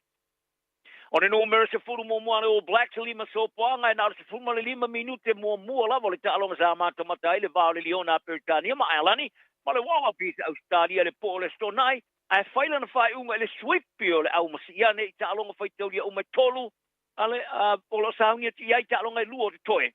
O le asui mua na manu sa moe tosu whātau sanga sa whaila na whai unga I lunga o le na upenga te inga le X. Ina ua mata I le au le whaia o anti-Pharrell. O sia ai le te fulu o ai le malai le Suncorp Stadium. I le sala sa kiki le pou le minuti mua lava le tālonga ma le skoa le numero sima tolu. A sko telani, sione tui polotu. Te tonu iai o sione tui polotu sa whanau I Australia. To po anga lo ta alo le kalapo le Shimizu Blue Shack I Japani. E ui lava sa tui tamu whai mai le ta alo le Wallabies. E sa ma whai lava le Lionon ta whiopi le latu ta alo malo ai. Lua sulfitus maliva. O le tamata alo mua longa o I kato, le Chiefs, ma le kapteni mua foi aro opele ke Maori Jono Kips, ua whirwhiria ne ave ma whai a onga whaururo le Chiefs. O Kips, le valu foi ta alonga whai teulia sa ta alo ai mo le All Blacks, o le asu tūlanga I a Clayton McMillan, mo le tūsanga o le luafe ma le lufuruono. O se tamata alo te le vau o tara I au kilani saute, Lockland sa alo tonga teo. O le angai atu nei Brazil, ina ua mai ana whirwhiria mo le awalo vaari I Aotearoa. A le Aotearoa J19 waka ama team. ma fai ma sui o New Zealand e tu unga o ngā wa ale rolangi lo World Distance Championship i Rio de Janeiro e le masina fau au kuso o le te matalawo e nao se fulu tolu te sanga ka whate ia ina o ia maua se tala ia fia ilo na whiwhilinga o se tu e mata ina ere whiwhilinga o le te matalawo mono na whate ia no ia o se tama pitu sili atu le o na lai tiki sa awa i whate te inga matolininga ai uilea sa i whaalia sa iai lava lo na lelei o na ole tele o le ngā luenga whaingatā sa ave i ana tolininga. Tala nao na iauto, maua perfile mumana whaamaoni tangtauma, maua se aso fia so i foia. Ua na ole Radio Samoa se furulima iwa toru a mo e tautuaina o e ilangu ngana fitu aso le vai aso. O oe o stangata whai bisinisi, po o iei sau fuafuanga e amata sau bisinisi. O le Pacific Business Trust, o se whaalapura tonga e langolango ina mwhautuaina so se bisinisi e tangata Pacifica te tonu New Zealand. E mawhai ona tu ina atu le tautua male au nanga e au no mas te tongi. Mo i lato o lo tau whatu se bisinisi fau. Ato fo i mai lato o lo fia si tia na tina ina o le bisinisi. E tele ni awala e mawhai ona tu ina tuaile au nanga male tautua i bisinisi. E pe o whautuanga whapito mo ilo longa mo bisinisi business assessment. Whatu pa ina lea o se atina e mo le bisinisi investment funding. E whai fo ia o onga me seminar business workshop or networking events. A wala versi tion to mai mauna ia pele whaale leo ati na e a tātu tangata whai bisinisi. A whai o lo tau sa iri se fisoswani e ori tangata whai bisinisi. A wala no whai. A wala au le whionga ia tuala Victor Maoni mo se fisoswani. I le telefoni o lua tasi fitu, whātoro lua whamalu. Po le telefoni le eise te tongi o Varselau, lua waru fitu, fitu lima lua ono. Pe te hanga ilunga o lo pengata whailangi website i le www.pacificbusiness.co.nz. Marisi talai. Tātu ngā lua whatasi e ati na e bisinisi mo se luma na e marui o tātu tangata. Whai mea alofa i a inga maua i Samoa, e ala ili whaatawina o se hotel ta alofa voucher. E mawhai ona whaonga ina mo aso ta ua whailonga ina. E pei o aso whanau, whaipoiponga, pe whai malolonga mo ta whawhawa i whaiungo vai aso. Whaatau e oi New Zealand nei, a e piki e lau a inga i Samoa. Tanga i ane i le pacific40.com/hotel. Ma whaatau nei loa. Pe vala au i le o lua tasi, o valu tolu tolu, lua lua lua tolu. O lua tasi, o valu tolu tolu, lua lua lua tolu. Mo tupe wha moli Samoa mana tua lo le Pacific Easy. O lo wha awau pea le tātu wha mitoa e nao le lima tāna te tongi pea e whaonga ina le Pacific Easy app. E wha tino ai au tupe wha moli mai lau telefoni wha mehai. O lo awanoa fo le tātu direct transfer. Tiposi mai ai au tupe le tātu account. Ma wha mali eina fasili lungo le telefoni. Ma wha tino la fo ina lau tupe ai ka wha mitoa. Mo le tongi no pili o le vai. Mo li te o ngā tupe so se whale tupe Samoa. Pe le tongi nino no ngā tupe le nupi wha. Samoa House Corporation po le Samoa Land. Ma so se au nanga Samoa. O lo mawhai na wha tino uma e le tātu au nanga le Easy Pay. Maratua e late le fitu se fulua tātu la wa wha sopoli ai New Zealand. Wha pia o tātu o fise tolu i o Tara o Tāhuhu Mamangele. Pe wha ngal Pacific Easy app po le direct transfer. E wha sawa ilo teimi. Ai sili atu na wha sawa i nau tupe o taunga tāle penisini. Mo nise whamtalanga pala au le o Varselau o tasi ono. Po numera masani au kilani. O le lua fitu ono fitu iwa fitu wha. Ma le lua fitu ono fitu iwa varu wha. Pacific Easy. O lampa anga mo tupe wha mo moli Samoa. Talofa Samoa, o Ateshna Ryan, o le Licensed Immigration Advisor mo le Auckland South Immigration Consultants. E visosoani mo so se tu ai ngā visa e malanga mai New Zealand po Australia. Telefoni mai nei loa i le o valu o tasi o no valu wha fitulua. Po le olua tasi o no valu fitulua tolu o.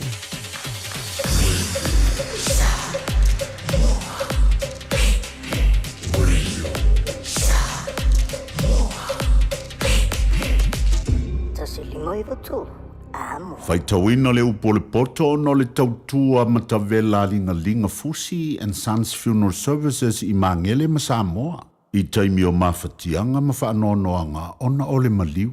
Manatua linga Fusi and Sons malana au nanga o le a whaamama avenga atu mo oe ma le ainga. Wala au i le telefoni lua fitu lima tolu o fitu.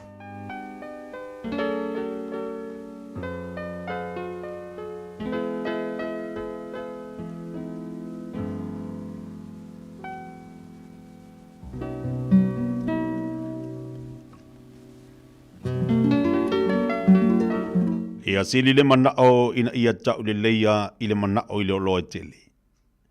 Ma leanga le leia sili le manao i lea i le awio ma le aulo. O le mau oa ma le mativa la te whetai ai na whaia i la ua uma i ova. O le ua whautauta na te ilo atu le leanga, ma lafi ai. Au e ua whaingofia o atu pea I lantou o na whaasalaina I lea. O le tauia o le whaamawalalo ma le matau ia Iova. O le oloa lea ma le viinga ma le ola. O mea matuitui ma mai lei, o lo ia I le ala o le whapio pio. O le tausi oia I ante ia e whaamamau o ia mea. A o ia I le tama e tusa malonala. A o ina toe ina lava o ia e le tea e se ai. E pulele mau oa I e matitiba. E au na fo ile no mea I le ua au mai ai ana mea.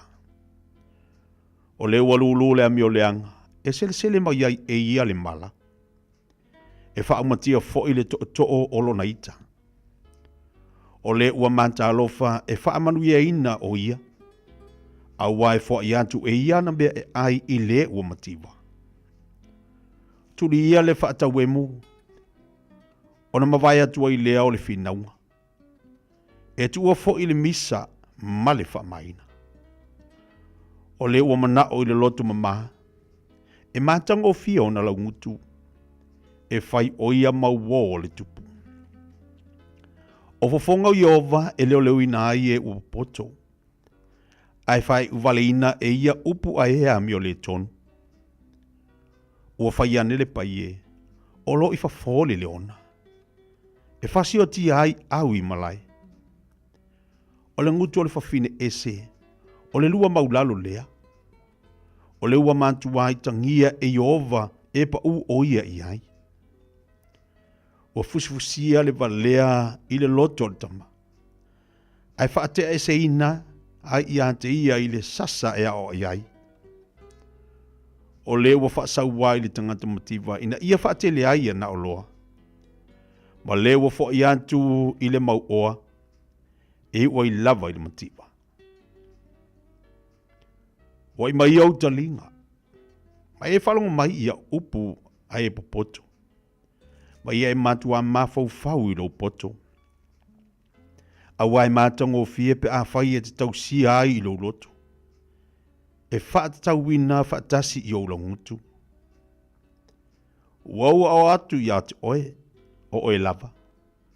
I le aso nei, ina ia whai ova mou whaatua tuanga.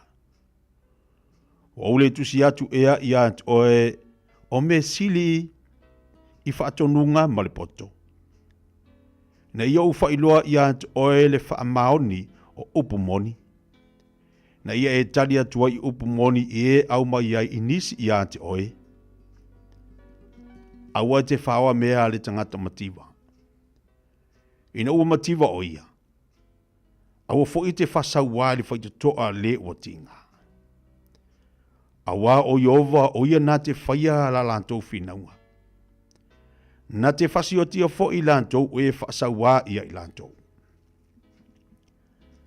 Aua ni I whewhaua wai ma le tangata whaaita ngofie. Aua fo I lua te o ma le tangata lotoa. Ina ne I e whaao I o nala, o na maua lea o loua nganga I le mailei. Aua ni whai o e maso lantou o e whita ngofi I lima. Pe whai o e mamoni I mea ua aitala fuai. A whai wale ai se mea, e tau I ai, se hale mea na te ave e se ai lo moenga o e ta oto ai. Awani e si ile tua o I malivavau na whai e o mātua. Wa ilo le tangata ua whata alise I ana ngā ruenga. E tu o ia I lumo tupu, ai le tu o ia I lumo tangata anu u.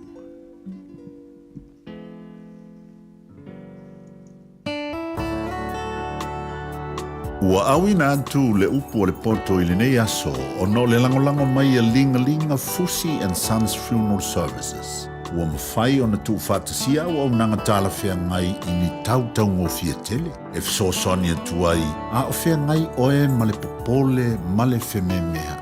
E mori whatasia atu ai ma wha mai senga, ma wha mawhana whananga mai a linga Fusi and Sons mo a inga uma o Samoa ua whea le maliu ma le oti. Malau mai loa ia lingalinga Philip Fusi lingalinga To ia whaapōlingalinga, to ngia si ulavea, pe susu mai I le luas fulvalu Canning Crescent I Mangele.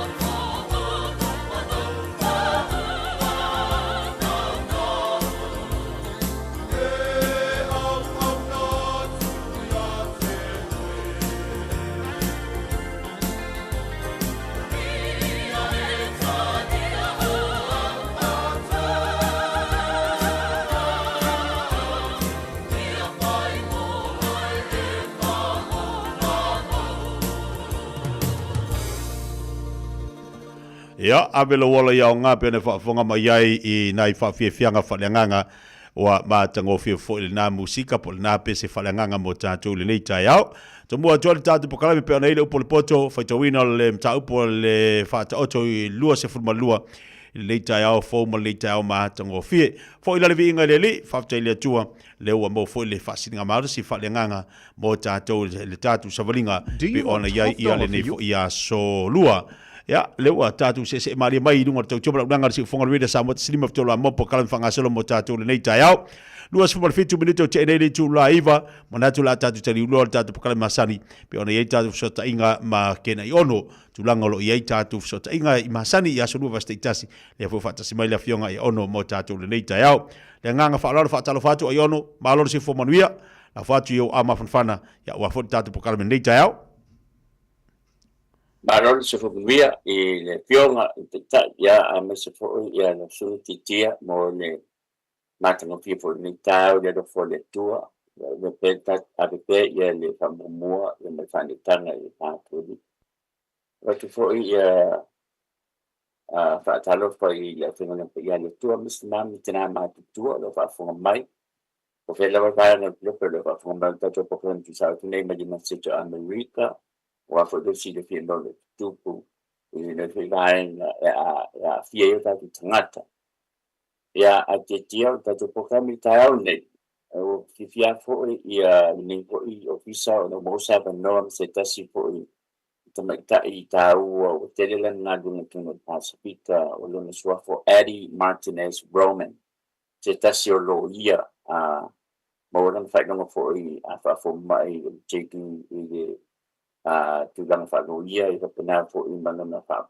o le PhD ya tu lang o le tamai o telestone o university malama mata no tu lang wang o le territory tu se di mata territory ne se ta America ya America Samoa Guam Northern Mariana Islands Puerto Rico ma US Virgin Islands Eddie Martinez Roman as a lawyer as a professor in Puerto Rico.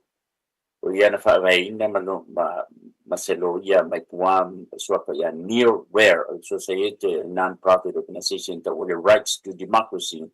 O lo visa for ilea lo fo tuaina le lo ia por la fiona ya to Charles ala Lima ma so uma territory on malanga mga duele ni fo tana ta ilo Eddie ai mai se level territory ami to Samoa na tele o so wa inga va politika ni na tete o mai ai ni lo ia malana porto fa pitoa isu anga o ia tana ta America Samoa tana ta Samoa le to ni na tete e manino lo fo mita upu pa mai ta tana ta mamla le la fono ma piano swing o la fono lo ia ni ta tana ta ¿cómo está? Aloha, Talfalava, Eddie, Roman, for, gracing us with your presence on Radio Samoa, Talfalava. Saludos, saludos, mi gente. Saludos. Hi, Ken. How are you? So my name is Adi. Martinez is my father's last name and Roman is my mother. In Puerto Rico, we use both our last names. Really? Mm-hmm. Actually, Samoans used to do that too. But okay. When the missionaries came in and white people, they wanted to make it simple, so we actually used we used to use our father's first name. So if my father is let's say for example Banana. I would be Ken Banana, and my kids will use my first name. So they will say, let's say my kid is Tom. They will say Tom Ken. That's how it went. Not like now, but I guess for for administrative purposes, when we start getting all the records and they wanted to streamline all that process. I'm not sure. Is that how Puerto Rico was? Well, Puerto Rico was influenced by Spanish. So in the Spanish era, when we were a colony of Spain, they used both mother and father last names. And then when the US came, they tried to make us switch to English and to change some of our ways. They were not able to. And so today we still use Spanish, is our main language in Puerto Rico.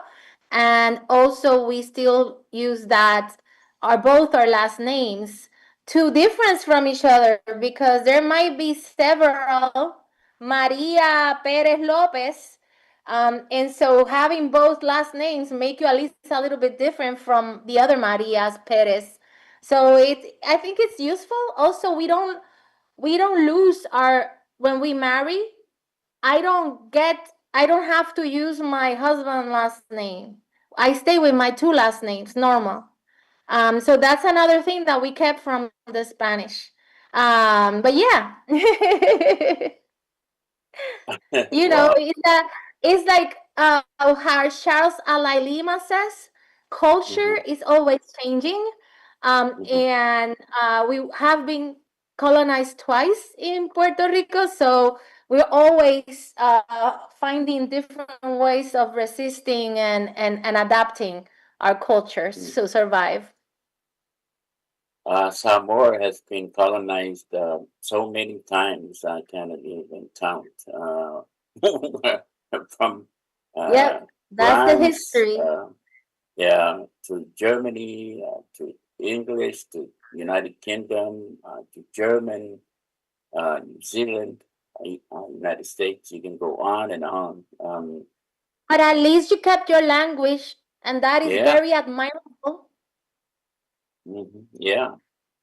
Well, you know, I mentioned it in Samoan. You're a lawyer, you know, a law school professor. You worked in the university level for so long, improving the lives of your own people. You have dedicated your life to improve the lives of the marginalized, especially the U.S. territories. A true warrior for social justice, civil rights, and advocate for U.S. territories. Why have you decided to do that? Well, while I was searching for answers, I'm actually a lawyer because I wanted to know how to change things for the better, and not because I wanted to litigate. So I ended up doing a doctorate degree in Spain on fundamental rights, human rights.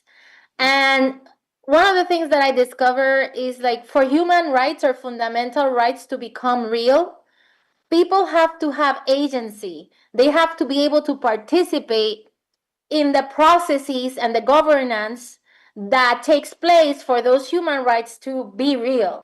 If not, it's always going to be controlled by a few. And so I have dedicated 20 years of my life to community lawyering, trying to empower community leaders and trying to empower organizations to have agency in the decision-making processes of things that affect their communities. And so not only local government, but also federal government.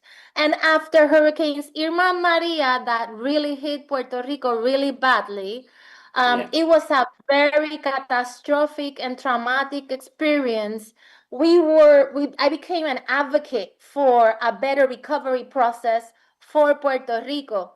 And when I went to Washington to work for a few years with Oxfam America as senior policy analyst for Puerto Rico, I discovered that this wall of being a non-incorporated territory of the US, which means that we are under plenary power of Congress, but also means that we are invisible to the decision makers. And so when decisions are made about disaster recovery, when decisions are made about programs, our needs are really not taken into account. And so that wall of not having political accountability, of not being consulted, of everything being imposed on us, and we have to accommodate in order to be able to participate, that really moved me when Neil Weir called me on December of 2022 to explore the possibility of creating a new organization. And this new organization would try to build a movement across the territories to have the U.S. reckon with this reality that it treats non-incorporated territories in an unilateral way. And so that's why I decided to team up with Neil on this effort. Awesome. And one of the reasons why I wanted to ask you to come on Radio Sam was because I wanted you to speak on the effects of what's going on right now. There's so much political stuff that's going on. And it's not just this year, it's been going on for many years. But in particular, what's going on with executive orders that affects the Pacific Islanders, especially American Samoans and also Samoans in the United States. Can you speak on that? Yes, there has been, as everybody knows, a series of actions from the new federal government that directly affects the territories. We're still, because it has been so much different decisions, we're still exploring all these effects of the different actions that have taken place and are taking place. But one of the ones that it was very important for us to support was the executive order signed by the president to open the waters of the Pacific territories and to seabed mining, deep seabed mining. And of course, there have been amazing advocates from American Samoa that we know them from our work of having conversations with the people from the different territories. We know these advocates, and they brought to our attention that there was actually a proposal for deep seabed mining in American Samoa, that this order was imposed on American Samoans, the possibility of a private company to do deep seabed mining to extract these minerals that everybody's looking for now because of technology, right? And so there is all these commercial interest in these minerals. And this order, these advocates really explained, was not consulted in a proper way the effects that it would have, the very detrimental effects that it will have on the oceans of American Samoa. And this could happen to any of us, because once they order to open, they're going to accept all these proposals. The Bureau of the Management of the Oceans is taking comments now, but it's taking comments because of the advocacy of the Samoan people to learn more about the damages, but it was because of the advocacy. And so we decided, because we have a cross-territorial coalition that we created on 2023 in the summit that you went to in New York City. And this cross-territorial coalition is with people of all the non-incorporated territories, which you mentioned: Guam, Northern Mariana Islands, and American Samoa in the Pacific, and Puerto Rico and the Virgin Islands in the Caribbean. And we have leaders from all these territories. And when we brought forth that this was happening to American Samoans, where you have deep seabed mining proposal that is not taking into account that the people of American Samoa don't want it, that they want to have more participation in the decision making of this project, because it will affect their livelihood in the ocean. It will affect their oceans. Is such an integral part of our lives, Ken. And you know this because we're archipelagos and our indigenous people live from the ocean. And if you affect the ocean, you're going to affect everything for us. And so we decided to support, to do a petition to support the opposition to this imposition of deep seabed mining in American Samoa without the participation of American Samoa. And it's the imposition of this type of commercial activity also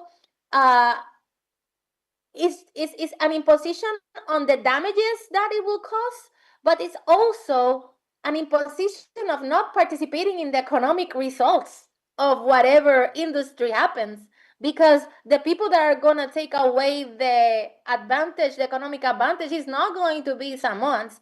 And so in that sense, it's a double imposition. It's an imposition of the bad results, and it's an imposition of not participating in the economic advantage of an industry.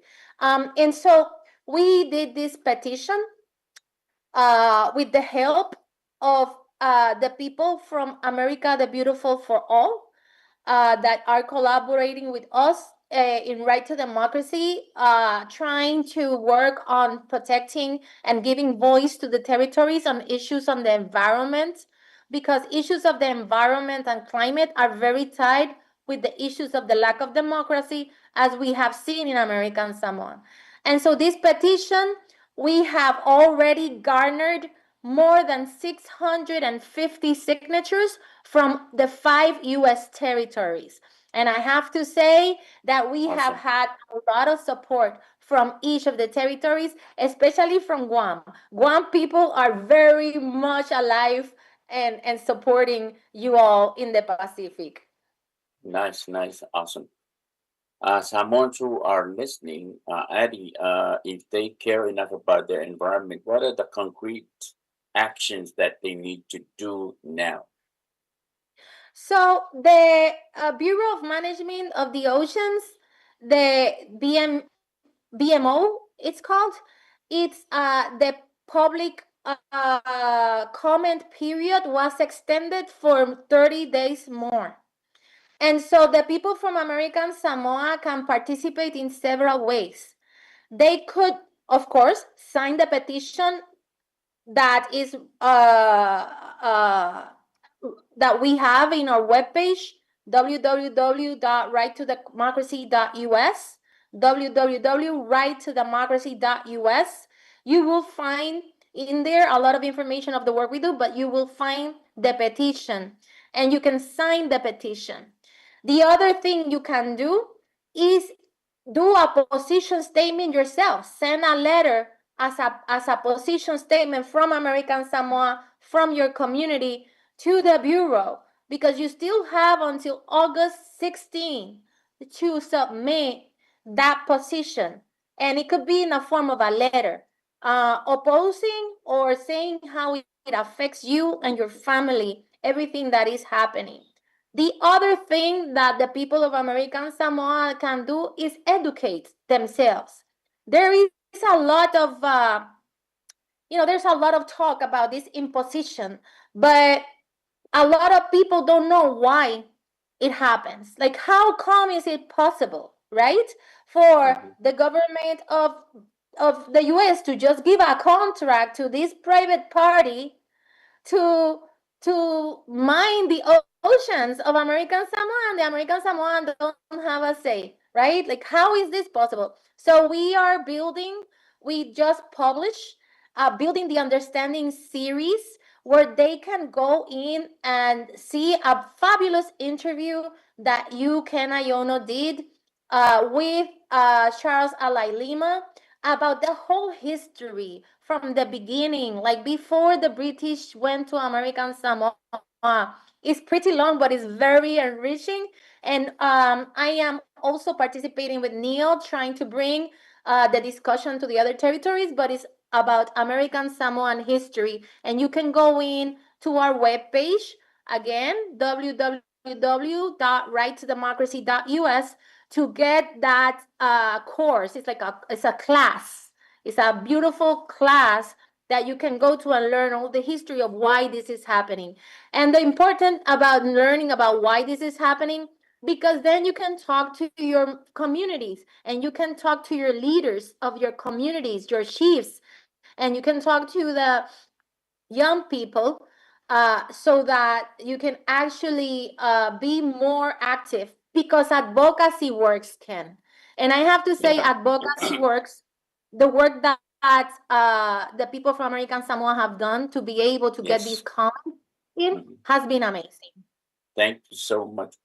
Thank you very much, Addie. I know you're busy, so I'll just give you some final moments and closing thoughts on Yes, the I just want topic. to. Yeah, no, I just want to thank you and for the work you do with your program, and also for participating in the Cross-Territorial Coalition. And that I hope this is just the first time of some other conversations with you here in Radio Samoa. Well, we're going to have Dr. Andrew Patti Ayang next week, and he'll Perfect. And An will be amazing advocate. And he Yes. thought he was not going to be an advocate, but he's now an amazing advocate. Thank you, Addie. Thank you so much. Thank you so and, much, Ken. Have good luck with your board meeting today. Gracias. Thank you Gracias, so much. adios. Yeah. Aloha. Whakailava. Yeah, Samoa, o tātou proklami na i nei fo'i tau, i fusu po sala la ai ngai mga silo la o na mo tengi nei. Saifu.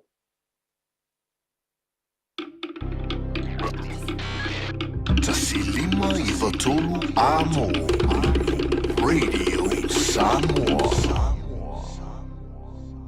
Nā pata inga lona lua mō mātua o Pepe Fong. I le taimi nei, o loo whaatupula i ai le talivivini i Aotearoa New Zealand. E silon pipisi mai mawhai o lamati ai Pepe Fong whaatu a whananau mai. Ai mai se lava i le ono vai aso mō mua o le tu ese ina ma le tina au la ititi tele mō le tui. O lea a whai o le tina po se tausitama caregiver, o le whai o le tui pui pui o lau Pepe mai le whooping cough i le taimi te tau, o le awala sili le nae pui pui ai mai le PCA infection, ma whaiti ai a fianga o le wha mai. O tui e le se tutongi mai whaia pe a ono vai aso le matua o le Pepe Fong, o na tue whaia le tolu masina ma le 5 masina. Ia wha so o tai lau fo mai masani e wha mau pe poka aso mo tui pui pui. A whai o misia le tui mua mua lau Pepe, po tui uma, a wal popole ai tala noa lau fo mai. Tātou pui pui a tātou oloa po taonga sile o le tāua. Tau tua nā le tui pui pui, immunize.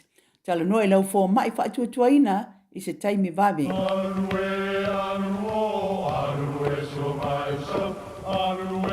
O Samoa o le atunu ua mai au na tofi. O le la au ua mai au ngā tātulanga e le to e tau au whangaina. O le vai fo i ua malili ua mai au na saiki. A o lau polo kalame o le vau filifili. Ua na o se toi wha manatu. Ua na o se toi whangu whangu i au anga nuu Samoa. Mau upu ta oto, mau upu tu. E ala lea i ala ngā upu ma muanga ngana, ma le vau ngana. A wane i emisia le tātou polo kalame. I afi o aso lua ta itasi le itu la e valu i lunga o le Radio Samoa. Ia manu ia tele, lau mai moanga ma lau whaasaunga Samoa. O i sauni malanga i Samoa, mana tua loa le mana rentals, e maua so se taavale e te fili mai ai, e tusa ai malau manao, e mawhaiona piki le taavale i le malewa lele i whaleolo po o whangalii, whapealo tātou ofisa au tui ala fua, pe mawoli atu fo i le whaletali malo o loo e whamautu ai ngā whaabitoa, lo i le tātou insurance cover e te fili mai ai, ina rei tupu se whalewelawe ai o loo i le pui puinga, mana tua lo i le tātou account i New Zealand, pe lafo sa fo i le mana rentals e whaonga ai le Pacific Easy, pe whaonga fo i le credit card, e whaatino ai le tongi ina o lo sa. Monisi whaamtalanga wala au le Pacific Easy i le ovalu se lau o tasi ono, po numera masani au kilani o le lua fitu ono fitu iwa fitu wha, po le lua fitu ono fitu iwa valu wha. Matalo sanga e transfer o e i le moana, pe asiasiane i le Facebook a le Moana Rentals, po le tanto upenga te wha ilangi o le moanarentals.com. Moana Rentals o laupaanga e taitoloina oe, a oe malanga asiasi i Samoa. Radio Samoa. Taslima i Watolu Amo. O ai fo I o le muanei, e le tau mate peni pese mai fea, a ia malama o lei ano foi le moana o lei a fai anga taua sai le tai papa o le tua masanga o lei a lava o le ngata i fale e taele lava i le tai fana tau tai ai lava sama e afe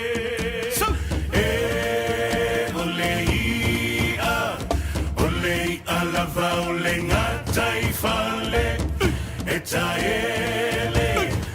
taele lava i le tai fana tau tai ai lava sama e afe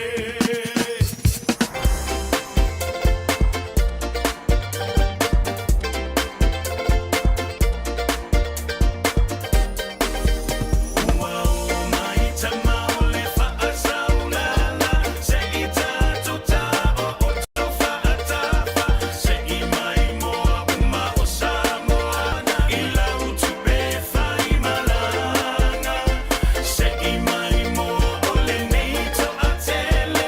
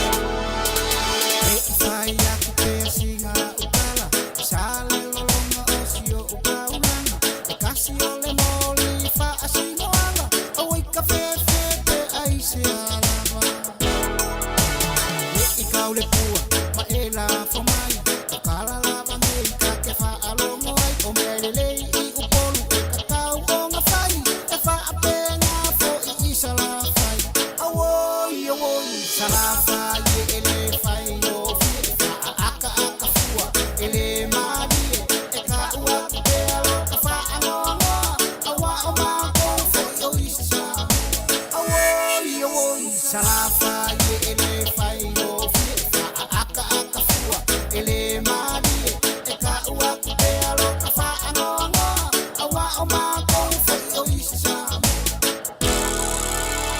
ai fo inge ko akama ai pule o wala mai sia kaspa amala mala mai nga o eneni fia ai fo I ba Frankie Moles e misi fo I kai mi ka ke fia akai e pe e fia sio e a ola mai ka ke alu aku e fiu fo I ku ele fia pele molimu awoi salafa ye ele fai o fia aka fua ele mari e ka ua te alo ka fa anonga awa o ma ko fo o isa awoi salafa ye ele fai o fia aka fua ele mari e ka ua te alo ka fa anonga awa o ma ko fo o isa se I kau umai la ole ba ai kusi leo te fa asino ala pe kimu pela ele fo ai ole me ala le ko kele o do amai pa o se mangaki e ka akia ai asinga kasi ilunga ole wa o savai ila vai e karia fia ai fa akele pe amori o akia awoi salafa ye ele fai o fia aka fua ele mari e ka ua te alo ka fa anonga awa o ma ko fo o isa awoi salafa ye ele fai o fia aka fua ele mari e ka ua te alo ka fa anonga awa o ma ko fo o isa pa alongo mai o konga o masta pa ai ki moli so pa vali ai kanaka musa masama malelango me amaka uai lo mangai kosi awala awoi salafa ye ele fai o fia aka fua ele mari e ka ua te alo ka fa anonga awa o ma E o le lei o le wha manatu le nā mare ko pai lati e te rumo tātou. Leo o te tasi li minita le tale o le tula sfulu tale sfulu o le te whasala wina leo tātou tale mai whanua. Kasi le mōri mo ke le salavai. Tātou whalongolongo le tele o nā watau o lau o tā pena mo le mo te le salavai. Awala lau papa. Alu aku wa iuporu kau sawa. Ia, ma le telo isi mea o lau a fola. Ana watau a pati te tasi. Salafai e le whai ngofi e me ai au le lei o kamik salafai. Ka ilo fo ingisi au le lei pe kukusa ma au le lei o kamik salafai. Kasi ni mori. Kasi ni mori. Kasi kako mori anga sa inga le me fafsanga i funga le vengi le sei Frankie. Ia le manga koru pa uanga le mori. Ia. Ma ngai au ka fo e vengi. Ia kaola me dasu kasi ale mori. Kalo fa ia mako sa vai. Sa vai awa. Ol pole.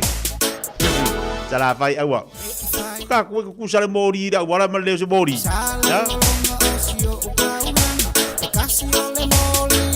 E mo mai da me ma ke ki fo ila le nga I salolonga. Ka ko la sa vai. Ia karsia.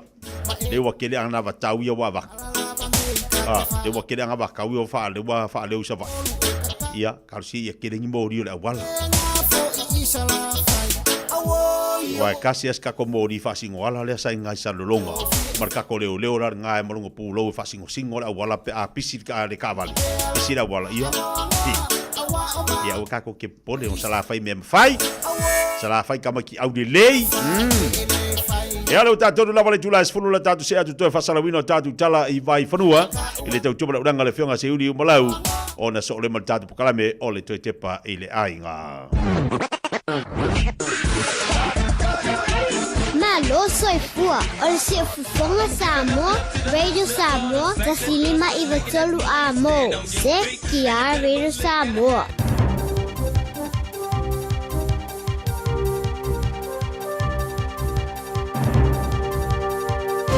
Fatalafatu from Aotearoa, New Zealand, Taia Maria.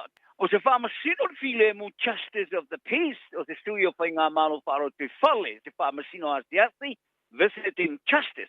Wa ye whalia, o re a whamāwaima i ana i nei mea uma, i le mai ai o se ngara vai ngō tala le staff. O whailoa, i le monio nisi o te singa i whamaumaunga o tala anga o ngā ruenga, ma o onga polana CV. O whale Andrew Lessar sa whiriwhiri o se whaamasino asiasi, visiting Justice, i aiuni. E tauana mai le whautuanga le tamaitai ministarango lango o whaamasinoga, Nicole McKee. Lea sa tuina i aina whaatananga e asiasia i pāngo tāma whaatalutanga noina. Whaatautai a whaamasinoga, ma whaia whaasalanga, pe a whaia solia i pāngo tā, whaatonunga, wharipuipui. O ni tofinga muni nei se lisia whoninga mai, o ni ngā luenga mani tofinga mata ina sa ngā lue ai. E au while tofinga o se suyo malo o whaatasi, o se tangata e whaia whiutana ingo ai e inga whare tupe o ati nai a sia. Ma le whaatonu mo le whaarabutonga o tauio whaarulawe whaaposeile ACC. Tā whoringa mai fo isa i aisa lau tele o se whaasolonga o ni ana o onga. E au whiai masana tautalanga sa whaia ele University of Texas, Rio Grande Valley, lea sa ia tā uai le wha mai aina o lana whaelonga whaaloia o le JD, Juris Doctor, i le University o Yale. A e su enga le staff, tā whalau te lina le astronafi. Tā whaeloa aini a tungalunga, ele monio nisi o nei whamamaunga. Ma whaali ai loa ele sa, ua whaialana whae unga e whaamawai mai i nei ngā ruenga. Mai o lea le te moe fo i mo le toi whiriwhiria, i le whono whaapoe, whaalo toi whale, a le pitu nu o manu reo e au kina ni saute. I sana ave ai sa tu ina tu i le staff ta i ta uai, o lana tu talanga sa whaia i le University of Texas, o sana mese se wha waliwalea. Ma i ta uai, e na te le i whaia se wha matalanga e winga i se wha ai longa whaaloia a le Juris Doctor, ta i a maua i so se mea. Ai o reisi fo i o ngā ruenga sa te sia le sai wha maungo ana ngā ruenga ma o onga, sa sia kia uma le staff mai lo ai e leo ato toa le moni. O le tangata ki wisi o su e whaapitoa o whaamautu i Perth, Dr. Jordan King. Sa e whaamaumawina i te singa whala o i tele le sa. Tā whaia te rumai le whaitautau sanga o tua nai o atunga lunga. I ana whaamatalanga e winga i atea o se sui o le malo po le diplomat. O le whiriwhilinga i le tofi whaamasino asiasi sa le itoi on sa e ilo i Dr. King. Ai tulsi le minister, ma le minister o lango whaamastonga. E tā pāina le whaia o suenga mai ea. I nei whaamtalanga sa whaia e le sā. Ai ina wale maua te tali ane minsta sa ia longo i loa vai ngō tala le staff, ma wha solo i loa latu si swenga mailo ai, le whisiringi e ina o le monio nei to whinga, ngā ruenga, ma wha ilonga sa wha li e le sā. Ai o le astronafi sa whautua ina e le sā e le staff, o le a stepo i lalo mai i ona to whinga uma, to whinga, o loa whisiringi e ina le moni. Wa fata o te fona fatonu o le taulanga o Porirua i Wellington i le whaamawaina o se maa whaamanatu mo le silia. Ma le hafe valsela o ngase mua mua le whale mai whaalo toi whale o loo lango mau, i tuunga mau e leo whaelonga ina. Ai wa tāpa ina e tai o tangata Pasifika i a iaisia o ngā o le latu a wai i ngase senga. I whaatinonga e au fiai te talo pai whaatasi, wha o ngā ino ngana whaapea masauninga. E si via mo le limas futangata sa tau au fiai le whanua tano o le Porirua Cemetery. I le masinto wai, ina waaria e ane nei fuafuanga le fon fatonu. O le tōtele sa awa iato tūpuanga o ilatu o langa mawai e unoma ni mawha manatu. O le pūlo o le whanua tanu, Daniel Crisp, a i whaalia. O se whaamalo si au le tilo le i ainga o awai i talenoanga i le ngā ruenga. O le au whai ngā ruenga o le whanua tanu sa whaatuina i a pine le eva suma le eva o whanua tanu e le o iaini mawha manatu sui o ainga sa ngā iatu. O se iso i lātou sa awa iatu sa ia longo le li pūlo le whanua tanu, ia sona whaalongona o tia tele le pueino ata, o le vaenga o le whanua tanu, o lo ta o toini sui to lua no na inga. O ia ta wai o nei whanua tanu o lo ta o toi tina ta maa uso tua whawhine tamaiti. O isi sui o ainga o le melea, o ta o tele i le to tele o ainga. O le whale mai le pori lua lunatic asylum, ta lea sa muliane wha ai ngoa o le pori lua hospital, ka whata mo e mai i le awhi valu se lau waru fitu e o le vai tu sang. E awhi iwi se lau i was fulu. I le vai tu sang o le awhi iwi se lau o fulu sa ave ai, ma se tasi o whale mai pito tele New Zealand. Le sa tau si ai le si dia male lua awhi o ngasti whata se male au whai ngā ruenga ngā ruenga. O ni isi o tai o tangata Pasifika o lātou whaalia, e le whaatalanoina i lātou e uilama o tangata Pasifika o awhia ia i lātou o lango mau, i le atunga mau, e le eini maa whamanatu. O rita maa tai te whono le sosio tangata o le tukuki porirua, te uru kura tia ki kena sa i whaalia. O se te mua le o wharonga ai le apolo keti. Ma o i alo nā tunga lunga i tangata Pasifika sa li Hawaii i Talanonga. O le li whaitanga o ana tifanga lauloa le Hollywood Jason Momoa. O ia whaalia na fuafuanga mo le fia whaasema i ao te ronei. O le telo le teimi e nofo mawai. Ai e lungo ai le vanga o tala le televisia New Zealand. O lo whaatalitani ma i a New Zealand whaatananga mo ia. Mo sono sitseni. Mo e ta uai sa whaitau si tasi o newspaper New Zealand. O lo ta uai le tasi te si malitonu piliona tala. Ta latu sa saa mai i te maai ngole tunu i te usanga o bawain. E tauala mai i ata ti whanga sa lato poina i ao te oro nei.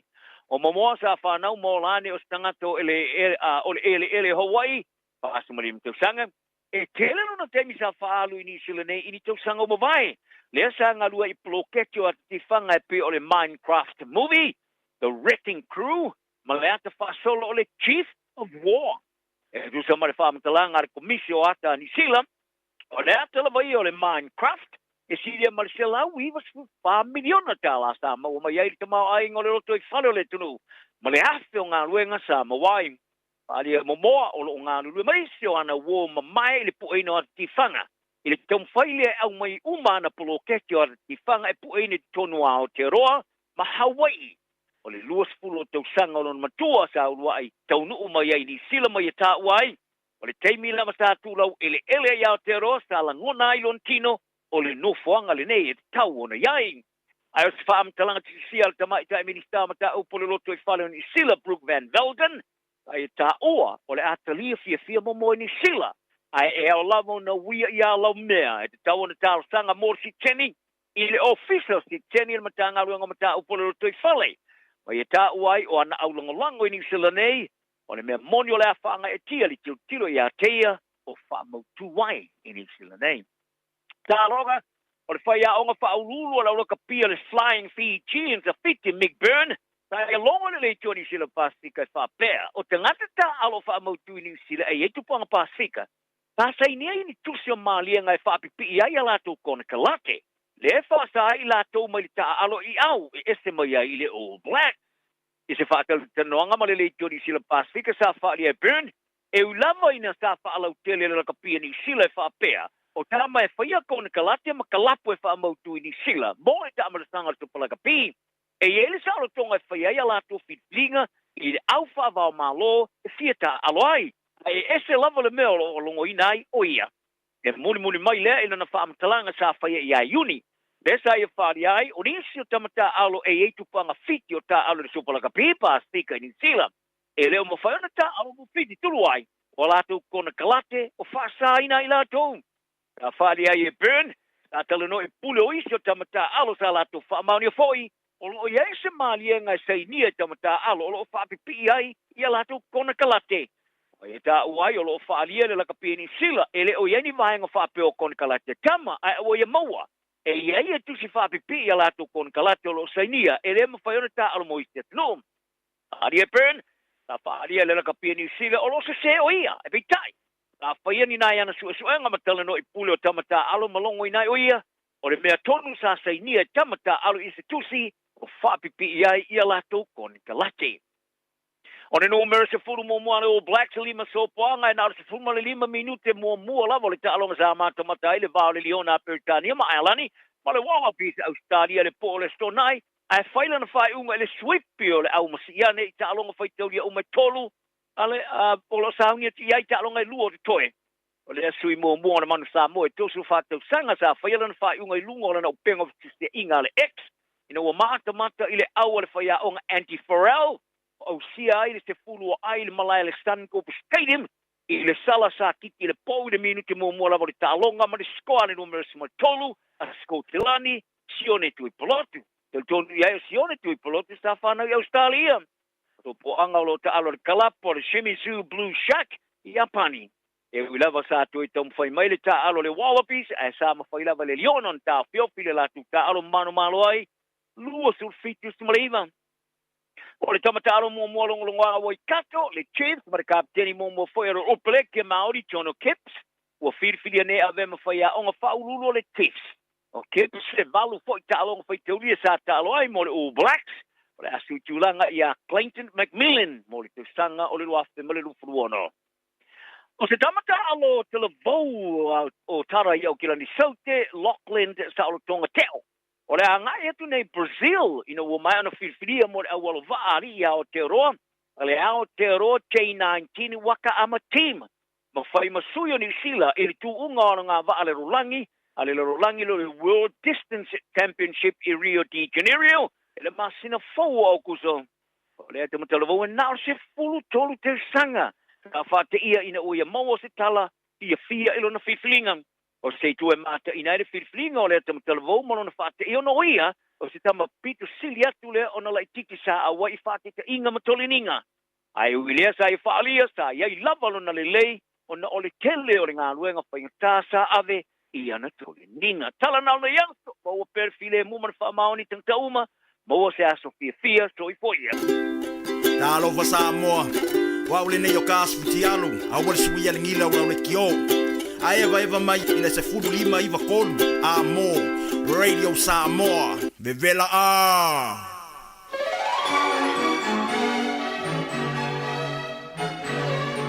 Talo falava o eti fui mona McCarthy, o solua vai asta itasi mai sfulu li tai au, o lo o wina tuai le por kalame to te pai le ainga.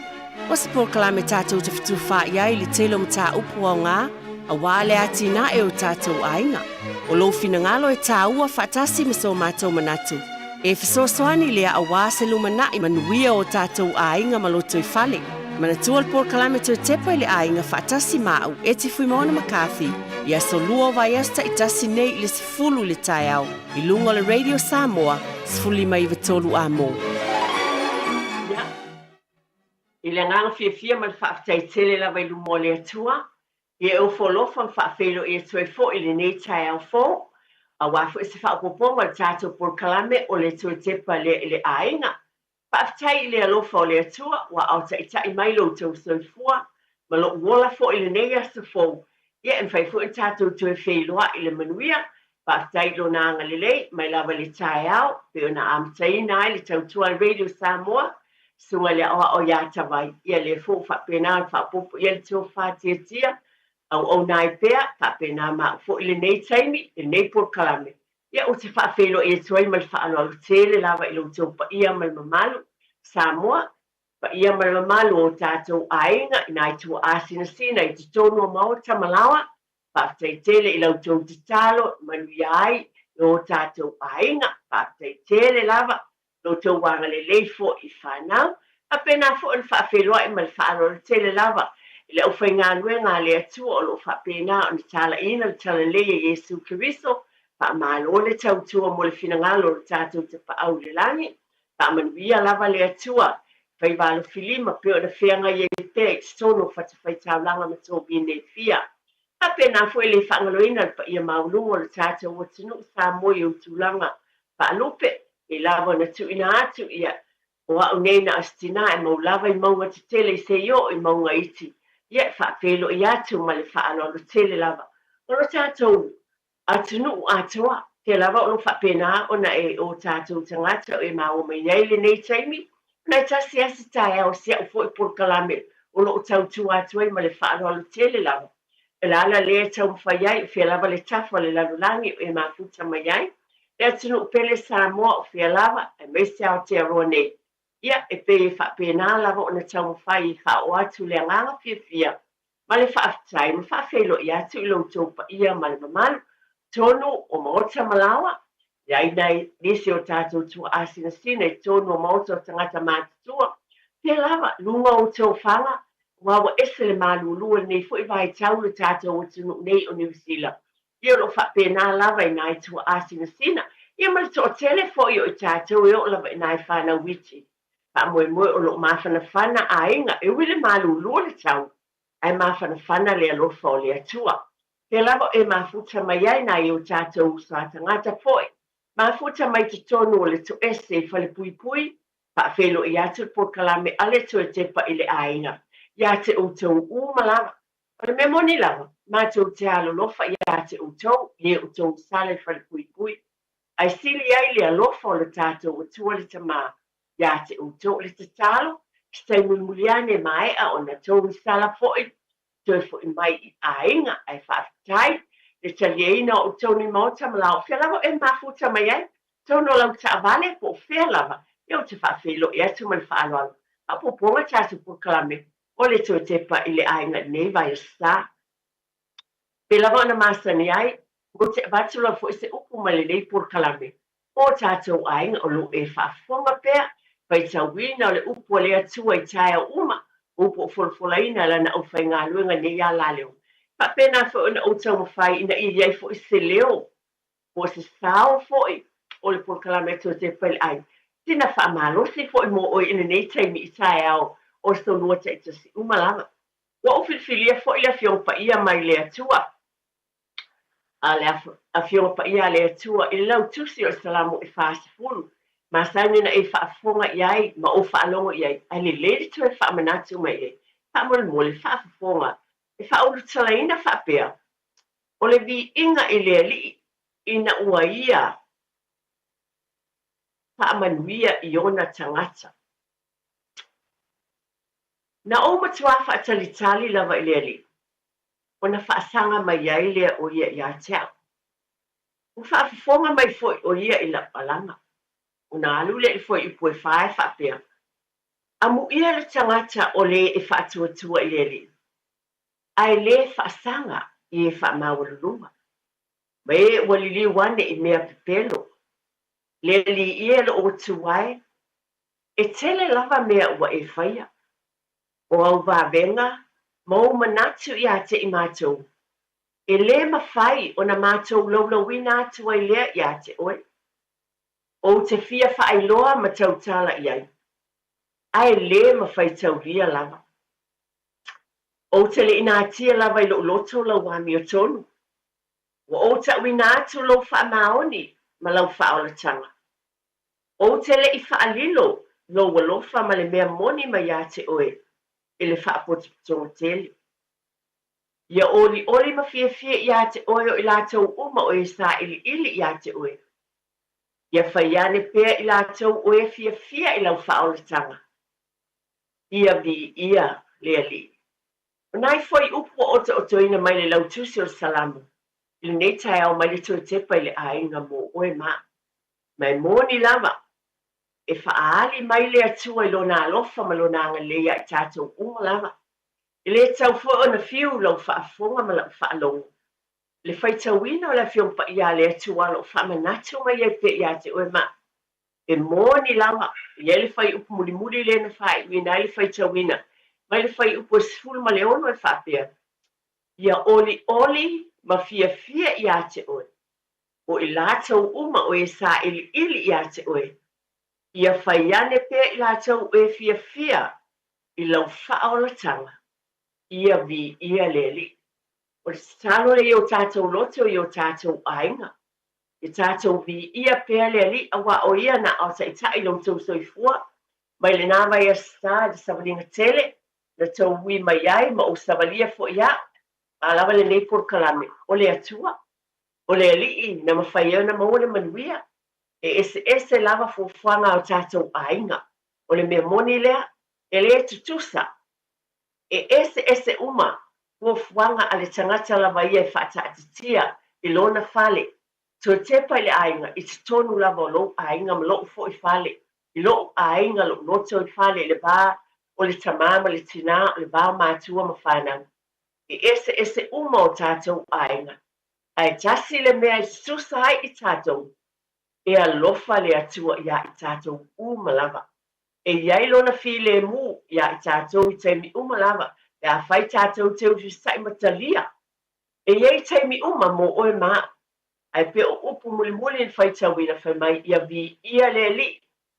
Ka whai tātou te whaatalitali i le atua malana wha o tanga mo tātou. Ia sa malama.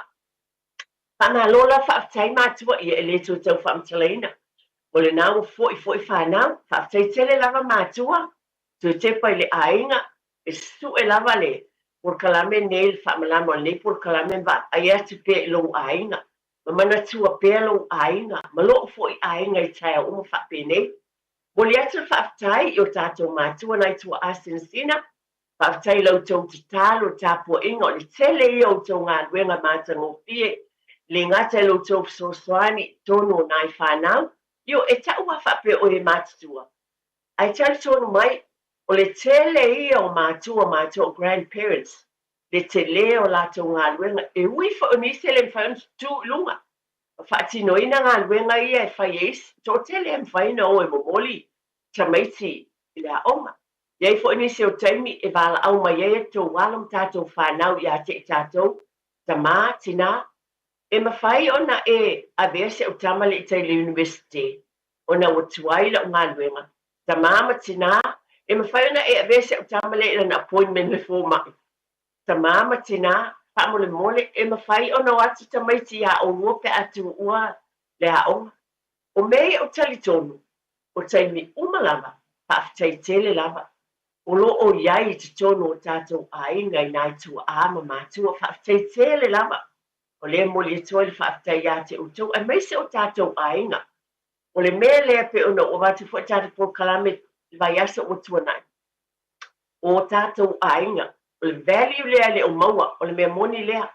E le o maua e ainga te o tele o palangi. Le mea lea whai e tātou tangata anu Samoa. E ese i tātou o le mea moni lea. Tātou te le o maua, atou only a few pe a whai ia. Ai loo i loa. E tausi ale ainga o tangata ia a tātou. O le ainga lau tele extended family o ai lava. E tātou te ngā lulu e whaatasi. E wala au ia i sosoani mai. E so se mea le ngata i le ainga o le whanau. So se mea i o tātou ainga. E ngā lulu e whaatasi. Ni ia ai le ali. O le netai au.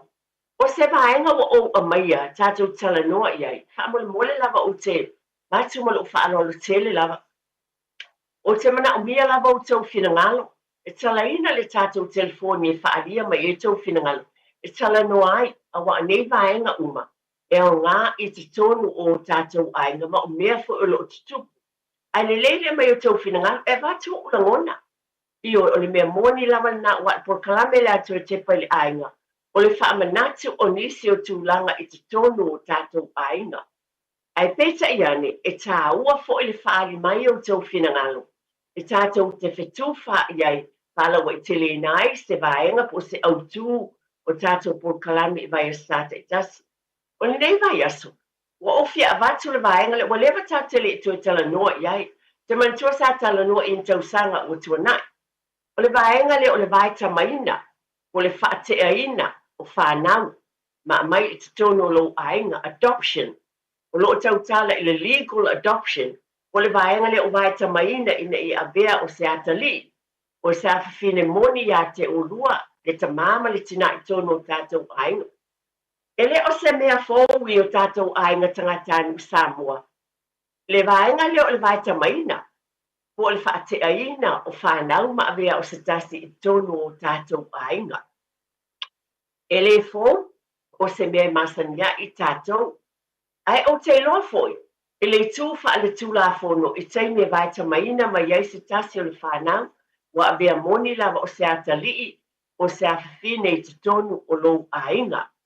O le ase la ngona ia te oe maunisi o mea te tauna mata i tuina, pe a whai o loo iei te tonu o tātou ainga, po iei fo inisi o ainga o fufuaina mō lea vaenga.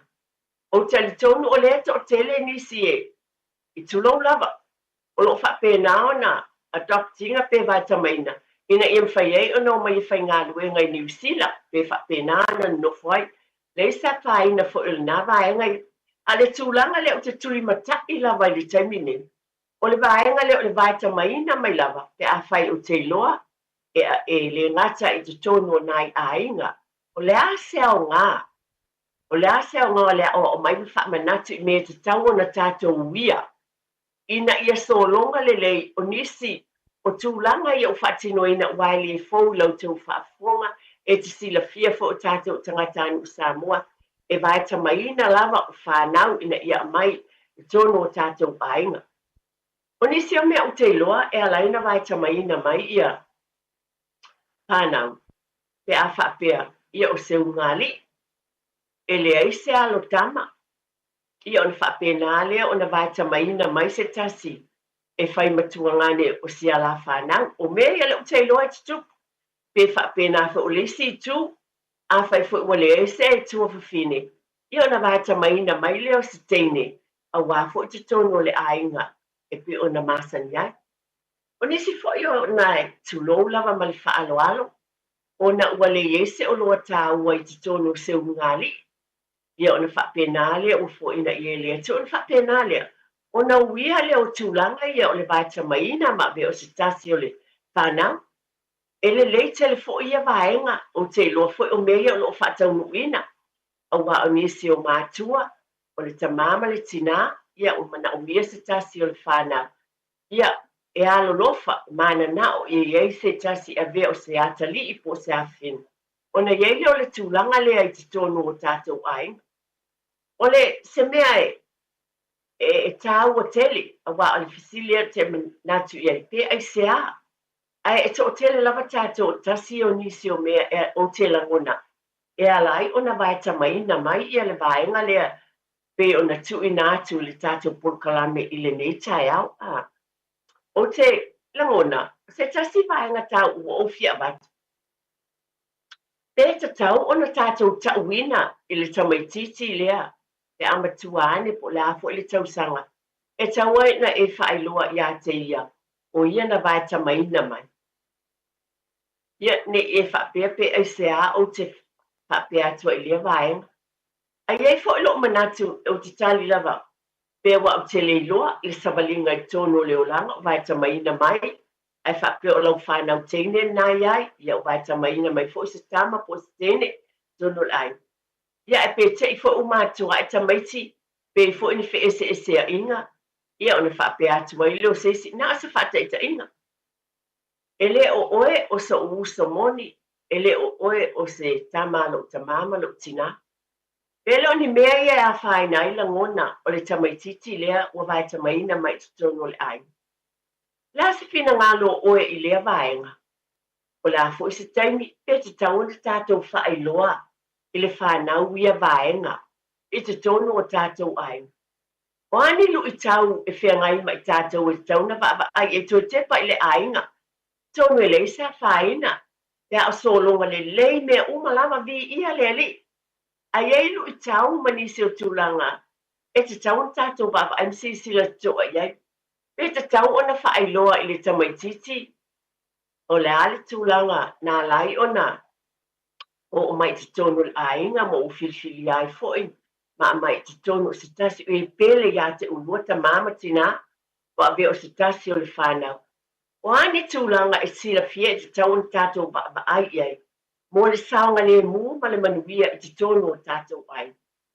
Ia, o le a se tu watu le sunga ia tia tia. Mo tātou whaasalang whaapesinisi. Ama mo le tia tia fia talaina le tātou telefoni. O nau whaeilo atu le tātou mata upu I le whaafua tāpua I le tātou watunu. E mai eni whina ngalo le nei taeo. Tātou te tala noai I le tāua o ia vaenga pesi sila tutoa iai. O a fo ini mea te tauna tātou whaia pe a whai.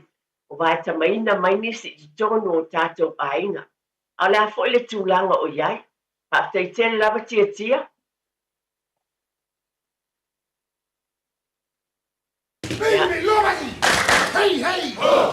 Na pata inga lona lua mō mātua o Pepe Fong. I le taiminei o lo whaatupula iai le talivivini I Aotearoa New Zealand. E silon pipisi mai mawhai o lamati ai Pepe Fong whaatu a whananau mai. Ai mai se lava I le ono vai aso mō mua o le tu e ina ma le tina au la ititi tele mō le tui. O lea a whai o le tina po se tausitama caregiver. O le whai o le tui pui pui o lau Pepe mai le whooping cough I le taimi te tau, o le awala sili le nai pui pui ai mai le pisia infection ma whaititia i a fianga o le whaamai. O tui e leise te tongi mai whaia pe a ono vai aso le matua le pepe fau o na tue whaia le tolu masina ma le 5 masina. Ia whaafso o tai lau fo mai masani e whaamau pe poka aso mo tui pui pui. A whai o misia le tui mua mua lau pepe po tui uma a wal popole ai tala noa lau fo mai. Tātou pui pui a tātou oloa po taonga sile o na tāua. Tau tua nā le tui pui pui immunize. Tala noa lau fo mai whaatua tuaina i se taimi vave. Oceania Career Academy, Sauni! Kako hoa, kaule kaua, he whai ama whai. Wāse lumangai maguia! A whaia sa ilisa la asanga fau moe, a waloe te no whai. O le OCA e au tauina ai o e im tata e sese. Maua visenga fau fale, vali fale, palasa, male soifua maloloina. O le nei avanoa e anga wa ai tangata no whamau masiti seni New Zealand o loo halala i au kilani. Le sitala nei loa i le OCA, i le go.oca.nz/apply, po le vili mai i le overselau ono lua lua balu fitu tasi. Overselau ono lua lua balu fitu tasi. O le awa nanga le sabe mawai o lo ananga tae peo TV, speaker JBL, telefoni Samsung, moenga Sleepwell, City no 4, pusa aisa ma o loea o ngā i leo mukuka. Maua foi o lotu aisa, vai tau mawha maisi. Tutongi i nei New Zealand e piki alo ai ngai Samoa. Whapso tai mai le Facebook po le Instagram a le Sapa Pia Samoa, pe emaili mai i le buy@sap.ws. Sap, lau fale o loa numeratasi i Samoa. Ia, o le whaapoponga lawa ni tātou por kalame o le toi te pai le ainga. O nau talai nātou tātou telefoni pio na wat se for sanga i le ainga fo o manatu whaatatala noa ina i tonu o tātou ainga le ne tai au. Toi te pai le ainga o le vaita maina o le adoption i se tonu o tātou ainga. Samoa i o se mea fō. Whaapenana vaita maina mai nisi o whanau e vea moutou walo ma lau fo i whanau. Lasa tūlanga e te taun tātou mata i tuina i nei vaenga. O se mea lelei e tāua e lelei foi. Ai e foi nisi o vaenga o te manatu lawa o tauna mata i tuina. O sila te toa iai. Ai whaalia sau whinangalo le nei tai au. O a tāua o lo iei nei. A tau no whaafonga mai foi nisi na vaita maina nisi. Pe whaapena foi na Yeso walo. Ni o walo o lo iei nei. O lo vaita maina ma bea ma whanau ia te oe. Mele o te tāua o le legal adoption. E le na ana tau fo i le vai mai o whapena na whapepaina. Tā lofa lava. Tā lofa lava. I o ngā wharetua e ti fui maono. Ma alo le toi fua manuia. Ia. O lau tau tala lava au ia i lo a inga. Whapetaiti tina? O wa o au. E iai lau tamatama se i tūlou lava e pā e le eisana whanau.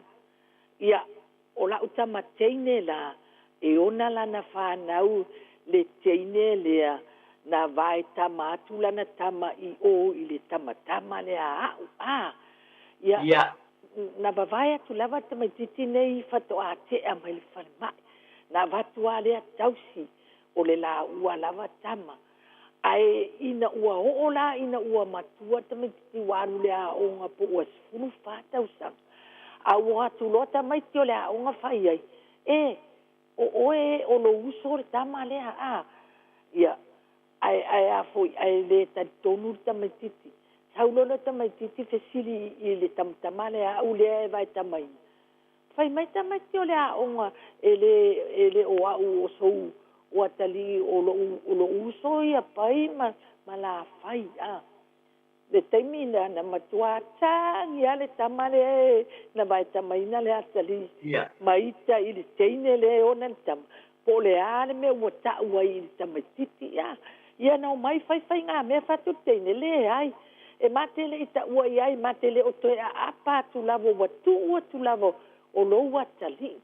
Ia na alu lo lea o maito e fai te wale le o lala wale le ian tamatiti wa fai atu loa tau ia il tamatiti ma wha matala iai ia na sau lo lea o lea li ilea wa tau lo ma wha matala ia il tamatiti ia o la ua toe lele ia o mai al taimine la ua faile ai ia a la ua ta ua o lon tamama lon tinala o le mea foi la na e tifui mono e tatau la mai ai tātou le vai tama mai a whanau la iti na tātou tau iai ma whaamatala iai awa a tupu wa ela ai loa pei o le mea le na tupu i la ufana ia na whainga tālea ia a o tiata whaaso atu le e ti whaafetai mo le matakanga o fio le por kalame whaamanuia le atua ia te oele nei aso so i fua Whaaftaitele lava. Whaaftaitele lava tina, pe o le ala le awa o te loa e iei tāua. Manisi fo i o me te tupu mai o tātou ainga. Ai au ngālo tātou whaasoa pe o bat o tātou ainga ele o se mea fau le vai tamaina o le whaatea mai po o whea lava e po o tūlanga pe o nei ei. Ai o le legal adoption o a vea lava ma se tama o e taua lava o lo nā tali i ma lo nā whine. Ai whaaftaitele tina o nau whaafonga atu ia ma o whaalongo atu fo i lau saunoanga e te tau o na tātou whaailoa le au wala e te tau ai. Ia, tālo wha ele sia tātou wala au, whaaftai. Tālo wha lava le suafa ma le whaaloalo. Ma le whalkua eki. Ai. Ma ngai ale. Ka kopol kala merengi kai au. Ia, fia rako fo se mga. Tau noa ia. Onga o au. O le e so wakari i o so wa finge fai. A o lo wa finge. Ra uru makua o au ko fal fa ngau ngau kenge uma. Fa i pui polo wa finge makua. Ia fa le kongi kulanga me o kau mai o finge o fango fa luana kama a. Ia. Nga umalanga le isa moi le valu. O ngalo ya kai kal kausanga. O kau ngokulo ele o ke aku sa isa mo. Ai fanga ulo le kama lo ko finge ken kiki kama kai le kiki. Nga ungai ngai alo le kam kiki o kenge. Faku ya ka kia la o ngai fai o ko kam kiki le o le finge le o having shit. O sauro le ngai fa makala lo wa finge fai u ma me a ko akolu ma singol ken kiki. Ya. O ma fai me le lo ye fai le lo ye sa mo fai uma me ma le diu o lo sa mo au ma. E o ma la kamingi nga fa mga kulva so le lo sfufi ku ko sanga. Ah. Ia. O le kamale lo wa fi. E o kusa olanga finge ola la wale kam mo ka wala wo kam mo ya. Afitai. Ia. O kusa ko di mal la fa nga kam fai o malava. Ia. E kolu kenge. A kasi kama ole makuol kama le nga lufu luma singa le boyenge. A le unu makua e lufu lima kausanga ole longa lua nga pe ngo fa ko full fit kausanga. Ma le longa kolu. Ole ua savali de valu kausanga. Ia. Ia. Ola ukalang fa ilo wa fing. O se fa manguianga le ngi komiki va wo mo so la kolu manga ngi sida. Angala ngo foia de mele o que manga va kama mas. Era kiki como kai de ngo fa ngo como kiki. Ele é son kolu. Ah. Ia. Mole kamalo. Ah, o fa kure. O Paula wala fa ele como kiki le. O le avenue sida. E kausi e ma wa songa lu manga. Ja, wa ke vai ele se fa pe o poi pon kolu pe. E o mai la kamingi wa makua yo fia wa la fa nga wa ko fa king angal ko fa fo el krent kitcha ya ayo ya de wo fa popo e ma la kulu ya ola so le lo fia ile ma yo ma ko ka mi le sa mo nga o ngafi ya na yo uma mo ma ku ma la ku sa mo o fu me ka ula ngolo la ku kama ya ola va que o fa un quilo por calame iringi ka ao io o se fia nga kedenga ya ka uma ilo nga foi de faria ia i le kenkiki tai fo nga mako kalongo ma faali ai da ka makai dia faali kulanga pe nga mai por kalame ia ala nga vai ka mai nga so ngulu mangai le manguia le olanga ola isa mo le mesa yo mana ia tama mana ia tele lau saunoanga lea wata sile vaenga o te manati el por kalame wani se o taimi pe o lane tamaiti ne i vai tamaina o na lato whapele o lato lava loto ai sea ele ia lofa lo tamama lo tina na o wala mai ai o biological po mātua moni ia te au ai mana i le whamatala i tamaiti a wa ala ngona ia e o tiai ni se o tamaiti ai pe mana i tele le whamatala i pe ona e tā ua le teine le tamaititi momo pe ona e tā ua ia o tūlanga masani o leolanga e pe ona ia le maitanga ai le i whaia sona ali i po si tamao le ai a le nā o le avanu ai mana i tele lau sauronga lea e le whaailoa matau ia i tamaiti ina ia lātou loa leolanga ma le tūlanga no o mai i tono le ainga wa talia ai ma be o stasi o whana wa tāua Pate tele ta mamo saunoanga. Ia pe o kulanga ngau kalakala o kulanga la ia i mako wainga. E de ai ma se fa pe o fa pe se si se kama fai o ngi fa ngau fai ala fa alo wa fing. Ia. O e kusa o ia o nga fa ngau mai anga ia. Ngi kamaki. Ia. Tai. Wali liu ina lava o la fa now legal adoption Wala na o tuli loina le vaenga lea. Wala na o tuli loina fo le vaenga lea pe o le whatawa ina. Ona o te baba ai e fo nisi o tūlanga tamato la tuli loa tumaro e sano. E nisi o taimi pe o se whataita inga ia i lātou i ne New Zealand. Pe o se whataita inga o i lātou o le whanau. Papela i e so lātou whale, mo so lātou whanua. Ai te tau fo lana tuli loina le vaenga lea i se wili mani tūlanga ina i o na mātuane tamaiti. Lātou te loa umalawa tūlanga ia o i lātou e ona le mea lea. E legally pe whaia wha tūla whono e ona lātou mātua. Ia, o kūlanga o manga pe o ngā e ngei sui fuanga me leo langa kako. So i fuama o lai. A pe o le whaakai kerenga ko so e mulpol kalame. Ua mauan kanga ka wha popo kongo sio mako wainga. E le o ka uan kanga ka ese po ngama whai. O le whaangaua roa Whaftaitele lava tamā. Whaftaitele lava, ia whamanuia lava le atua pe on tā ua le ainga, ia ma whanau o whanau. Pe o pale ali ina u whapale nai o e le atua. Ia le li, whaftaitele lava. Ia, whaftaitele. Pe lava no o matu, o le whamanatu mō tātou ainga awa o le tūlanga lea. Ie mātango fie e te tau fo ona sila te to o le lava tala ta telefoni. Tūlanga e te tau o na ai te toa iai, pe lava no wat e māneia le whaailoa i tamaiti, a wa anisi o tamaiti e whisili. Ai se awa a mai e iau. E te lele whaailoa pe o na tā ua ai se a, o na olo, o tona filifilia, whawhetai wa vea o se whanau ia te ima ua. Ia whawhetai, o nisi ne o tūranga, lo talaina lava le tātou telefoni, a wa e iai fo ilu i tau pe o na o tā ua. Ia, talo falava, o i lisi tātou wala au whaftai. Po o au leo o mai lea wanoa wha mole mole. Ia, le sao noa. Ia, o la lau pepe taua, o la lau taua e wha pepe lea i lunga le. O le telefoni. Whawhetai la lau sao noa ia sa ufina ngalo. O leo te ngalo no i luk fale. Ia, leo te whanongo atu, te whanongo i por kalame a. Lau sunga foi po lau fionga de factua eti. Dai. E sana matango fionga mata upu leo lea o sao loa i lava noa. Ona i toa tele nisi o lo fatali.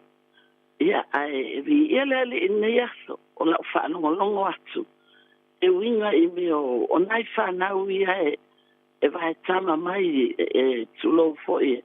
E o mai i nei mai e isi o tato ainga. Ia, o au. Ia, o lau tala.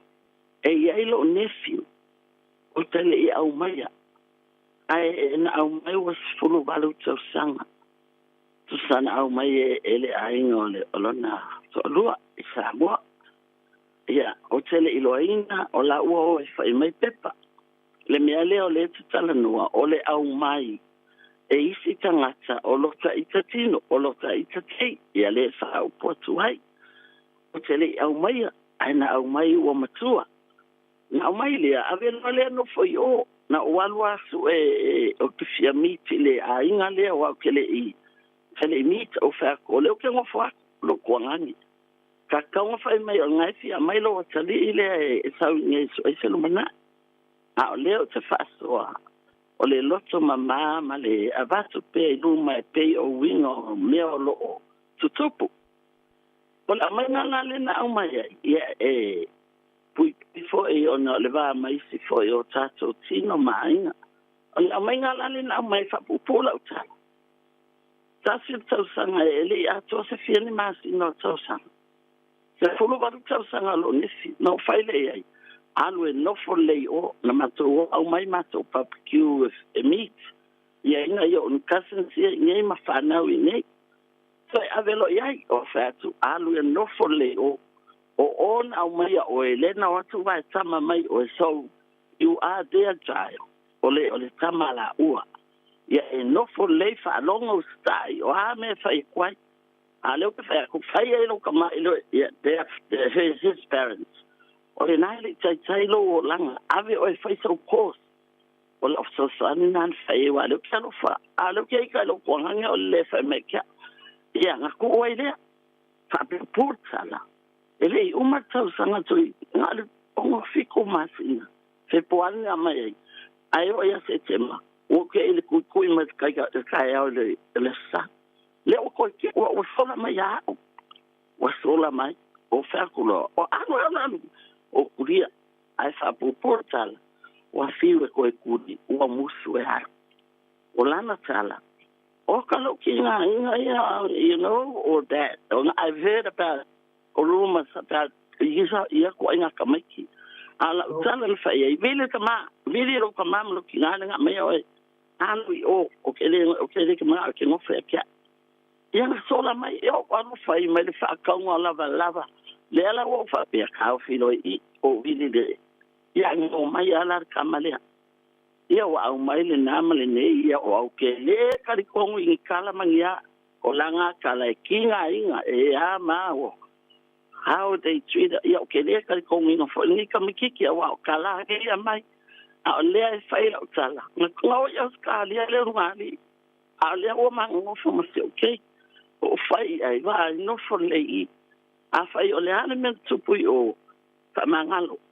Kakalo ili ali e fito sani lo mafafau. A mai a oe lo ka mamalu ki ngā o eli a mai a iau. A leo ke whai a kunga au lo ki ngoa mau koko. O antis pe o au. Ngofo lei. Ia ele kai ele e fiengi maa. Ai la pala lau. I o e a leo ke whai a ku. E iai fo i e kukopu ka ilo e ai nisi matua. La so te au mai a ia whanau o tato. Ai ai ona leanga o leo matua. E whai lau kala. Ma nei a le whanonga atu le tamale no tala mai le.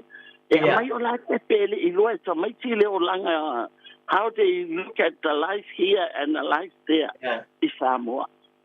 E whanonga fo ina mātua wa le o la I tonu e mana ia le au mai a o la I ti whanau Tai tele la pala lau. Tai tele la fuleanga le lei. Po ta ua mao ngai lau whafonga e pei o le ewa tuai nai points ia. Wa au mai a leo ngali, ko e oi Australia, ia le alai nge siau neti. Ko a le alu e whailonga ia, no mana e le whai ngaluenga, la la ke la e alu i alu no matou. O whauila vea e sauno, o legally adopt lai o e lo nephew lea koe le ai nai te rua nofo e le whaate aina, koe le mawha, mai le adoption legally. Pele ai. Lea la, le maua ako le liko adoption le kulino ina. Yeah. As I said, Eti, o te lei au maia, I left it to the hands of the... Yeah. O a lei, a whetai tele la wala lau. E pe le tūlanga lea, o lo whaafunga atu ma o whanongo. Ma nei e tele wa tūlanga ia pe o lo o tau mawhai la wale tātou por kalame. tuli loa tūlanga a wā e lea pe ona e saunoa ia na mai I o le ainga le la ia o le ua e alofa iai o le alofa whaatina tātou le toto ma le aano. Whaatai tele lava ia te o le tina ma lo sao foi pa manuia le atua ia te oe. Ia me se fo le mawhatanga ma stasio alo wa ye te tono lo ainga.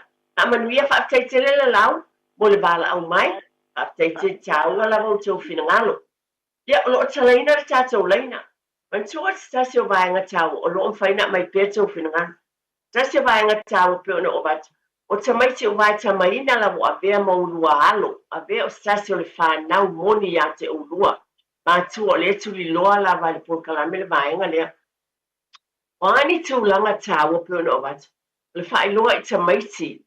A wā pe ona e si la fia mwhaapele tamaiti ti ACA wa a mai e iau. E o mātua, e se tauna whaamatala le iai, po wale alo lo wha o mātua iai, ta mana ia tele, pa iloa iai wa nisi ala na vai tamaina mai, ona ele avia matua ngane, o le tua fifine, o le uso, tūlanga whaapena, e mana ia, tauna wha iloa I tamaiti a wai langona, e iei o la tau langona, e wha anoa noa ai, e mātutua ane tamaiti, nisi fo I peona o tau, o meo tutupu, tau whai e tfo le whai a te, e taloa ia pataitain e taloa sione ia siaki o siaki le Dr. Chad pa peru e siaki alu ele o oe o se ele o oe o se uso ai le lei ona tāpena mua lava ia o talitonu e te tau ona tāpena mātua ma whaailoa alo whaaloalo lava iei lava au wala le wale tau silafia ma ulua e iei a whaina I tupu mai ilangona o le whanau ma mea tupu le lātou soifuanga ma leo lang. Na wale ele e stato wala au mai. A leo te whai a tonu ne tau sila fia. Tau sanga ma vai sa whaile ma tala ma le tina, ma le awhionga te mai tailo ia leo Linda Woodruff. Tono e leo tue whaalongo iei fo I Pōkalame le teo Samoa. O ia te tau sanga o ona fo ima lo ngā lua ui a loia. Ai o maa ua na whaile ma tala o ino o ve iei. Le tā ua le whaailoa. O ai, o oina vai tamaina. Pe lava na o avat atau sila fia to tele no uolanga pe ona o tā ua I lunga le ala leo nei. O o se teine I titi la I titi. Na vai tamaina I lo tamā, le mele tā wai, o na o ia tau, mele tā wai tau na whaailoa. Na le ngai yeiti ngā ma whainga tā na uola mai e le vaenga le tā wina mai ia tau. Na o lana o lana I whaato ia le manu, o lo tamana whaate eina, I ia leli. O sunga whaifi au ia whai waso, tā vita solia. O lo tamale na o walma lo tina eti tuatanga loa. Na o lana la whaato ia le manu, e ie o tuangane e to lima, ia o sunga whaifi au ia tā vita, whai waso sa whaifi au ia vau, ia o le sunga ia fuiono, whai waso le sa le ala leo, tā via fu wha atu AP o e fu wha msim Samoa, Dasi o tuangane to lima o tuangane. Ia o le fionga ia te o solia tā peni whai was. Se o mantafa pili opo o ia fo le fō mai Amerika. Ia masi o tuangane lea atonu le whafo mai to tele o tōtou sila fia. O sa kāria, tāta o tangata iaso ia whaavale valea. Lea ali tai a sisi le fu a leo I lumo le whalemalo. Ala tfo ia wha alo ai pio leo. O se o tuangane na, ele ato o tolo na maha whau.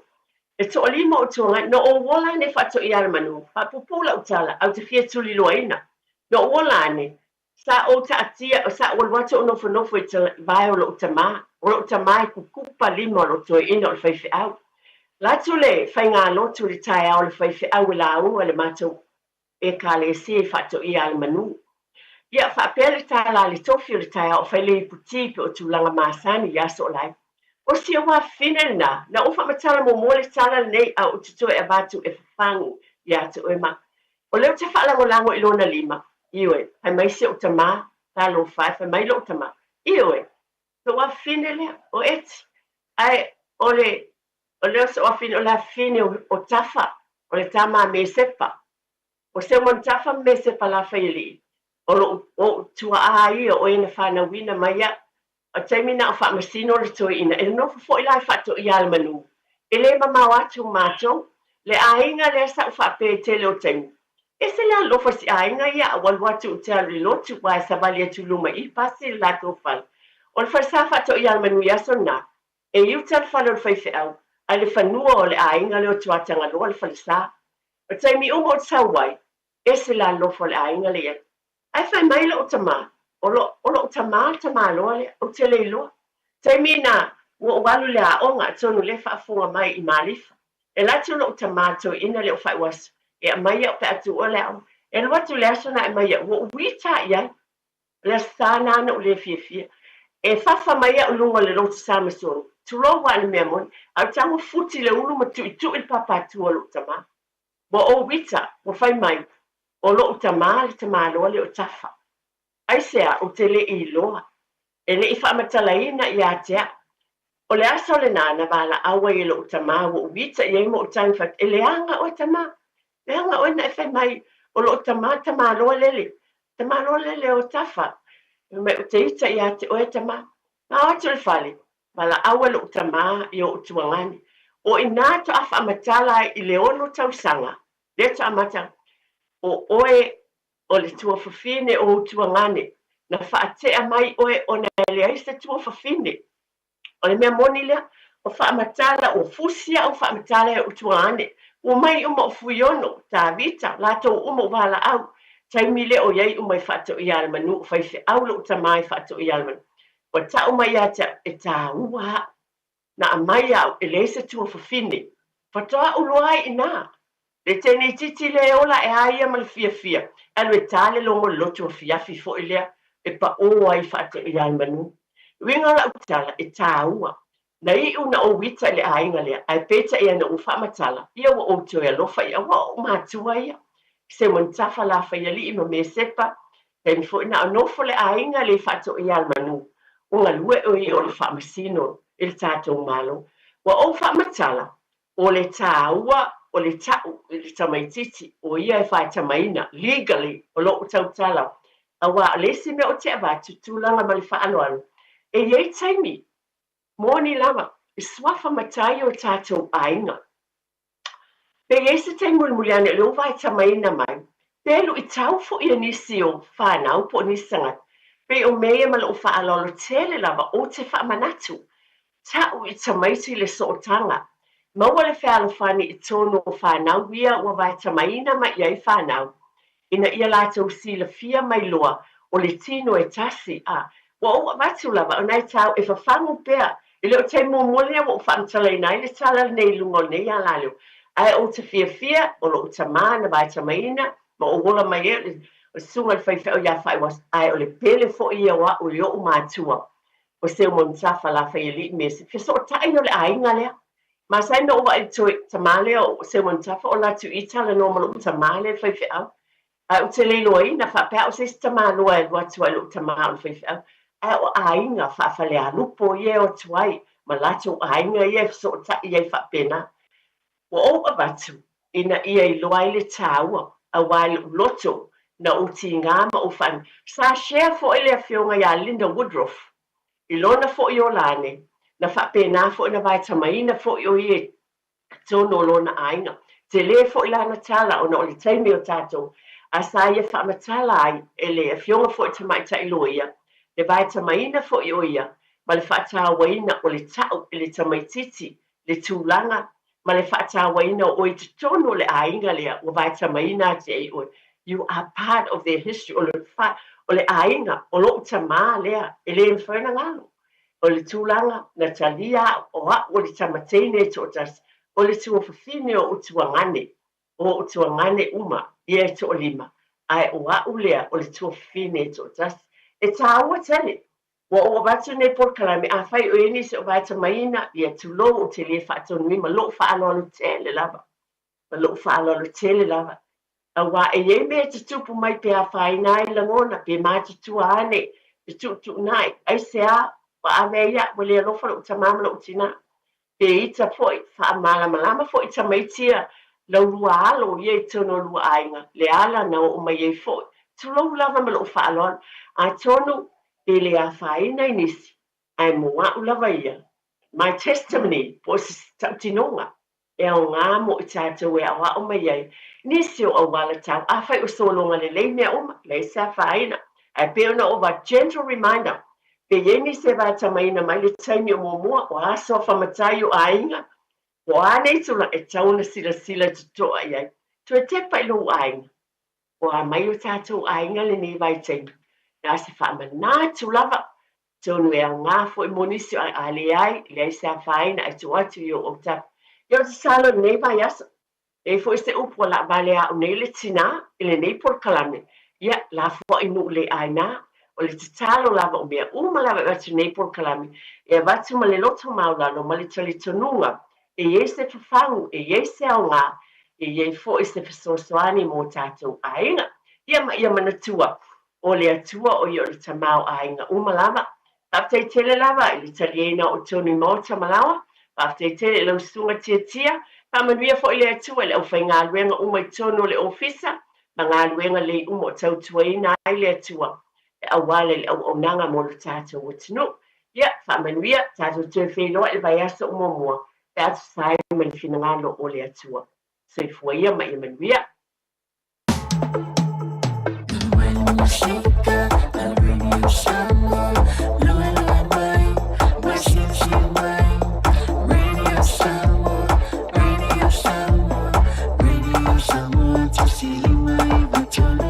Radio Samoa.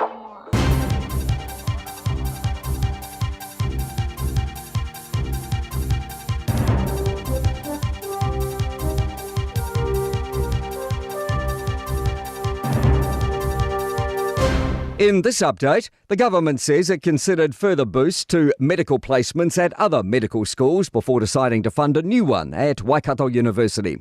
It's agreed to provide about $83 million towards the project. A further $150 million will come from the university and its donors. Prime Minister Chris Luxon says having a third medical school is appropriate given the country's population. The business case came back saying this is the best option, but importantly we also think this is the right course forward. Discovery is offloading its New Zealand TV arm to Sky TV for $1, saying it was no longer commercially viable on its own. Sky will acquire 3Now, TV3 and several other linear and streaming TV channels. With more, business reporter Michael Segal. Warner Brothers Discovery says the TV3 group wasn't viable for them despite a major restructure last year. But Sky expects the TV arm to complement its existing service as well, particularly the addition of the free streaming service 3Now. The companies say the Commerce Commission has advised it won't be considering the matter further after looking into the commercial circumstances. The Racing Minister is doubling down on the importance of the ban of greyhound racing.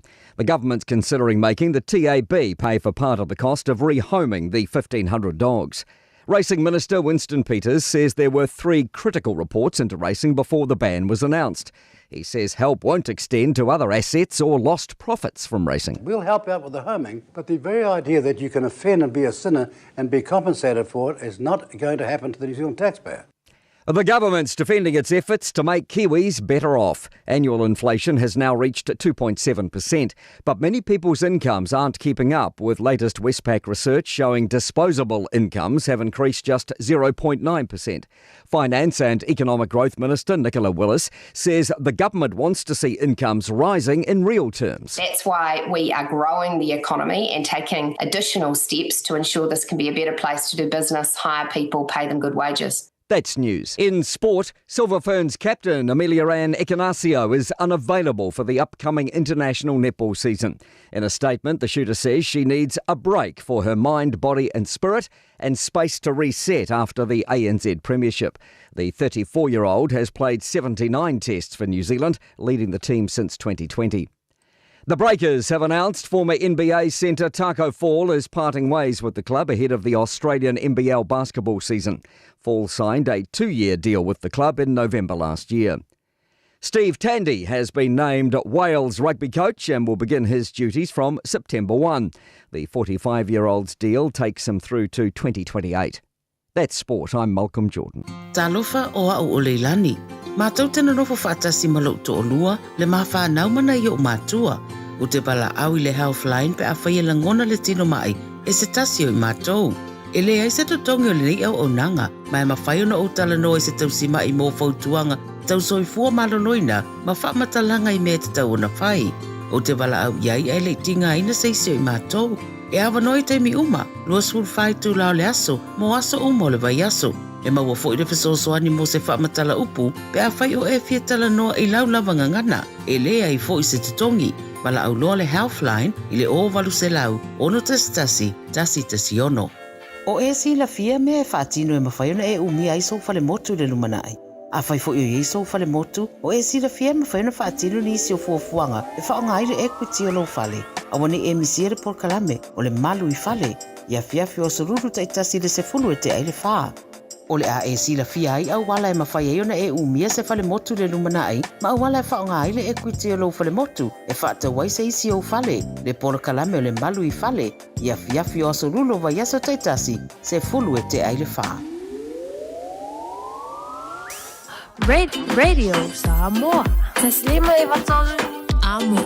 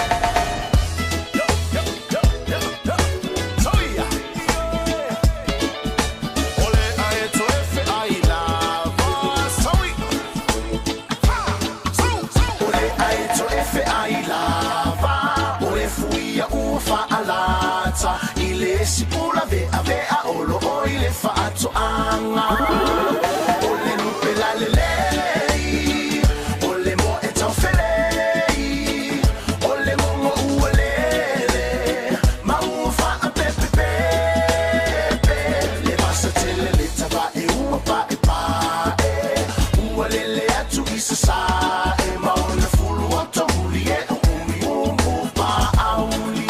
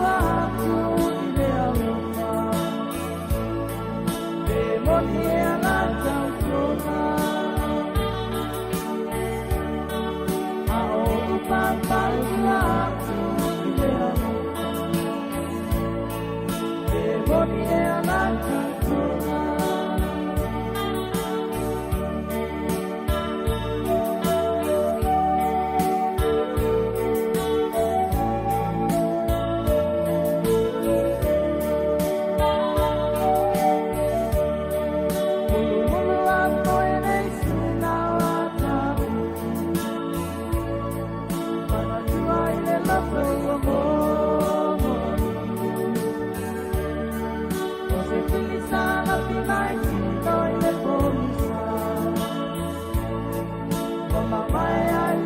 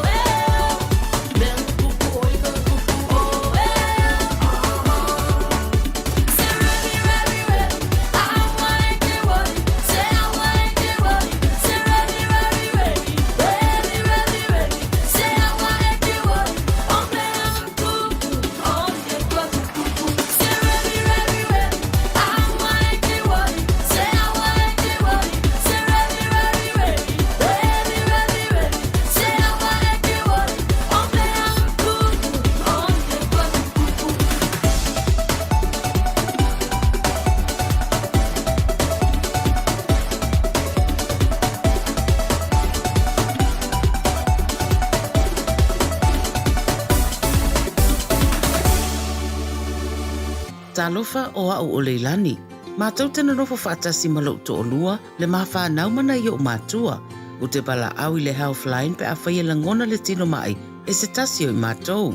E le ai se totongi o le nei au o nanga, mai mawhai ona o tala no e se tausima i mō fautuanga, tau soifua malonoina, ma whaamatalanga i mea te tau ona whai. O te pala au iai e le tinga ina seisi o i mātou. E awa noi te mi uma, lua sul whai tu lao le aso, mo aso umo le vai aso. E maua fo i le fesosoani mo se whaamatala upu, pe a whai o e fia tala noa i lau lavanga ngana. E lea i fo i se tutongi, pala au loa le Healthline, i le o walu se lau, ono tasi tasi ono. Talofa Samoa, whaalau i loa whaapitoa e le ai se tutongi. Whai a fuale si a kino o lau whale pe fia leo whae ua iai nei i lungo le maketi. Mala au mai mo lea au nanga i le masina o Iulai. E tuina lo sua whai tutono le sei, e te ona manu malo ai i le se fulu afe tāla. Le lei lava le malamalama i le tūlanga o lo o iai lo maota. Vala au nei Taralina Samau Johansson, Professionals Real Estate i Papatoetoi, telefoni o luatasi o fitu toluiva fitutolu. O luatasi o fitu toluiva fitutolu. Whai mea alofa i a inga mawo i Samoa, e ala i whaatawina o se hotel ta alofa voucher. E mawhai ona whaongaina mo aso ta ua whailongaina. E pei o aso whanau, whaipoiponga, pe whai malolonga mo ta whawhawai whaiungo vai aso. Whaatau e oi New Zealand nei, ai piki e lau a inga i Samoa. Tanga i ane i le pacific40.com/hotel. Ma whaatau nei loa. Pe vala au i le o luatasi o valu tolu lua tolu. O luatasi o valu tolu lua tolu.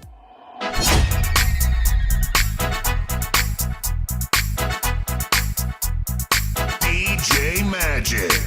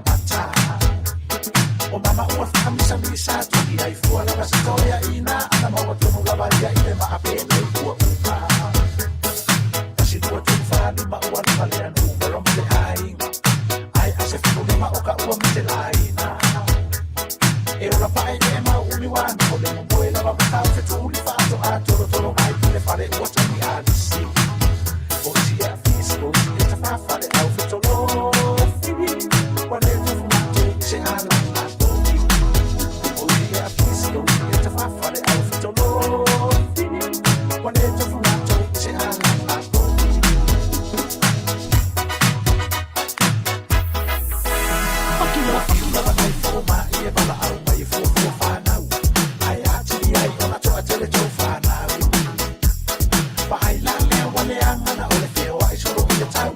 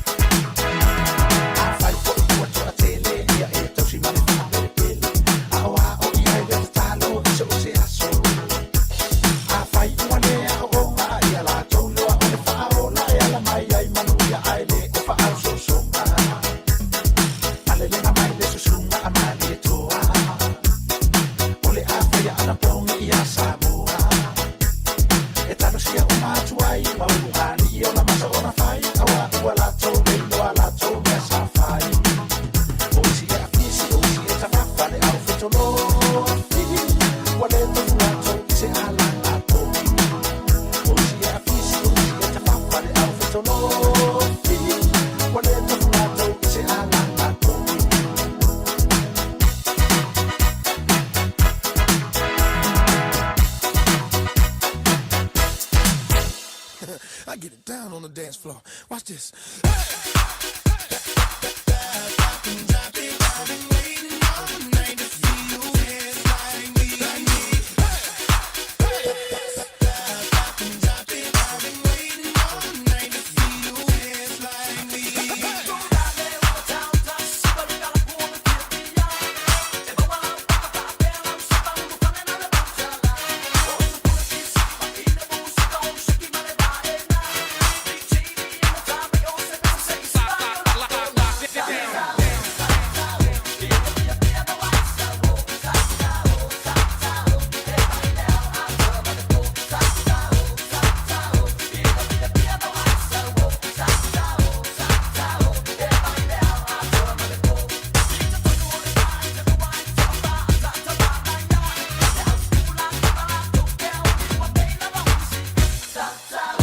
So tatu fa fianga pe na fa fong bal tatu wa tinu leita ya o se mali bal tama wa tilo to luas fu fitu minute talo le tulas malua e lunga tau tupa danga se fonga le samo tslime tolo amo po kala me fanga solo mo tatu le nei fu taya o la solua pe o le fa fonga ba yai ya ma tanga fi fa swatu ale afianga fa tu ya eti fu mo makafi mo le po kala me te pa ainga mo tatu ya o le to fa tu la danga tau tua ale tatu fa tawale tu mata ya any ole au call autos pe ona yele la to nga basani ole mfai ona mawat se la to ava nova la mo le ono tasi o fa ono fa tasi lua ole over se la ono fi tu lua lima tolu mana tolo solo ngale le manuel le yaso ile fanga solo fo le tunu i tuto mangalu nga basani ole la to fo le naulo mafuto mo moto malawa ya te fatalo fatu mafuto bana tamam tina matu e moto malawa ni fo yaso patalo fatu la finga luenga le tu po sunga fa finga malol fa malosi malol tawata i malo foile tap tapai ya finga tu te manga luenga le lolo fo le tatu wa tno o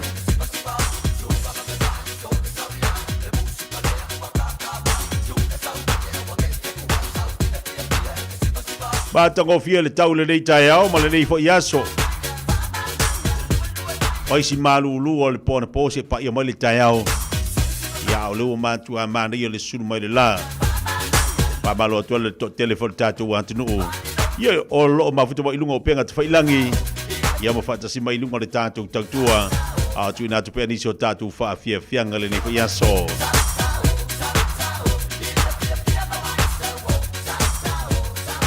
pa malo tu ya seta tanga mo fa taile ma futu mai fa malo tu ya sulu mata mua fata si membra inga nai pa kulanga miu amo sa fatalo fatu nei taiao pat si mai nei man kau ma lo faten ma tamai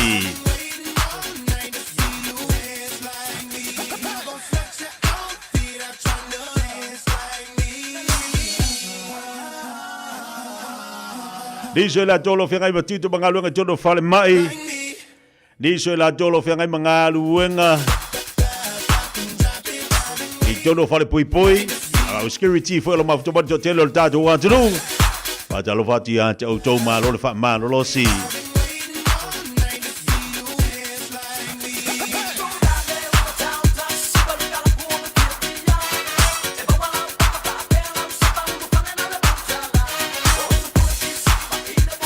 betava le lunga tele fa taile mafto mai so se tava le night fianga yai ba nga luego le so pa balo atu pokala mi a auto Reito si fa tai de mafto by Nicolinides Dreamy Queen fa tai de mafto mai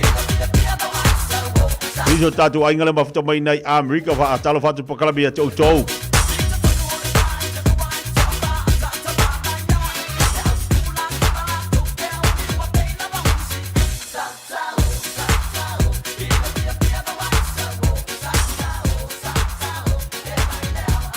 Se vai diso tatu fa via fianga le fa yaso mai le ko kama o le poto au le poto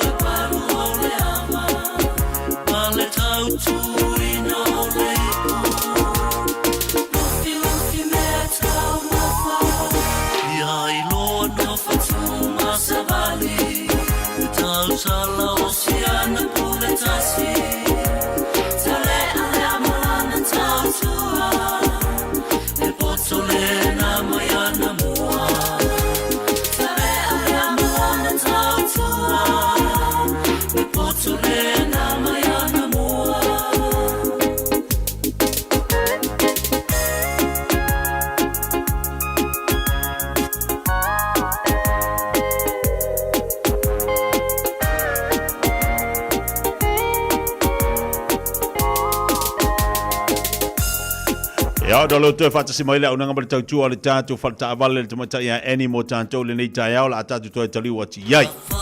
Ya, wa foi le falo loino la tu unanga masari tala fa any malo le sai bai no tatu poklame. Ia talo falava malo sai fua malange malo tatu atunu nei tai au fo popo ya sa tatu le ngol fo funga ele malo sai fua. Eni fasi piso le tai au wala watu fasi pisi ai malo alo sai ia le futu bola vodoi pa so al tulanga le tau tu nanga tatu fatavali. Ia saolia. Ia ele tuna tus matoli pote mo lava mato fatal fatu pa ia male malo sa tatu tunu pele sa mo o mo foi le nei ava no pole nei foi lao tatu te felo ai fala wilo foi ni so ta vale po ni si foi mato au nanga nei Penrose. Fala wilo atu le tele mana no io mato tama ta vale lo faina falu mi le nei fai lava sina pisi o lo fai tu foi tatu li poti fa fonei o no le mamalo le tunu o fai foi na mato falta vale nei tele mana no ia tato SUV lo fanto falu mia lima no fo fitu no fo e faina su mai mato ma test drive ia ma piti so sa se tato ngo fie faina mato tuinatu e ele me alo faina mato tuinatu pe famania ina la wapalai tono mato falta vale nei a fa ia casho lo ngalwenga pe part time over male tolu masina ia faina mato so soni le vainga le se la sene le lo tonge tala fu mawalo malwenga tu mau ia faina mato so sonia tia o e fanga ina lo passport awe te no fwai o lo maola no mo o le fitulu atasi fitulu ali mai Grace South Road Penrose pe te su mai vai ani le olo atasi o fao no fa fata silua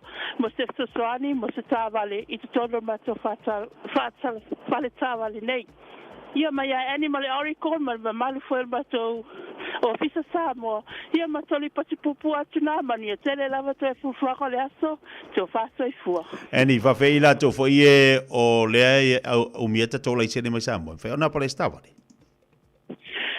mato fata vale so se tu ainga la sene lava en faina e sama o en faina mato fanga ina se ina ma fai foi mato so soani tu ina tu e failo le na le atunu ni sila ma or so soani mo e pa estu mai ma tanu mai ini si foi vai nga tau la sene e po faina foi la wapalai mo tu sai ma fasil Malo whaafitai, ia, tau ngol tāpu kalamani yaso, wha malo whaafitai fo le on sai mai, malo fo lava pale tiu te mga luanga niva yaso. Ia, tai lava, tu whaasi fua. Sai fua, ia, le leitu atu atu telefoni, atu maita, ia, eni pe ona iei ngol tātu tau tua, o lua tasi o whaono whaafata si lua, o lua tasi o whaono whaafata si lua. Telefoni walau fua, o le over se lau, ono fitu lua, lima, tolu. E se wate mele wati lau toa se football fitu minuta tale o leitu la se football lua usumele whafonga po kalame le moe. Ua na o le Radio Samoa se furulima iwa toru a mo e tautuaina o e ilangu ngana fitu aso le vai aso.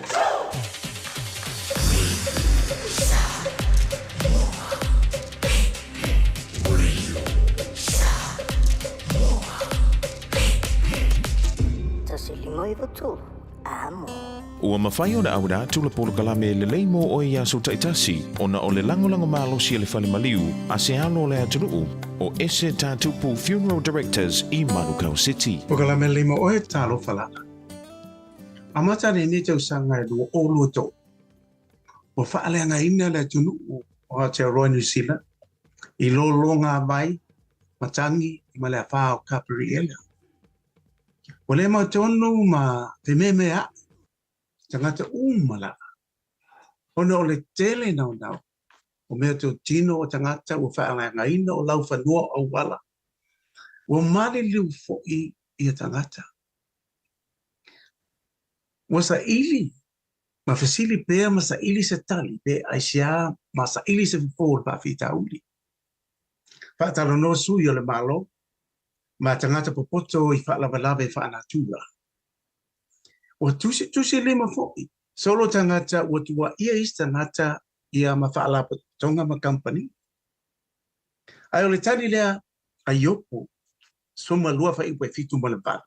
Ia e fasili manu mai wha. La tu te awa o mai ia te oi. Ma manu whelelei. La tu te wha ilo mai ia te oi. Tau tala i ele ele. E a o mai ia te oi. E wha matala mai fo ia ia. O le sami ia te oi. Mai tau le pupo ngā o yopo na le ai, se poto le larolangi na mawhai o na maua le tali e mapu i ai ti ngā o yopo. Whaino mai e yopo, a o tātou whisili pēr, aisea i o le global warming. A whemai o le loa e manu mai wha, o manu where lei o i o le samu, le mafu anga o whaalawe whaanatu. Na whai e le tua le larolangi, ma mea o iai. Na sila atu fo i le atua, ua matua ato toa malelei, ma fia iai. Ai pangalea, ua whaalea ngaina e tangata le lalolangi. O le watangi maui, le lalolangi, le la uele ele, ona ua le tausia le lei, e ona tangata. Iai le lei, ona tātou teu mawhai le lei a tātou la pisi, ia ma teu ma alofa i lau whanua na whaia le tua mo tātou. Wa manatua ele lei mo. O le ese tātupu Funeral Directors o se whale maliu Samoa o le tali foilea o taimi whengata ona o le malanga al maliu maleoti. E mawhai foi o na latu awina atu ma awina mai tino maliu o e pele mai so o se atu nuo lalolangi. Mala auno le ese tātupu Funeral Directors i le lua no lua toru fitu o. Lua no lua toru fitu o. Pea fiuane ele se fulu male balu Norman Spencer Drive in Manukau City.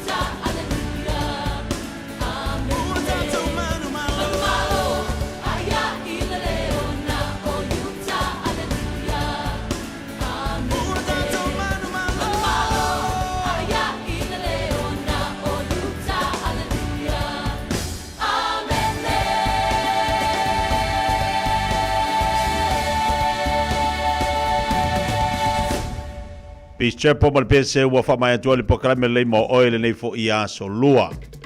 Fa malo fa teli tatu wa tinu tali ina le upole tua. E te fa fonga iei mo fa ngolongo, fa marsi au mo tātou le nei fo iaso, fa tai a panoa, fa tai lu taimi ua e fa fonga iei. Ia vi ia le li ilana upolofola. Maua le nei fa siringa malosi mo tātou e ale le upole tua. O fai le ma fa marsi au pe mo tātou. Le telo lu itau. Telo me tutupu le olanga. Ia o le alava yanga le mai ale atua e ale lana e fionga pa ia.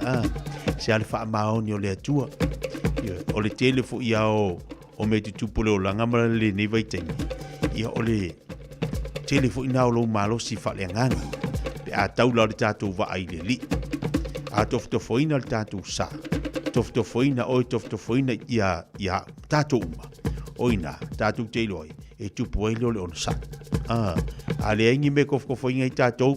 Tātou tele loi le ono sa ina na amai e le atua. Pia le ono sa i Yesu le na ono sa i lunga sa tau. Tau aveino tātou whaali tonu, ma tātou se, ma tātou angasala. Ia mamai o tātou tino ono sa i Yesu. Ina ia maua le leinga ma mora sa o tonga ia te tātou. Tau iwa minuta tali ole tula e se futbol e lua. Dale tula suma lua ona fatasi mai foi le tofai a fonga mo se man Francis Yane a wale fa wino tatu pokalame ale tatu le tio se pa i stemi o le afia nanei ona fatasi mai foi le oni sol au finga wenga a wala bal fatini no tatu fu a mole po ana nei to tele tatu yelo mafto mai le nei foi ya so lunga tatu YouTube fa tele mafto mai a woni ngali ant oe ia o lau tautua ma lau unanga i tono lo wharwhainga ruenga o tono lo wainga o se mea mātango fie lo whamaoni o lo whamao ngira lea a wane ingalo te Maria le tau ia o le fo e faisi malulu ai faisi na usavali o le whamalo sia ia pokalame faisi na usavali faisi na ufamalastino ia e maua ilo malosi a fape o malulu e fainga tana e te savali fafo ia ai na ruana e pa i pusa meri ko era lo ko e pa fai ko fali ia peke fa lo i to lo fale vecchio le fale fo fulu wipu ta pena le fale o le manga yo lo pungo dalo e kulunga pungo dalo e kul o le kelo pungo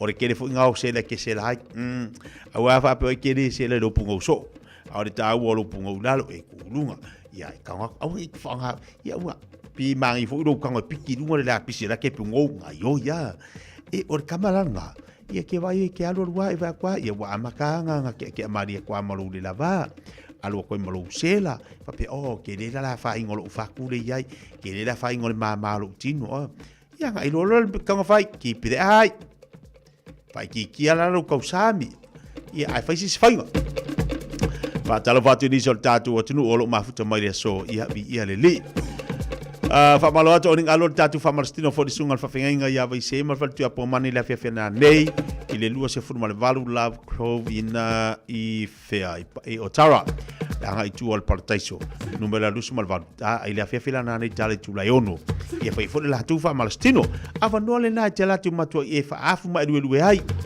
o te fa tu lo malili ia ia ta ualo wale faida fa marstino ia mo se si malu se fom fa afu tino la to ona te alo le malili te amal fulu te amal mai ia ai malu se kingo wala le manga ia kelis ku ri pa ngi fa ka fa ku sa le ni ta fa me do vela supo kai le o mal fa di fa ila le pereti ave malo se fo manuia fa si mai sini Australia ya ba tato umala vale ba futo vale vaanga o le taiao fatalo vatu nai tamama lai tina ma tu ole fu fatasi mai lungo tato pokalame ya o le tu alalo lava mo tato to telo tato e kalo fai ona e ko kelo la ko mai fa mai ona la pa ki fa lo ke pa ki le langi ona la pa ki fa o ke pa ki le langi ma ya fa ko ke pa ki le langi si le lokal ka ke pa ki le langi le ka ke alu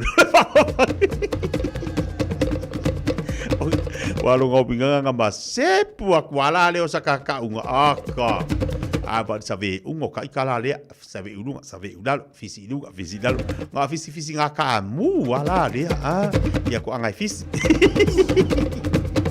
eza ole ko inga bangale le sa mai oi kukuila muy maya muy mai ko anga muy maya makalo va kusa kama aunga tamo kiunga kasi de kama ki anga haru le kofi anga haru kama ko ki ungar kofi o kai miar ngi o bode vanga ku ai ma se paro kai mau as well tuna e wa vai wo fu do kasi fa mo se ye fast oka yo kero nga anga ifu se pa ki era nga fa pe ngi fu ola ka ula le asisi pa ki si dia fa ingosa ka pa ki ole lau sului ia wa anga fa pe ngi fu ole o isi pa ki ngo lau sului ia fa pe ngi fu ola ulanga ole ula enga ole ula le lau sului e walunga se tau tu masa una ngam tatu atu nu tatu ma futa la so ta ya po kala masali tatu e vai alo fatu ala se tau tu masa una ngati ti ole tau tu mari le fa fonga le so ia fa mangalo se le vai a ko karienga o ia le pa ki nga ki fifi a ia o afo ena vatau pula tanga tala to o fai karial ngar kamalu makuala kumar kamale kamalu miki ai tatu fido de asa taia ai man wie fuanga le so alo fatu man ia le ia oli il fa fonga de tatu watu no o na pta inga lona lua mo matua o pepe fou ile taiminei o lo fatu pula ia le talivivini i Aotearoa New Zealand e silon pipisi mai mafai on lamati ai pepe fou fatu afana na mai ai mai se lava le ono vai aso mo moa o le tu ese ina malitina au la ititi tele mo le tui o lea a fai o le tina po se tausitama caregiver o le fai o le tui pui pui o lau pepe mai le whooping cough le taimi te tau o le awala sili le nae pui pui ai mai le PCA infection ma fai titi ai a fianga o le wha mai. O tui e le se tutongi mai fai a ono vai aso le matua o le pepe fau o na tue fai le tolu masina ma le 5 masina. Ia wha so o tai lau fo mai masani e wha mau pe poka aso mo tui pui pui. A fai o misia le tui mua mua lau pepe po tui uma a wal popole ai tala noa lau fo mai.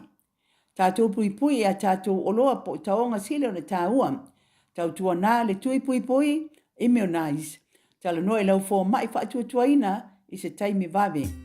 Mo tupe wha moli Samoa mana tua lo le Pacific Easy. O lo wha a wau pea le tātou wha metoa e nao le 5 tala anta tongi pea e wha ngaina le Pacific Easy app. E wha tino ai au tupe wha moli mai lau telefoni wha mehai. O lo awanoa fo le tātou direct transfer. Tiposi mai ai au tupe le tātou account. Ma wha mali eina fasili lungo le telefoni. Ma wha tino la fo ino lau tupe ai ga wha metoa. Mo le tongi no pili o le vai. Mo li te ngā tupe so se wha le tupe Samoa. Pe le tongi nino no ngā tupe le nupi wha. Samoa House Corporation po le Samoa Land. Ma so se au nanga Samoa. O lo ma whai ana wha tino uma e le tātou au nanga le Easy Pay. Maratua e lata le fitu se furua tātou la wa wha sopoli ai New Zealand. Wha peo tātou ofise tolu i o Tara o Tāhuhu Mamangele. Pe wha ngā le Pacific Easy app po le direct transfer. E wha sawa ilo teimi. Ai sili atu na wha sawa i nau tupe wa taunga tāle penisini. Mo nise whamtalanga pala au le o varselau o tasi odo. Po numera masani au kilani. O le lua fitu ono fitu iwa fitu wha. Ma le lua fitu ono fitu iwa varu wha. Pacific Easy. O lau pa anga mo tupe wha mo moli Samoa.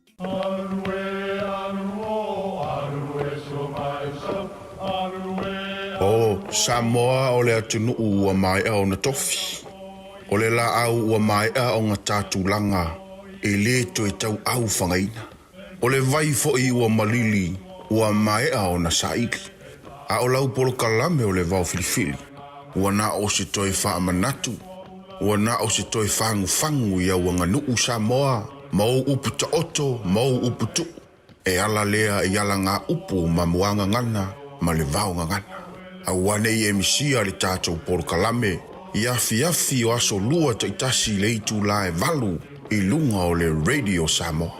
I a manu i a tele, lau mai muanga, ma lau whaasaunga Samoa. Tasi 5 i watolu amo. Radio Samoa.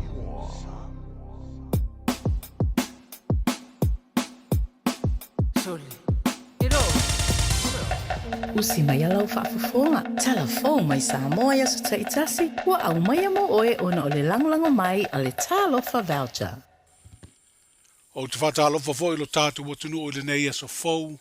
Tātou mafuta ma whelo ai. Tala tau longo mai Samoa. O le tausanga i duawes furu ono e le whidiwhidi ai o le Palestine.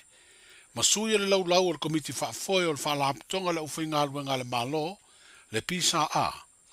E uru fale atu e na o le lua se lau lima sfurufitu ta la masene, o lo i le tusi tupe al wha la tonga. O le mole maule a stasi o sui al komiti wha foe. I le te tala ino le ngā luenga o le maota fau o le pisa a.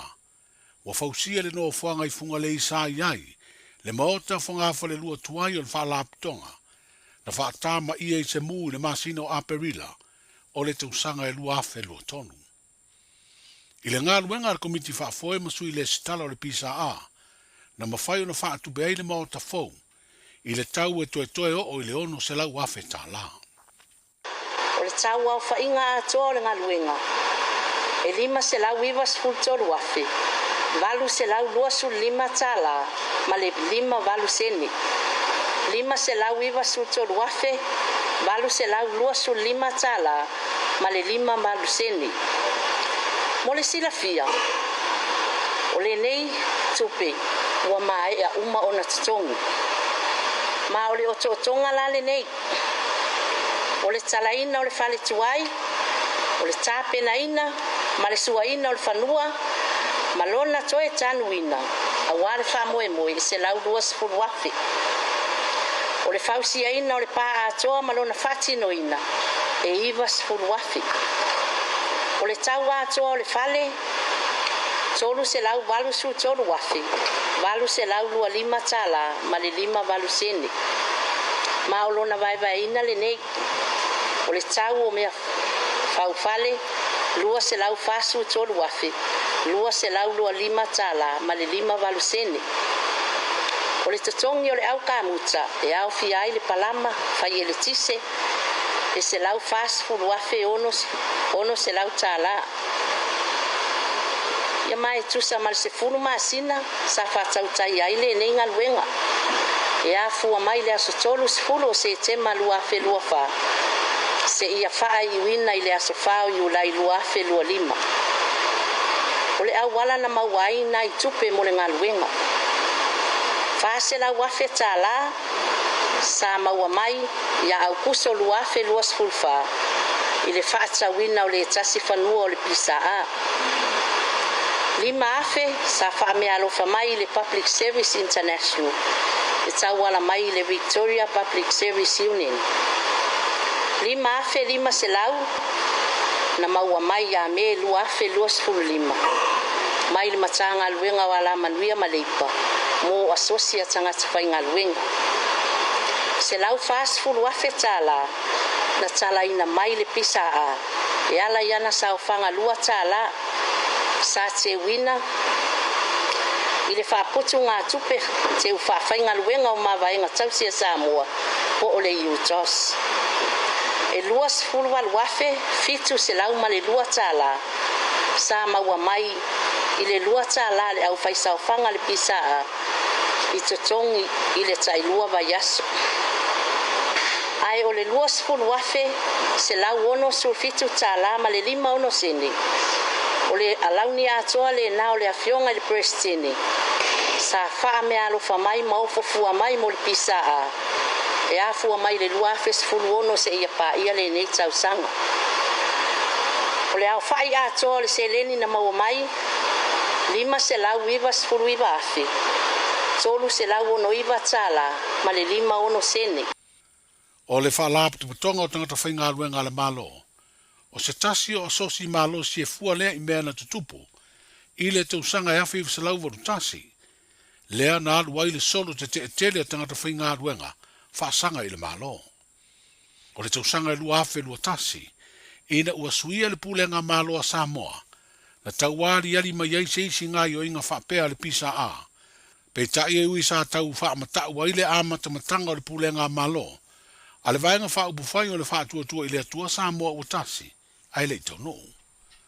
O le tamai tai pāle mi o le malo tausi, le fionga fia mena o mi mata awha, na sau no le talaino le mauta fau, o le wha labu tonga. O le pelestene o le wha labu tonga na sau no fo i le umusaino le mauta tu tonu fau, o le pisa a, le fionga le ala i salanoa karamedi tuala. I le tati iwa valutasi, le nasa i eile longo a fo i Samoa nei i le solo te e le whainga luenga al malo. Tala anga tā ua o i le tala whaasoro pito. tuane I nava I tau sanga sa tutu whaatasi lava le uwhai ngā ruenga ma o I nasa whai eisu inga titele ma mafu di aere wha potonga ina ia sanga wha mautu pea. Na amata ile to afile mu ma mawai e tangata uma le fia mga lulue au na tau tua le atunu I so se awala. O le alo le ta ua matatia ua wha mawina I lo tātou tala wha sol pito. Tau sinionga mga luenga sa tau wivi ai nisi sa mua I malai. Wa avele mfa ea ma mita mitanga o le nei wha lapot patonga. Tangata wha inga luenga malo. Ai taluai ona o le nei aso e wha asino lea I le tau nuunga fou. Pole matatia. Fou lea ua uma mae ona sa unua iai le tato. Fionga le minsta le palemia, fionga ia fiame e winga ile nei aso ta ua malona fa ina. Nei sa mo miti fo I nei tau sanga I tele ua tua nai. Lea ua tino mai le so. O le whalap tonga tangata whainga ruenga le malo Samoa. Na urua I whawaina le tukusanga ia fiu sala uno iwa. E peona whailo ai wha maunga I lunga upenga ta whailangi. O vaenga o saunuanga mai le umasaina o le maota fau o le pisa a, le ana whaia le asfareile ua mawae, na pueina le au nanga o whaamtalanga, I le ofisa so o upo le malo le mtanga aluenga, o le palemia ma le kāpeneta. O savalia nei le whaaso talu na au mai whala o I tele le mtanga aluenga o leo, whale pui ma le toi fuata ina se whaasile silanga I le atunu. Wa whailo ai ata o ni ali I se to'alua, Oni tangata nu o le atunu o Vietnam, oni seila o se waa whangota, o lo taula I le wafu tele ia pia. O le aso whao iu laina taunu o ile waa whangota I lo tātou taulanga, ai aso iwa le masina lava de nei, le to e mauas whaamtalanga po fea o iai iali I seila e toa lua, o le isi e tōrus fulua tau sanga o lo na ingoa, o hoangu I en van, a o le li o tau Vodin, luas fulua tau sanga le matua. Ko tā ua stasio ripoti, lo tau fia tu ua Samoa le va fangota o le o yong tolu ono se I vangana ua maua ia ali seila to lua. Au talia I nei le songa fua le vai so fou. E fofonga I nai mo le vala unga mua tangi e se fulutasi. Ua lu ia I le anga va au nisi o sui fa tutu. Fa pea nisi o fa ai unga le komisina o whainga palota.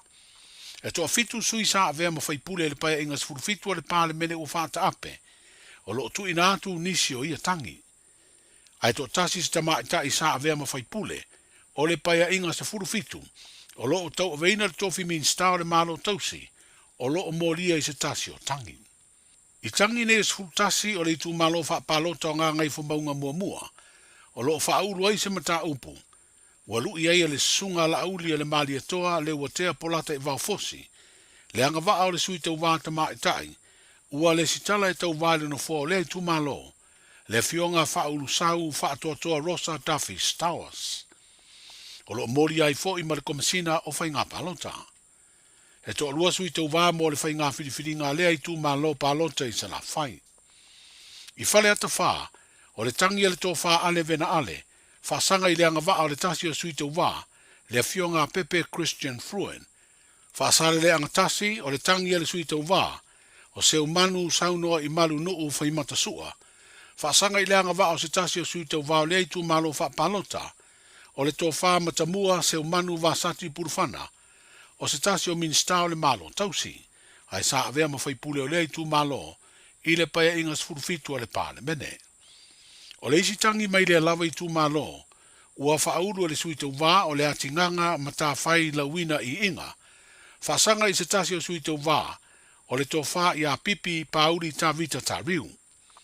O le tu malo fale atalua, e tolu mata upo e au fiaitangi e lua ua whaulu, e le tofa le atinu uwein so I alo, na se e le tofi whaipule o le tu malo, ai o se minstao le malo tausi, whasanga lea I le anga wa o sui tau wā, le tofa I au rungia I lon pili opo pifem, ma le sui tau wā ta maitain, le fionga mua au whaalele Mary Fou ta eu. O le isi tangi ua whauru le sui tau wā o mua au whaalele Mary Fou ta eu, whaasanga le tō wha le atinou, whapea le komisina o whainga palota. O le tūmalo whale ata tolu o le tangi o whauru, E le sui tau vale tō wha i a paloa Louis James Towers, whaasanga i le sui tau vana se e le tofi o le tu malo, le tō wha le ala i le pule rimoni a yafi. O le tu malo nganga e maunga tasi, e lua tangi o whaaulu le sui tau vana se e le tofi o le tu malo, le fionga le sui pāle mia o le malo tausi, le fionga i a tuala to i ei vao te vanga Iosefo Bonifacio, whaasanga i anga waa, o sui whaatutu e to lua o le stala mo le whainga whiriwhiringa, a le tu malo wha palota, o le to wha waa o ao salu malo a lo fipo, ma le fionga la wano muri vai la wano pau. I le maletangi se sui tau waa mo le tu malo vai singa no lua, ua whauru e le sa se e le tofi whaipule o le Minstar, o le malo tausi, le fionga valasi lua pito whanua ta fito sele sele, ua lu iei anga waa o le tasi o sui tau waa mo le nfoa, o le ai tu malo, le fionga tangaloa le lua tupou afa. E ono tangi o lo te talo mo se polo inga, e wha lea o ngā aile a vea masui tau waa, ma te talo ai fo i e wha lea o ngā le wha i unga le komisina o whai ngā palota. Ai lima tangi o lo lu i ai wha i unga le komisina o whai ngā palota. E le ngata la ina wha sanga ia tangi uma, inisi o sui tau waa, ai o lo mori ai fo i ma le komisina o whai ngā palota. O le wala aunga o nei mata ubu le wha msinonga o whai ngā palota e le songa fua asau, o le a wha tūlanga ai maso e su e nai.